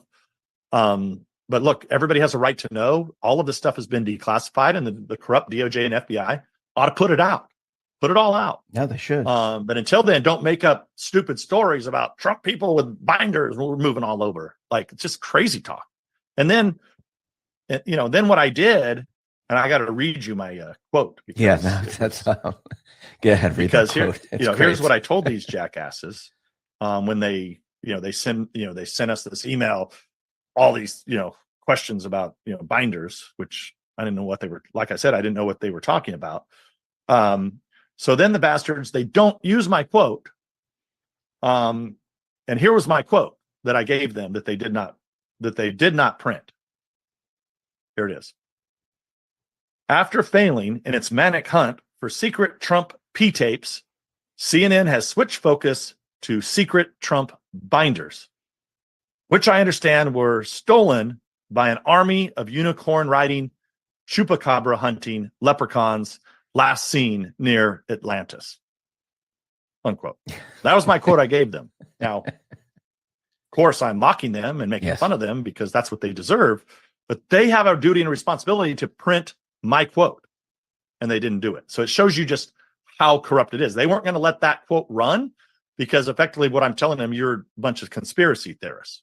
And they're never going to put that in there. Right. So they don't, they throw my name, and it's kind of like, where do they dig me up at? Right. I've been out of Congress now. I haven't been chairman of the Intelligence Committee now for quite a few years. Like, why did you just resurrect and throw me into your fake news story? Well, it's because it's because they get away with it. And they spin up conspiracy theories. They build the narrative. Clearly there's something afoot with this because, it ran, CNN breaks the story. And by the way, it's all the P-tape hoaxers. It's all the totally discredited CNN people that were credited with the story. And then, like clockwork, a few hours later, the New York Times happens to have the same exact story. Yep. What a miracle. Yeah. And it's the same people that never found the P-tape. They're still looking for the P-tape, supposedly. Anyway, so it's just absolutely ridiculous. But we've become accustomed to it. It's like Russia hoax never dies. It's like, why would you just not go away, run away? You've embarrassed yourself. You have zero credibility. If we had a real press in this country that wasn't just owned by billionaires and supported by, basically as a propaganda arm of the left, these people wouldn't have a job. None of them would have jobs for the P-tape stuff or, fake stories like this, with, secret binders. These are people that are not employable in any normal functioning world. Do you think they raided Mar-a-Lago because they were looking for this declassified information? Because if that information is out there, it would show that this was all made up. It was all, concocted by Hillary Clinton and all the rest. So was that what they were looking for? You know what? It's very strange. I actually believe I said at the time when they raided Mar-a-Lago, because it sure seemed, I think Mar-a-Lago served for a couple things. One is that you got to go back in time. Mm-hmm. It's the August before the 2022 election. Donald Trump is the leading fundraiser out on the campaign circuit. He's endorsing candidates, supporting candidates, doing rallies. All of those things are happening. So I think first and foremost in their mind, they want to take Donald Trump off the field before the 2022 elections, which they did to some degree. They did, because although the Republican base and conservatives and rallied to Donald Trump to say, look, we're not a banana republic, we're not a third world country. What the hell's DOJ and FBI doing? So that since that time, Donald Trump has just skyrocketed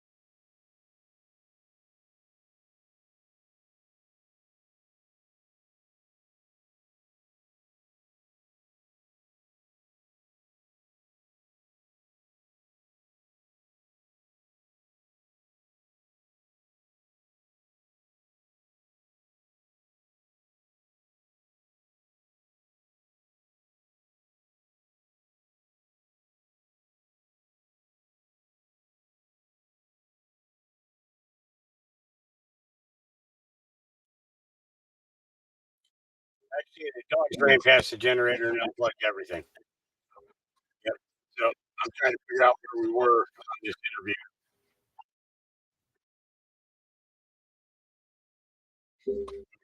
Yep.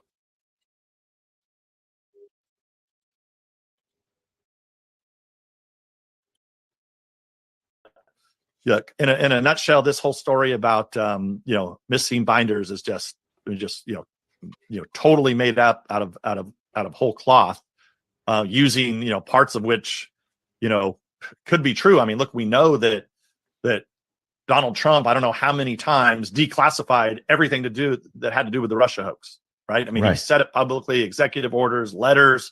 I don't know how much more he could do to say that this stuff's all declassified. But another thing that we know is true is that when that information, which was supposed to be at the archives, when John Solomon, who's a real reporter, went to get the information from the archives to start to report on it like people do, well, the information wasn't there. So what the hell happened to all of this? Guys, I'm also running right now. I have 4 pumps going, pumping water out of here. So every once in a while that can cause an issue too. So like if you see my screen go dim, now you know why. Because I'm like trying to not be flooded anymore. So just kind of bear with me. If it goes down again, I'll kick on the other generator and separate the power. But I'd rather not have to burn 8 gallons of fuel when I'm working on 4, This Russia hoax information that should have been declassified. Now,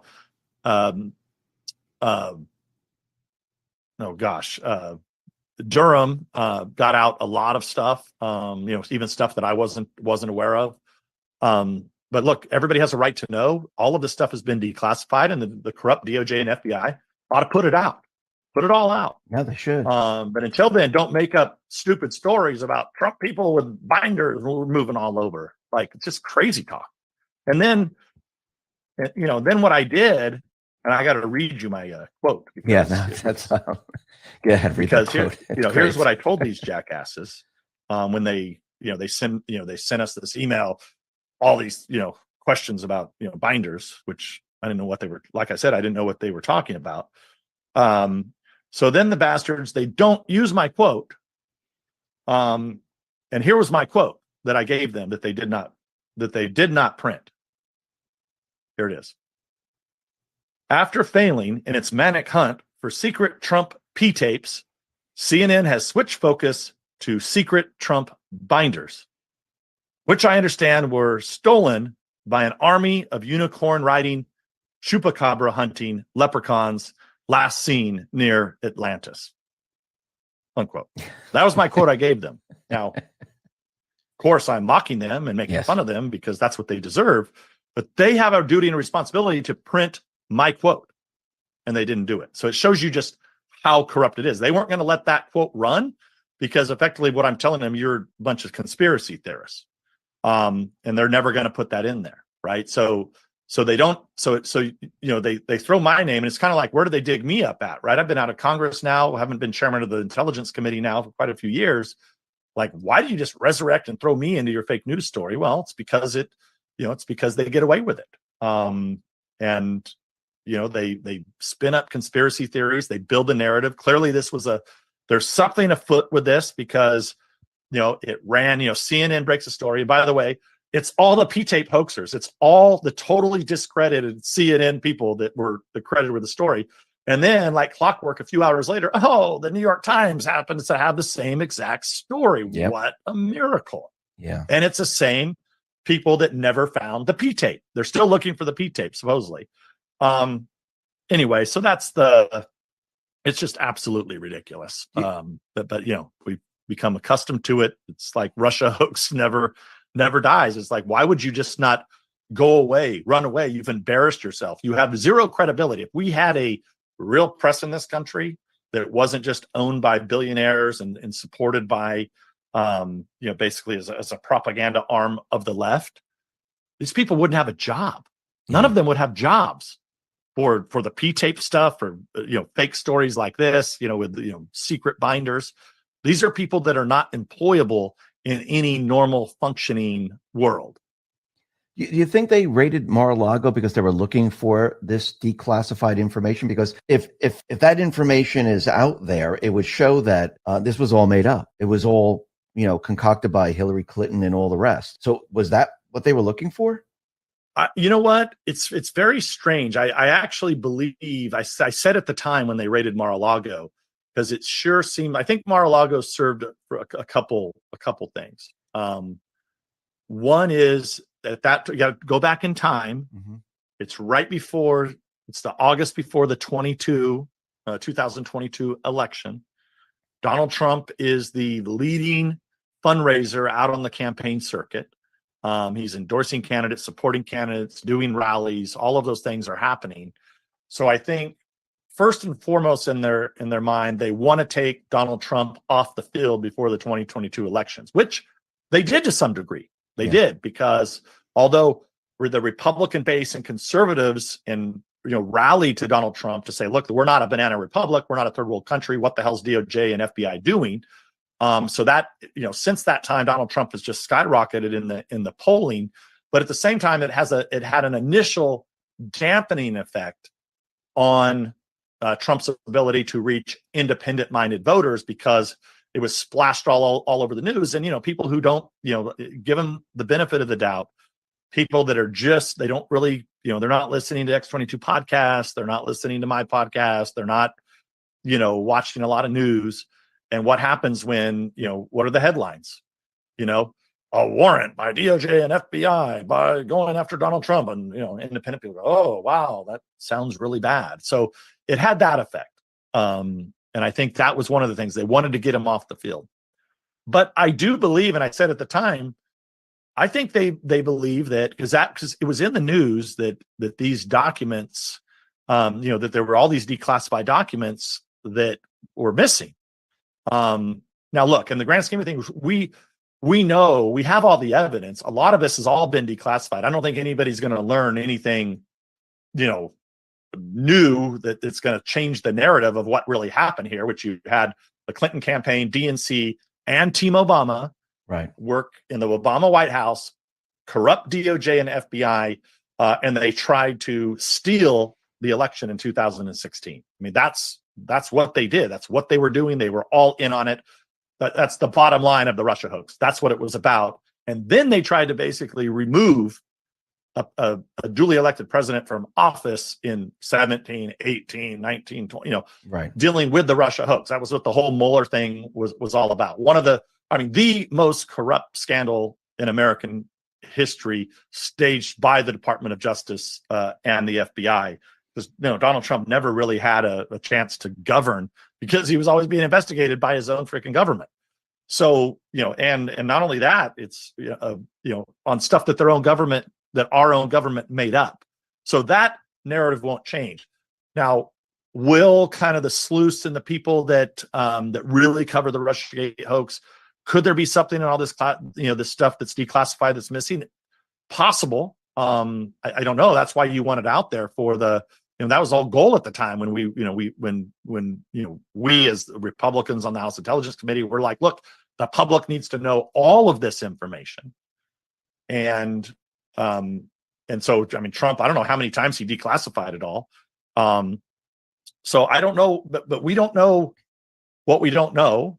But I do believe the fact that they put in the fake news story at CNN, I can't remember if it was in the New York Times story or not, the fact that they put in there that this had nothing to do with the Mar-a-Lago document hoax raid. Well, you know what that means, Dave? Yeah. It did. Yes. It did have to do with it. And I think that's why they went over there. They probably, because, Trump let him in to go look around, right? In the months before that. And, Trump's like, hey, have whatever the hell you want, right? Come in, and then they put in some more security standards, what have you. And then remember, this raid happens, unprecedented in U.S. history. We look like, the Third Reich in a banana republic, to around the globe that this is happening. And then 4 days go by and they release, fake pictures with documents spread all over the floors. If that's how Trump had them. I mean, the highest level of corruption you can possibly, with all the propaganda on behalf of, or produced by the Department of Justice and the thugs at the FBI. That, by the way, we're all involved in the Russia hoax. All the same people connect, right? Still the same jackasses that are still there, burrowed in, they're doing this through the National Security Division. And so, Garland then, everybody, what is it? What is it? What is it? We went on for 4 or 5 days. Nobody says a damn thing. And if you remember, in typical style, Friday afternoon, Garland comes out, gives a press conference, and looked like he had just had the living shit beat out of him for the last 4 days, because he knows that that's the most corrupt thing that's ever happened in this country.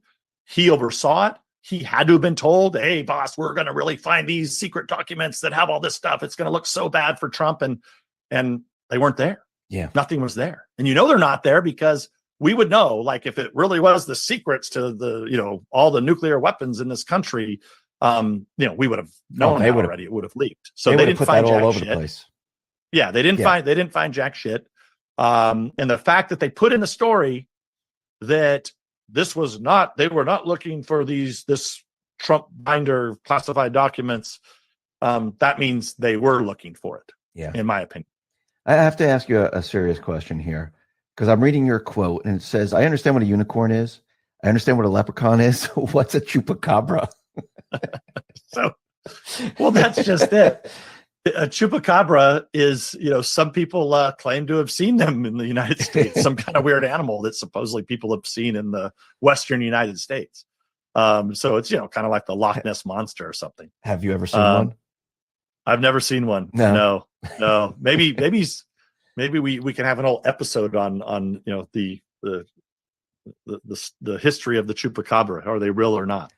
That'd be some kind of, like, supposedly people have seen them, at least reported that they're like some kind of weird, like, animal or a human dog type, wolf type feature of some kind. Interesting. I don't know. I've never seen one. So. No. Nor, look, the whole point is they don't exist. Oh my God. So it's funny because they took your quote and they didn't use it and everything. And the New York Times, they took the quote from Hunter Biden.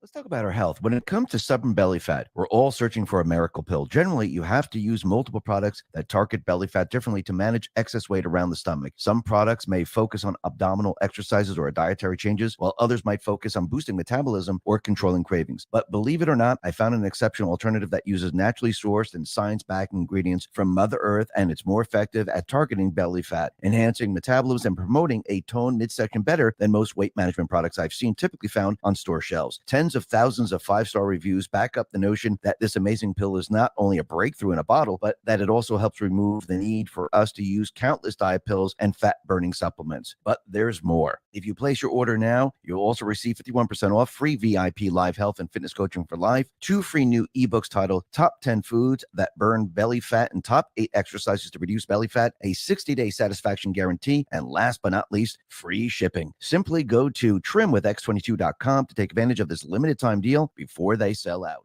Where they took the word out that said financially, they said, oh, they took that out because Hunter said, my father's not financially involved in this, and they took that out and just said he's not involved in this. Do you think with all the evidence coming out with Biden, you think Biden's going to make it to the 2024 election? I've said for a long time, I just don't see how. So you have, and here's how we know that the left wants him out.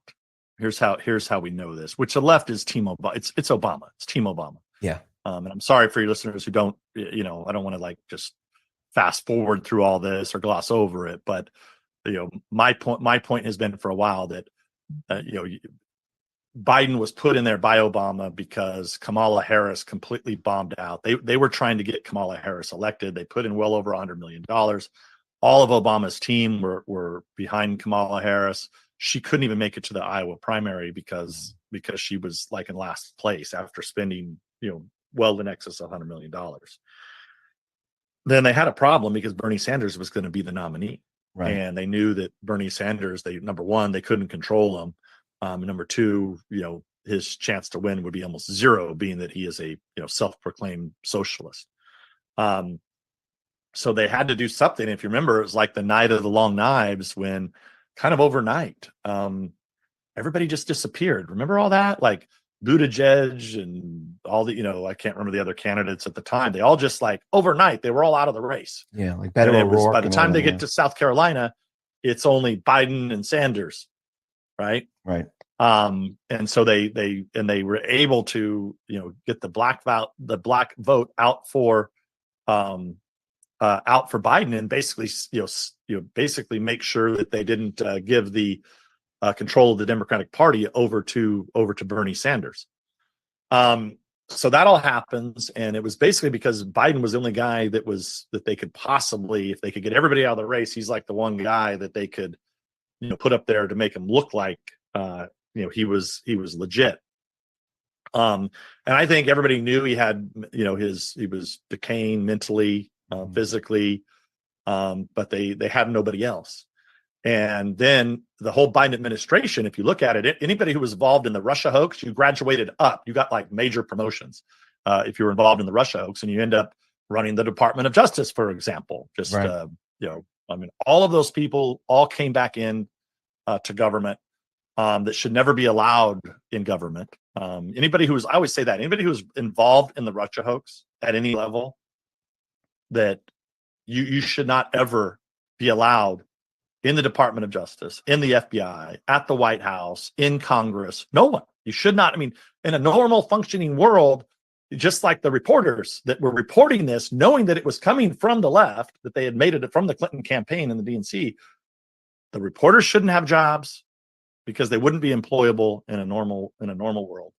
And anyone who played with fire, destroying our intelligence agencies and our justice system, should not be allowed anywhere near government ever again. But they all got promoted and moved up. So Susan Rice was running basically the White House. And I'll come back to that here in a second, this is how we know that they want Biden out. Lisa Monaco, who's the number 2 at the Department of Justice, she's running the Department of Justice. She had to have been behind the Mar-a-Lago raid, Jack Smith, everything else. She's long been a deep state propagandist master for the left, and a close associate of Obama. And then what happens? So Biden, the one thing they can't do, because this is what has gone wrong in their plan, and why I can't tell you for 100% that Biden won't be the nominee. They have one problem, and that is that Biden carries the title of president, not Obama. So it's only he can take himself out of the race. So I think what they were trying to do, get a sweetheart deal for the kid, Hunter, when they had that silly firearms misdemeanor charge in Delaware. So the plan was, we're going to charge you with this, and hey Joe, your kid will be okay. Everything, statute of limitations will have run. Your kid won't get in trouble, but you need to get sick or whatever, and say you saved the country and turn this over, and let's have I think originally they probably wanted to have a primary, so you could allow Newsom, who's been running a shadow campaign for president, a few senators, governors, to all run and kind of have a robust primary, and that way Biden could just exit stage left. It was be a perfect kind of right. The Hunter Biden stuff goes away. Biden's out of the picture. They don't have to own Bidenomics. They don't have to own any of this disaster that they've created. And they say, oh, we have all this new blood. It's going to be great. And then Team Obama would go in there and figure out, who rises to the top, and they get them through the primary. Well, Biden announces re-election, that he's going to run for re-election. And I'm coming back to the point that I made about Susan Rice. She was the domestic policy advisor, which basically means she's running everything domestically, speaking for the president to all the different agencies. And a lot of people forget about this, but Susan Rice left the White House. Yep. She retired. She or whatever. She said she had other things to do. When did she leave the White House? She left the day before Biden announced that he was going to run for re-election. That was a sign right there. And then since that time, you've had, several narratives that have been developed, and they keep ratcheting up the pressure. They had, a bunch of polls that came out, which, by the way, I think those polls from a couple months ago, I don't think they were accurate. But, that showed Biden, losing badly and doing real bad on a number of fronts. And then you had a guy named David Axelrod, long known as Obama's political guy. He comes out, New York Times, Washington Post, all the normals say, oh, Biden's not gonna be able to win. He probably shouldn't run. I mean, it was kind of like kid gloves, right? Come on, Biden, probably got to get somebody else. Oh, his health is bad. Basically saying, hey, buddy, you got to get out. He doesn't get out. And that's why I think, now what you're seeing now is the polls are getting worse for Biden. Yep. You've had all these left-wingers get into the race and in the presidential race under different parties, right? Whether that's Kennedy running as whatever, he's an independent. You got the Green Party running, and there's like 3 or 4 different candidates out there that are essentially left-wing. That's a big problem. Especially if they get on the ballot in the swing states. It's going to be it's almost impossible for them to win if you've got all those people running. If they all end up running a campaign and being on the ballot in the 7 swing states that are going to matter in this election, those people are all going to destroy the Democratic Party. So, and then look, just in the last couple of days, I mean, you had a strange leak of what would be classified information. I have no idea to know if it's true or not, but that James Biden was investigated. This came out over the weekend. I don't know if you saw it. Yeah. But, investigated for some corruption not associated with Hunter Biden. It was like 20 some years ago or something. Very strange. So why did that leak out there? Obviously, that's another sign. Now the walls are closing. I remember they always say walls are closing in on Trump. Well, what's happening is the walls are closing in on Biden. And now I'm sure why they put that out. I'm just speculating here. Whatever the hell they got on James Biden, that's not the worst of it. They're just saying, hey, Biden family, we know about this thing from 25 years ago. Do you want it to get worse? And, they're going to go after the other kids now. You want the other Biden family members. Kind of the tax charges against Hunter Biden are kind of only the next step up from the gun charges. If any of the listeners or you or I had what's on that laptop, there's like freaking 27 felonies on there, really bad ones, by the way, that none of us would get away with. So I think the walls are all closing in. And so you asked me a very simple question. Sorry for the long answer, but I think that the left is doing everything they can to get Biden out of the race. Biden doesn't want to get out of the race for whatever reason. Maybe, he thinks he's got some legal troubles if he does. Maybe the wife doesn't want him to get out, a kid. I don't know. We're not, it's a small closed circle. I mean, they are surrounded by basically, when I say Biden and his inner circle, it's small and it's surrounded by the left who all want him out. And of course, the Republicans, want him out. And that's why I think you see that, only he can make that call. And they're going to keep ratcheting up the pressure. Because remember, if this was Trump or George W. Bush or, go back in time, Ronald Reagan, I mean, the stuff we know just right now from the Hunter Biden laptop and now the bank records that the Republicans have found. And if you remember, this was, that's how, when we ran our investigation, that's how we were able to get to the bottom of it by going after the money, following the money. I mean, look, we got money basically coming from adversaries that is going into not just Hunter Biden's account, but money getting transferred into other family members and to Joe Biden himself in the form of loans. I mean, it's really crazy stuff, right? I mean, I don't know about you, Dave, but I don't just happen to get like loans from family members for hundreds of thousands of dollars just randomly. I mean, if family likes me, I'm sure if I went to them, they'd probably give me a loan, but I'm sure it would be documented to some degree. Anyway, so that's why I think that Biden ultimately will not be the nominee, but we don't know. We can't say for 100%. And the more this goes through, they're going to bypass all these primaries. So what it's looking like is we're going to get to Chicago in whatever, which is the Democratic convention. And you're going to have total chaos if they can't work something out in the meantime. Because if this, I mean, look, Biden, I can't imagine his poll numbers are going to go up. So where are they going to be? And there's only so much money that they can throw against Trump. Right. They have the whole entire DOJ and FBI. They're all over the country, basically trying to find new charges against Trump. But they can throw all the money they have at these other Republican candidates.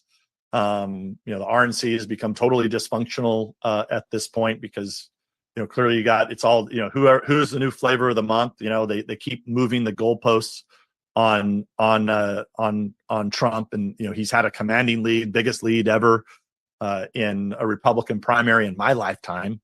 If I was a candidate, I wouldn't be anywhere near this, but I think they're propping these guys up saying, oh, don't worry, Jack Smith's coming, Lisa Monaco, Trump's going to be indicted, and you, DeSantis, or you, Nikki Haley, or you're going to be the last man standing. So just stay in the race.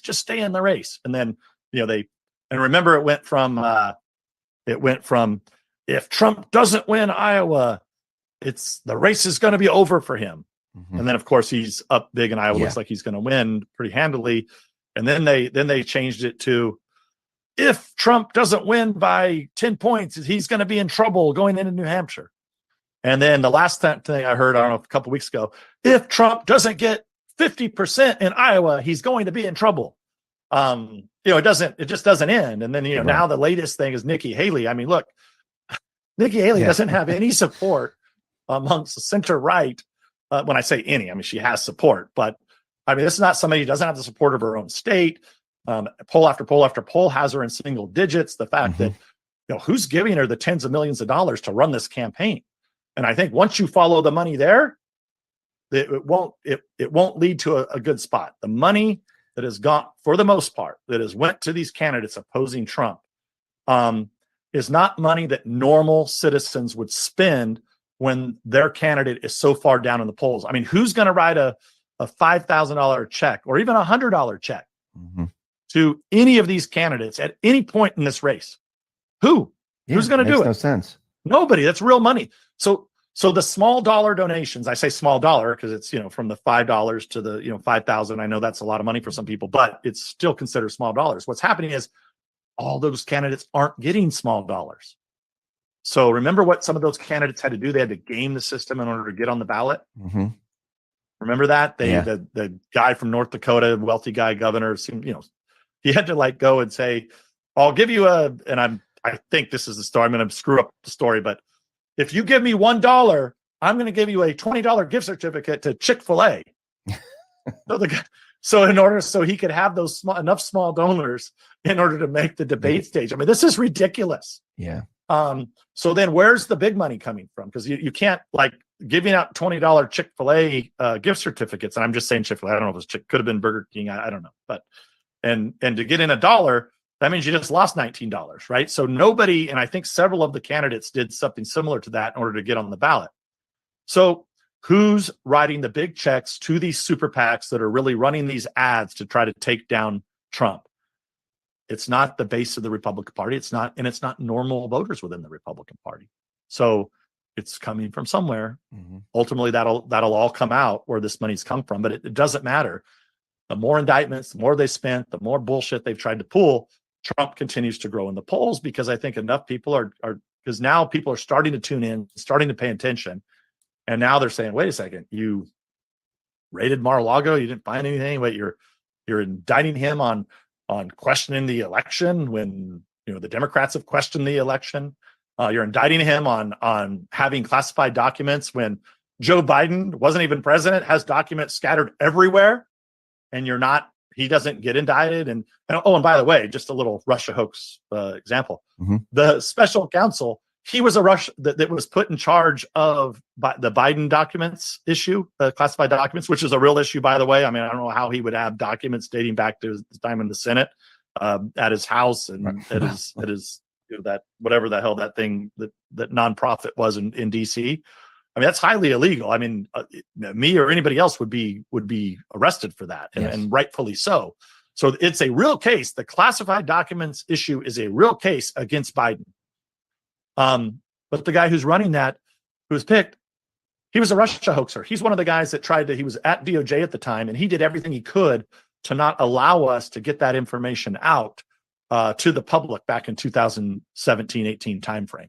So these guys, like I said, these guys always reappear, and they're always running interference, and that should be a big issue. But the point is, people are finally waking up to all of this, plus the treatment, the ridiculous treatment that the Jan 6 prisoners are, the lack of the FBI to actually come clean and the feds to come clean on who actually was there on J6.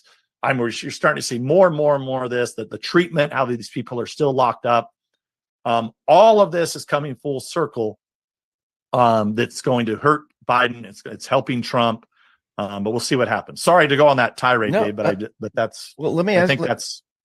Let me ask you, who do you think Obama? I'm saying Obama. Who do you think Obama is going to put in Biden's place? I think they're struggling with it.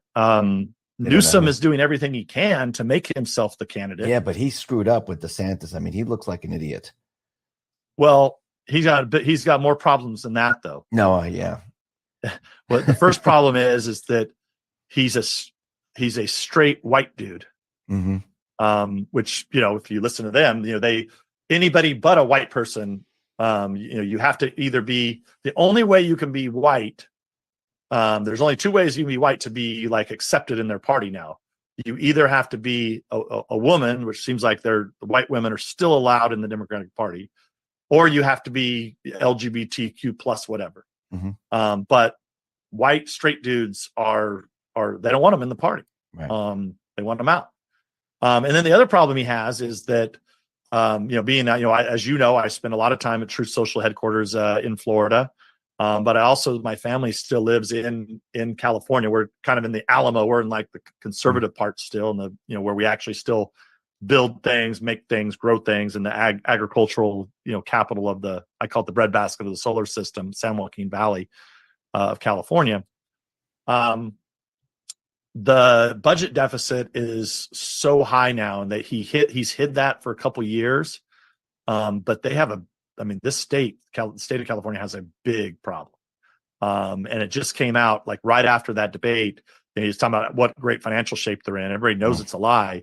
Well, now they come out and it's $70 billion budget deficit, which means, they supposedly had a balanced budget just before that. So if they're saying it's 70 billion, it's even higher than that. The state of California is at a real tipping point in terms of solvency.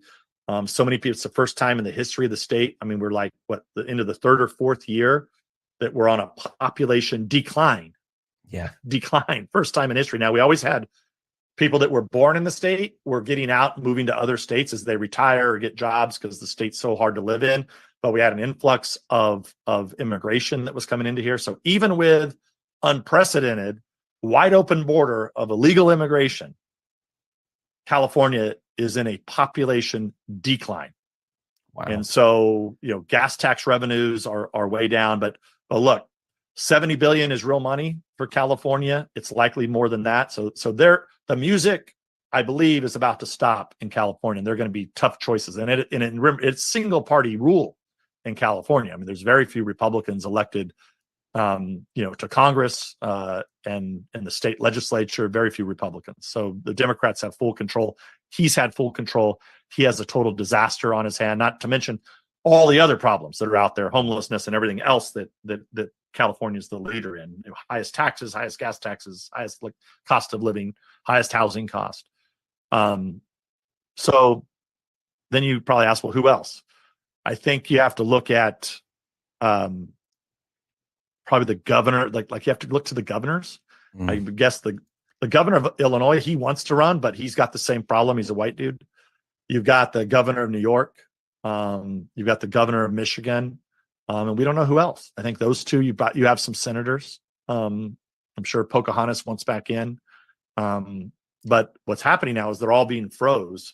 So it's going to be if Biden does ultimately, hit the eject button, or if Garland and Monaco don't start to indict, I mean, I think if they start to indict multiple Biden people or start investigations, the walls will be completely closed in.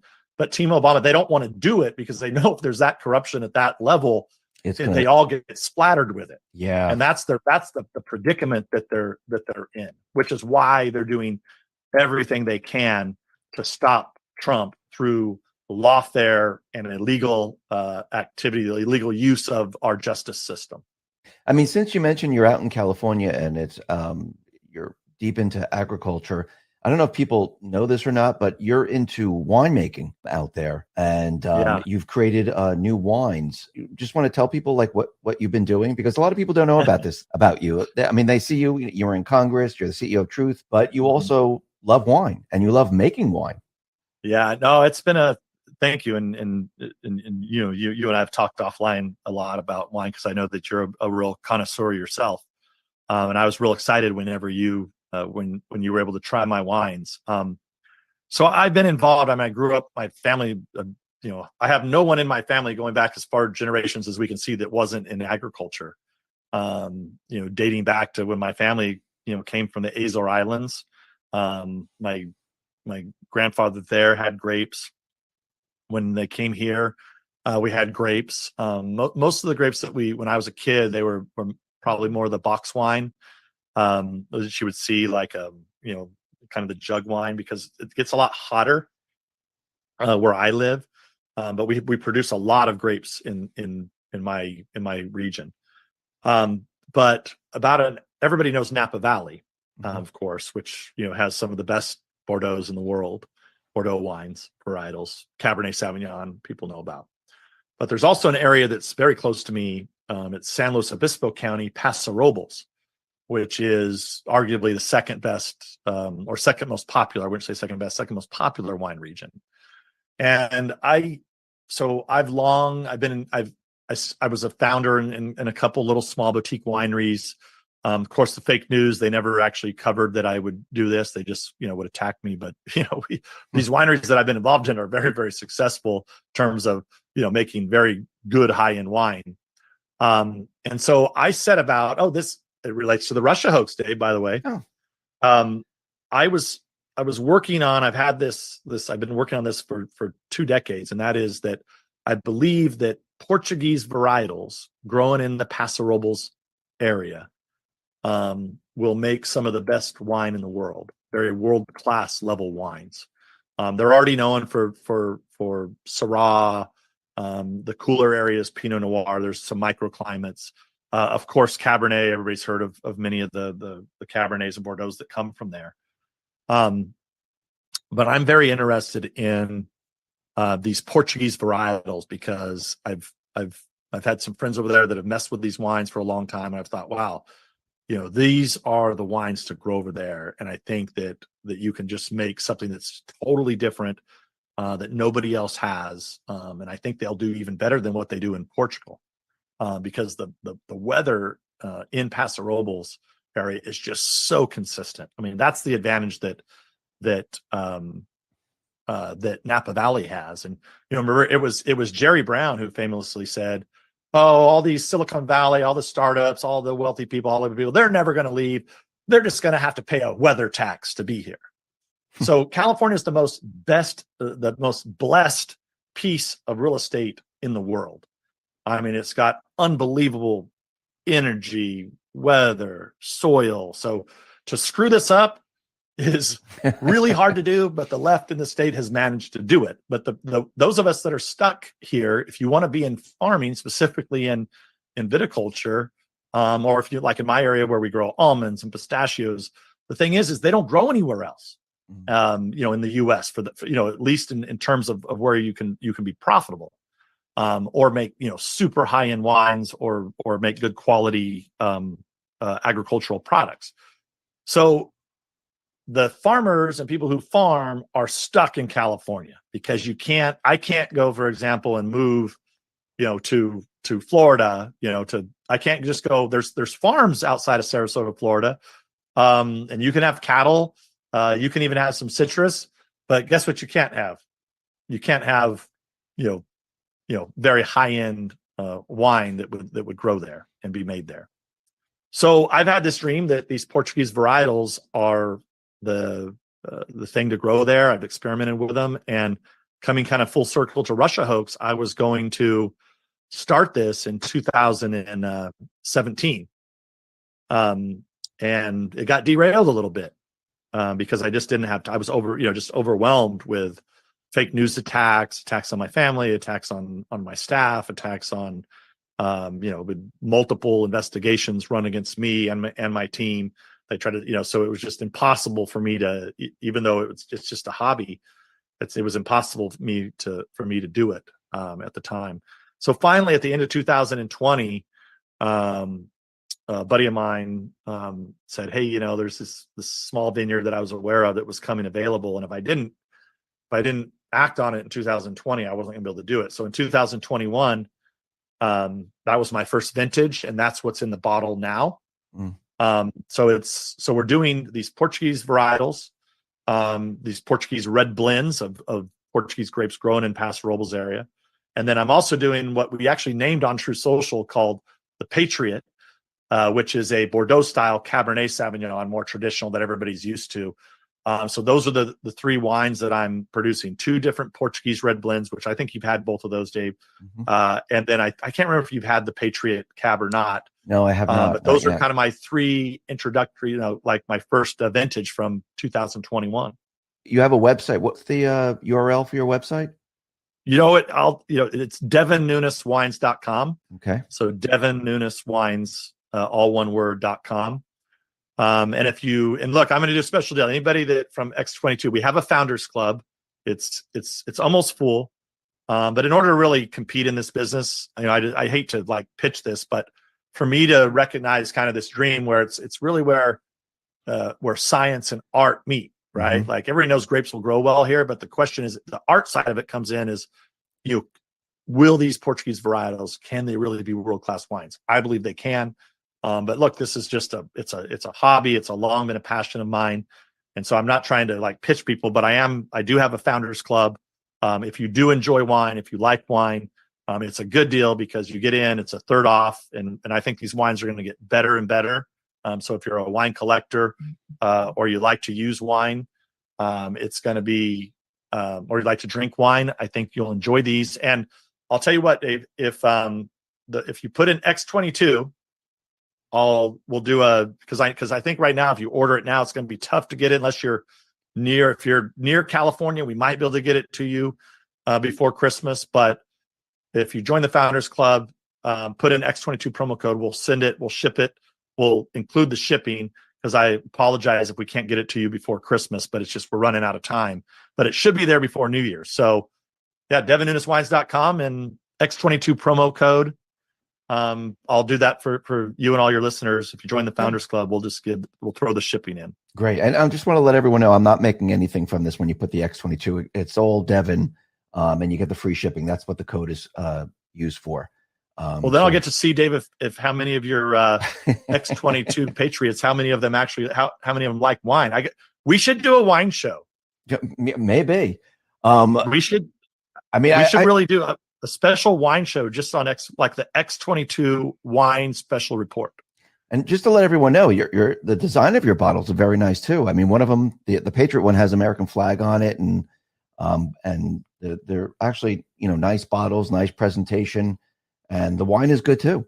So it's very nice, actually, very nice. Yeah, and then it's and I think this because I know you're a big Cabernet guy. Yes. And I think that what's different about this is it's the flavor profile of the Portuguese grapes is just different than the Bordeaux's. And it's something that and that's why I've always believed. I just think that flavor profile, the balance of the wines, they're very, very easy to drink the way that we've made them. And as you know, I'm not and this is kind of where the art and science meets, but I'm kind of a lot of guys all the wines have become where they all taste the same, right? The big corporations have come in, they bought up all the big wineries. And so, pretty much everything you see on the menu comes on a menu. If you're in a restaurant or what have you, it's owned by only 3 or 4 big worldwide corporations. And I'm not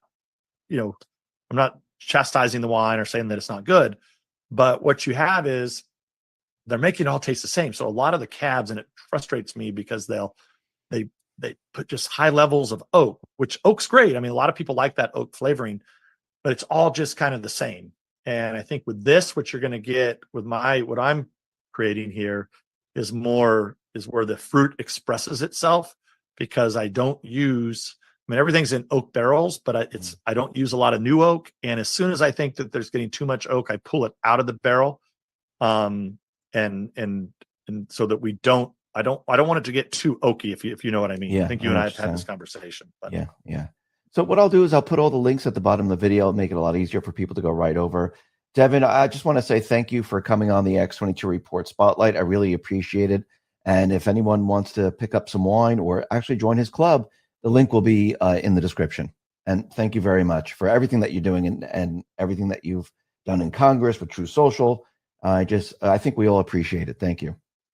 I appreciate you and your listeners and being out there. I have a lot of respect for what you've done, because I think that no one has been canceled more than you. And I think and for you to persevere through all this and have the type of listenership that you have and viewership is amazing for the trials and tribulations that you've been through. So and that's what we're here for, right? That's why I left Congress, to make sure that people like you and your audience, that you get to say whatever the hell you want.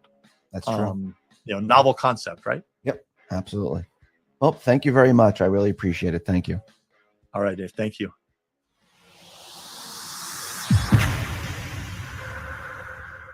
So honestly, I have actually been censored more times than X22. And we know SGT and Melissa Red Pill all put together. How you like them apples? Maybe you don't like apples. Maybe you prefer pears. You know what I'm saying? Just maybe. All right. Okay, guys, this is where I'm going to have to end it because I have a lot of work to get done outside, and I need to be able. Oh crap! No, actually, I'm going to do one more. I'm gonna do one more. This is a short one. It's only like 9 minutes long, but I will be doing another.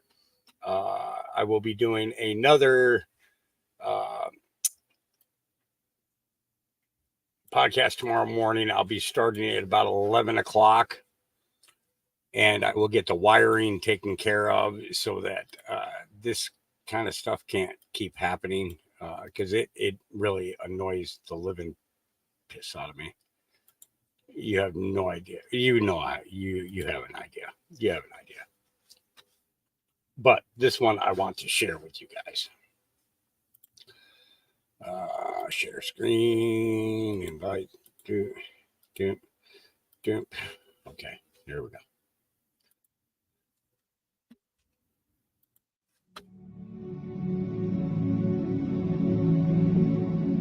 When the higher power chooses you, it doesn't hand you a manual. It gives you clues, signs, and whispers. Don't dismiss signs as mere coincidences. Acknowledge them, delve into their depths, and you might discover their arrows pointing you toward your destiny.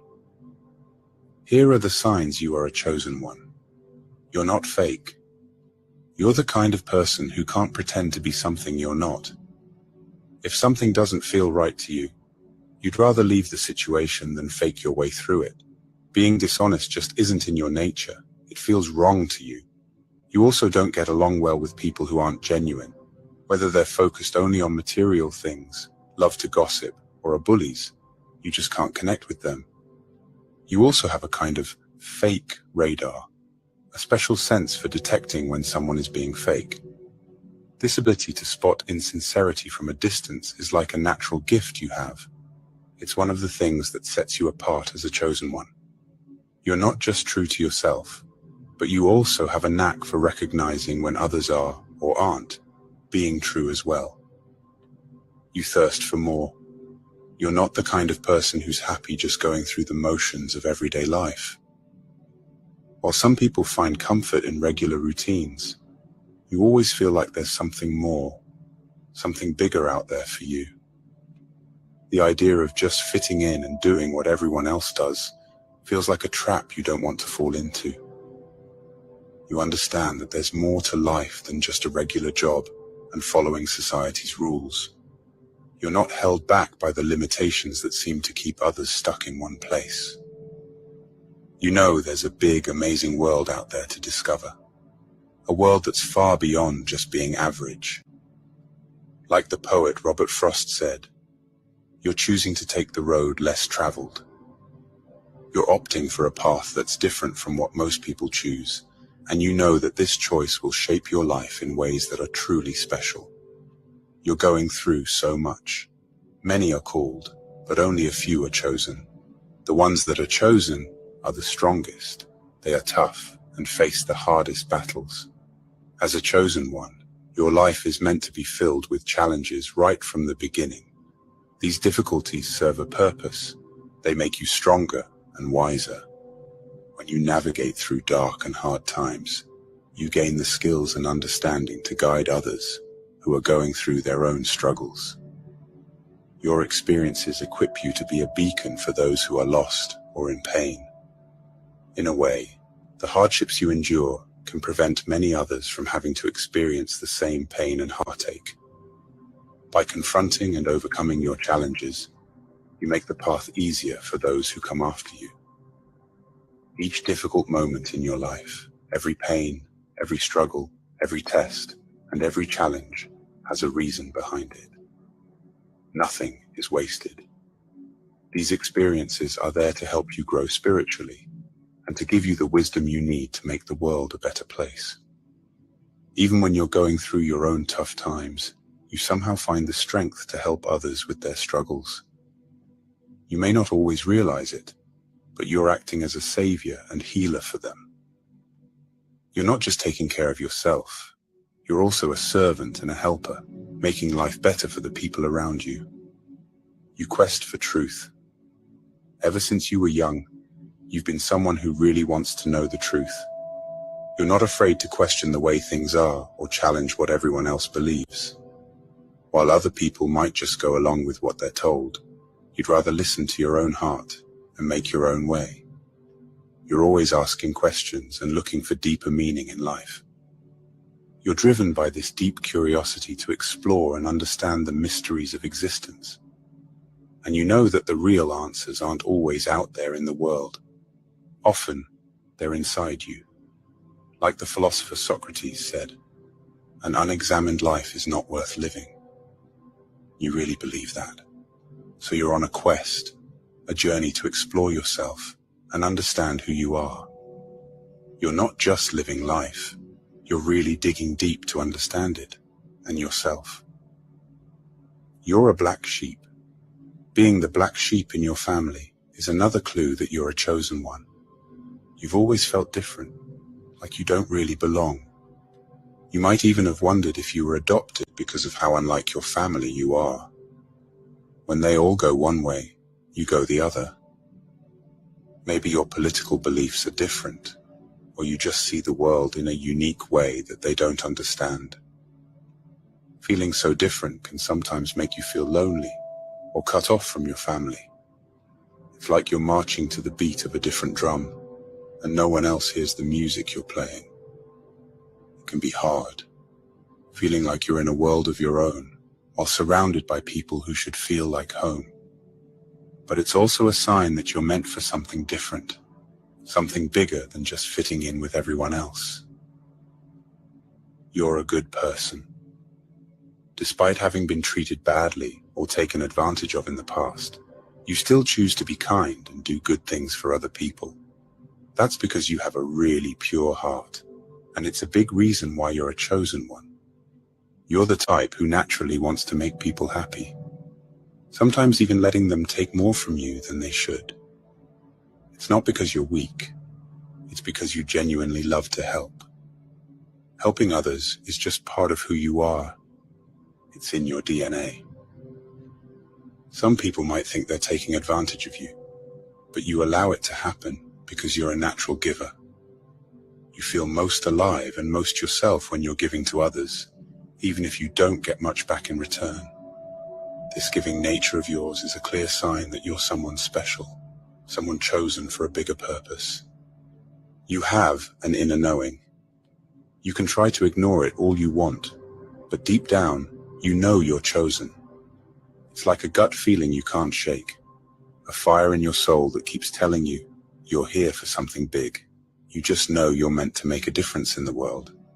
You feel like an old soul, like you've been around longer than your years. The way things work on Earth, people bossing each other around, all the hate and fighting, it just doesn't make sense to you. Sometimes you even feel like you belong to a different place, somewhere far from here, and you find yourself missing that unknown home. The feeling is strong. You're not like everyone else, and you're not here just to go along with the flow. You're here to change things, to make the world better, and no matter how much you might try to deny it, that calling won't go away. People dislike you.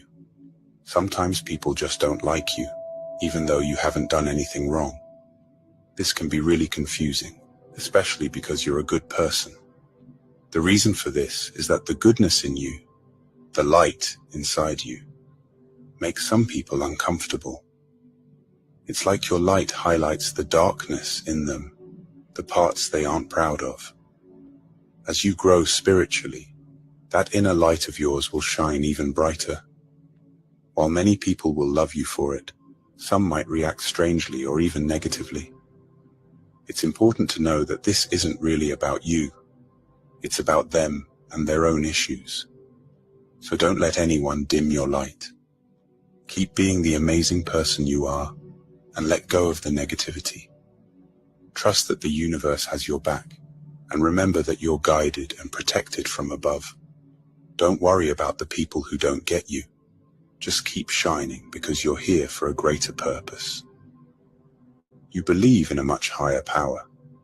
Unlike some people who might disrespect spiritual ideas, you deeply respect the powers of the universe or God. You see things that others might miss.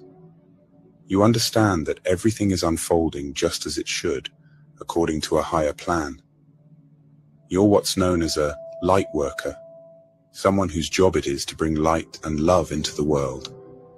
Deep down, you know this is your true calling. Because of this important mission you've been given, you're guided and protected by higher powers. You don't have to be afraid of anything, because you're on a path that's been laid out especially for you, and you're not walking it alone. So my friends, if you see these signs that we've discussed in the video, you should listen to the call. It is a sign from a higher power, urging you to fulfill a mission while you're living on this earth. If you're still watching, you are part of the faithful family of Wisdom Nuggets. Because of you, I can create more videos and offer insightful wisdom. Thank you for being a part of this family. I wish you a prosperous life. May you receive wonderful blessings today.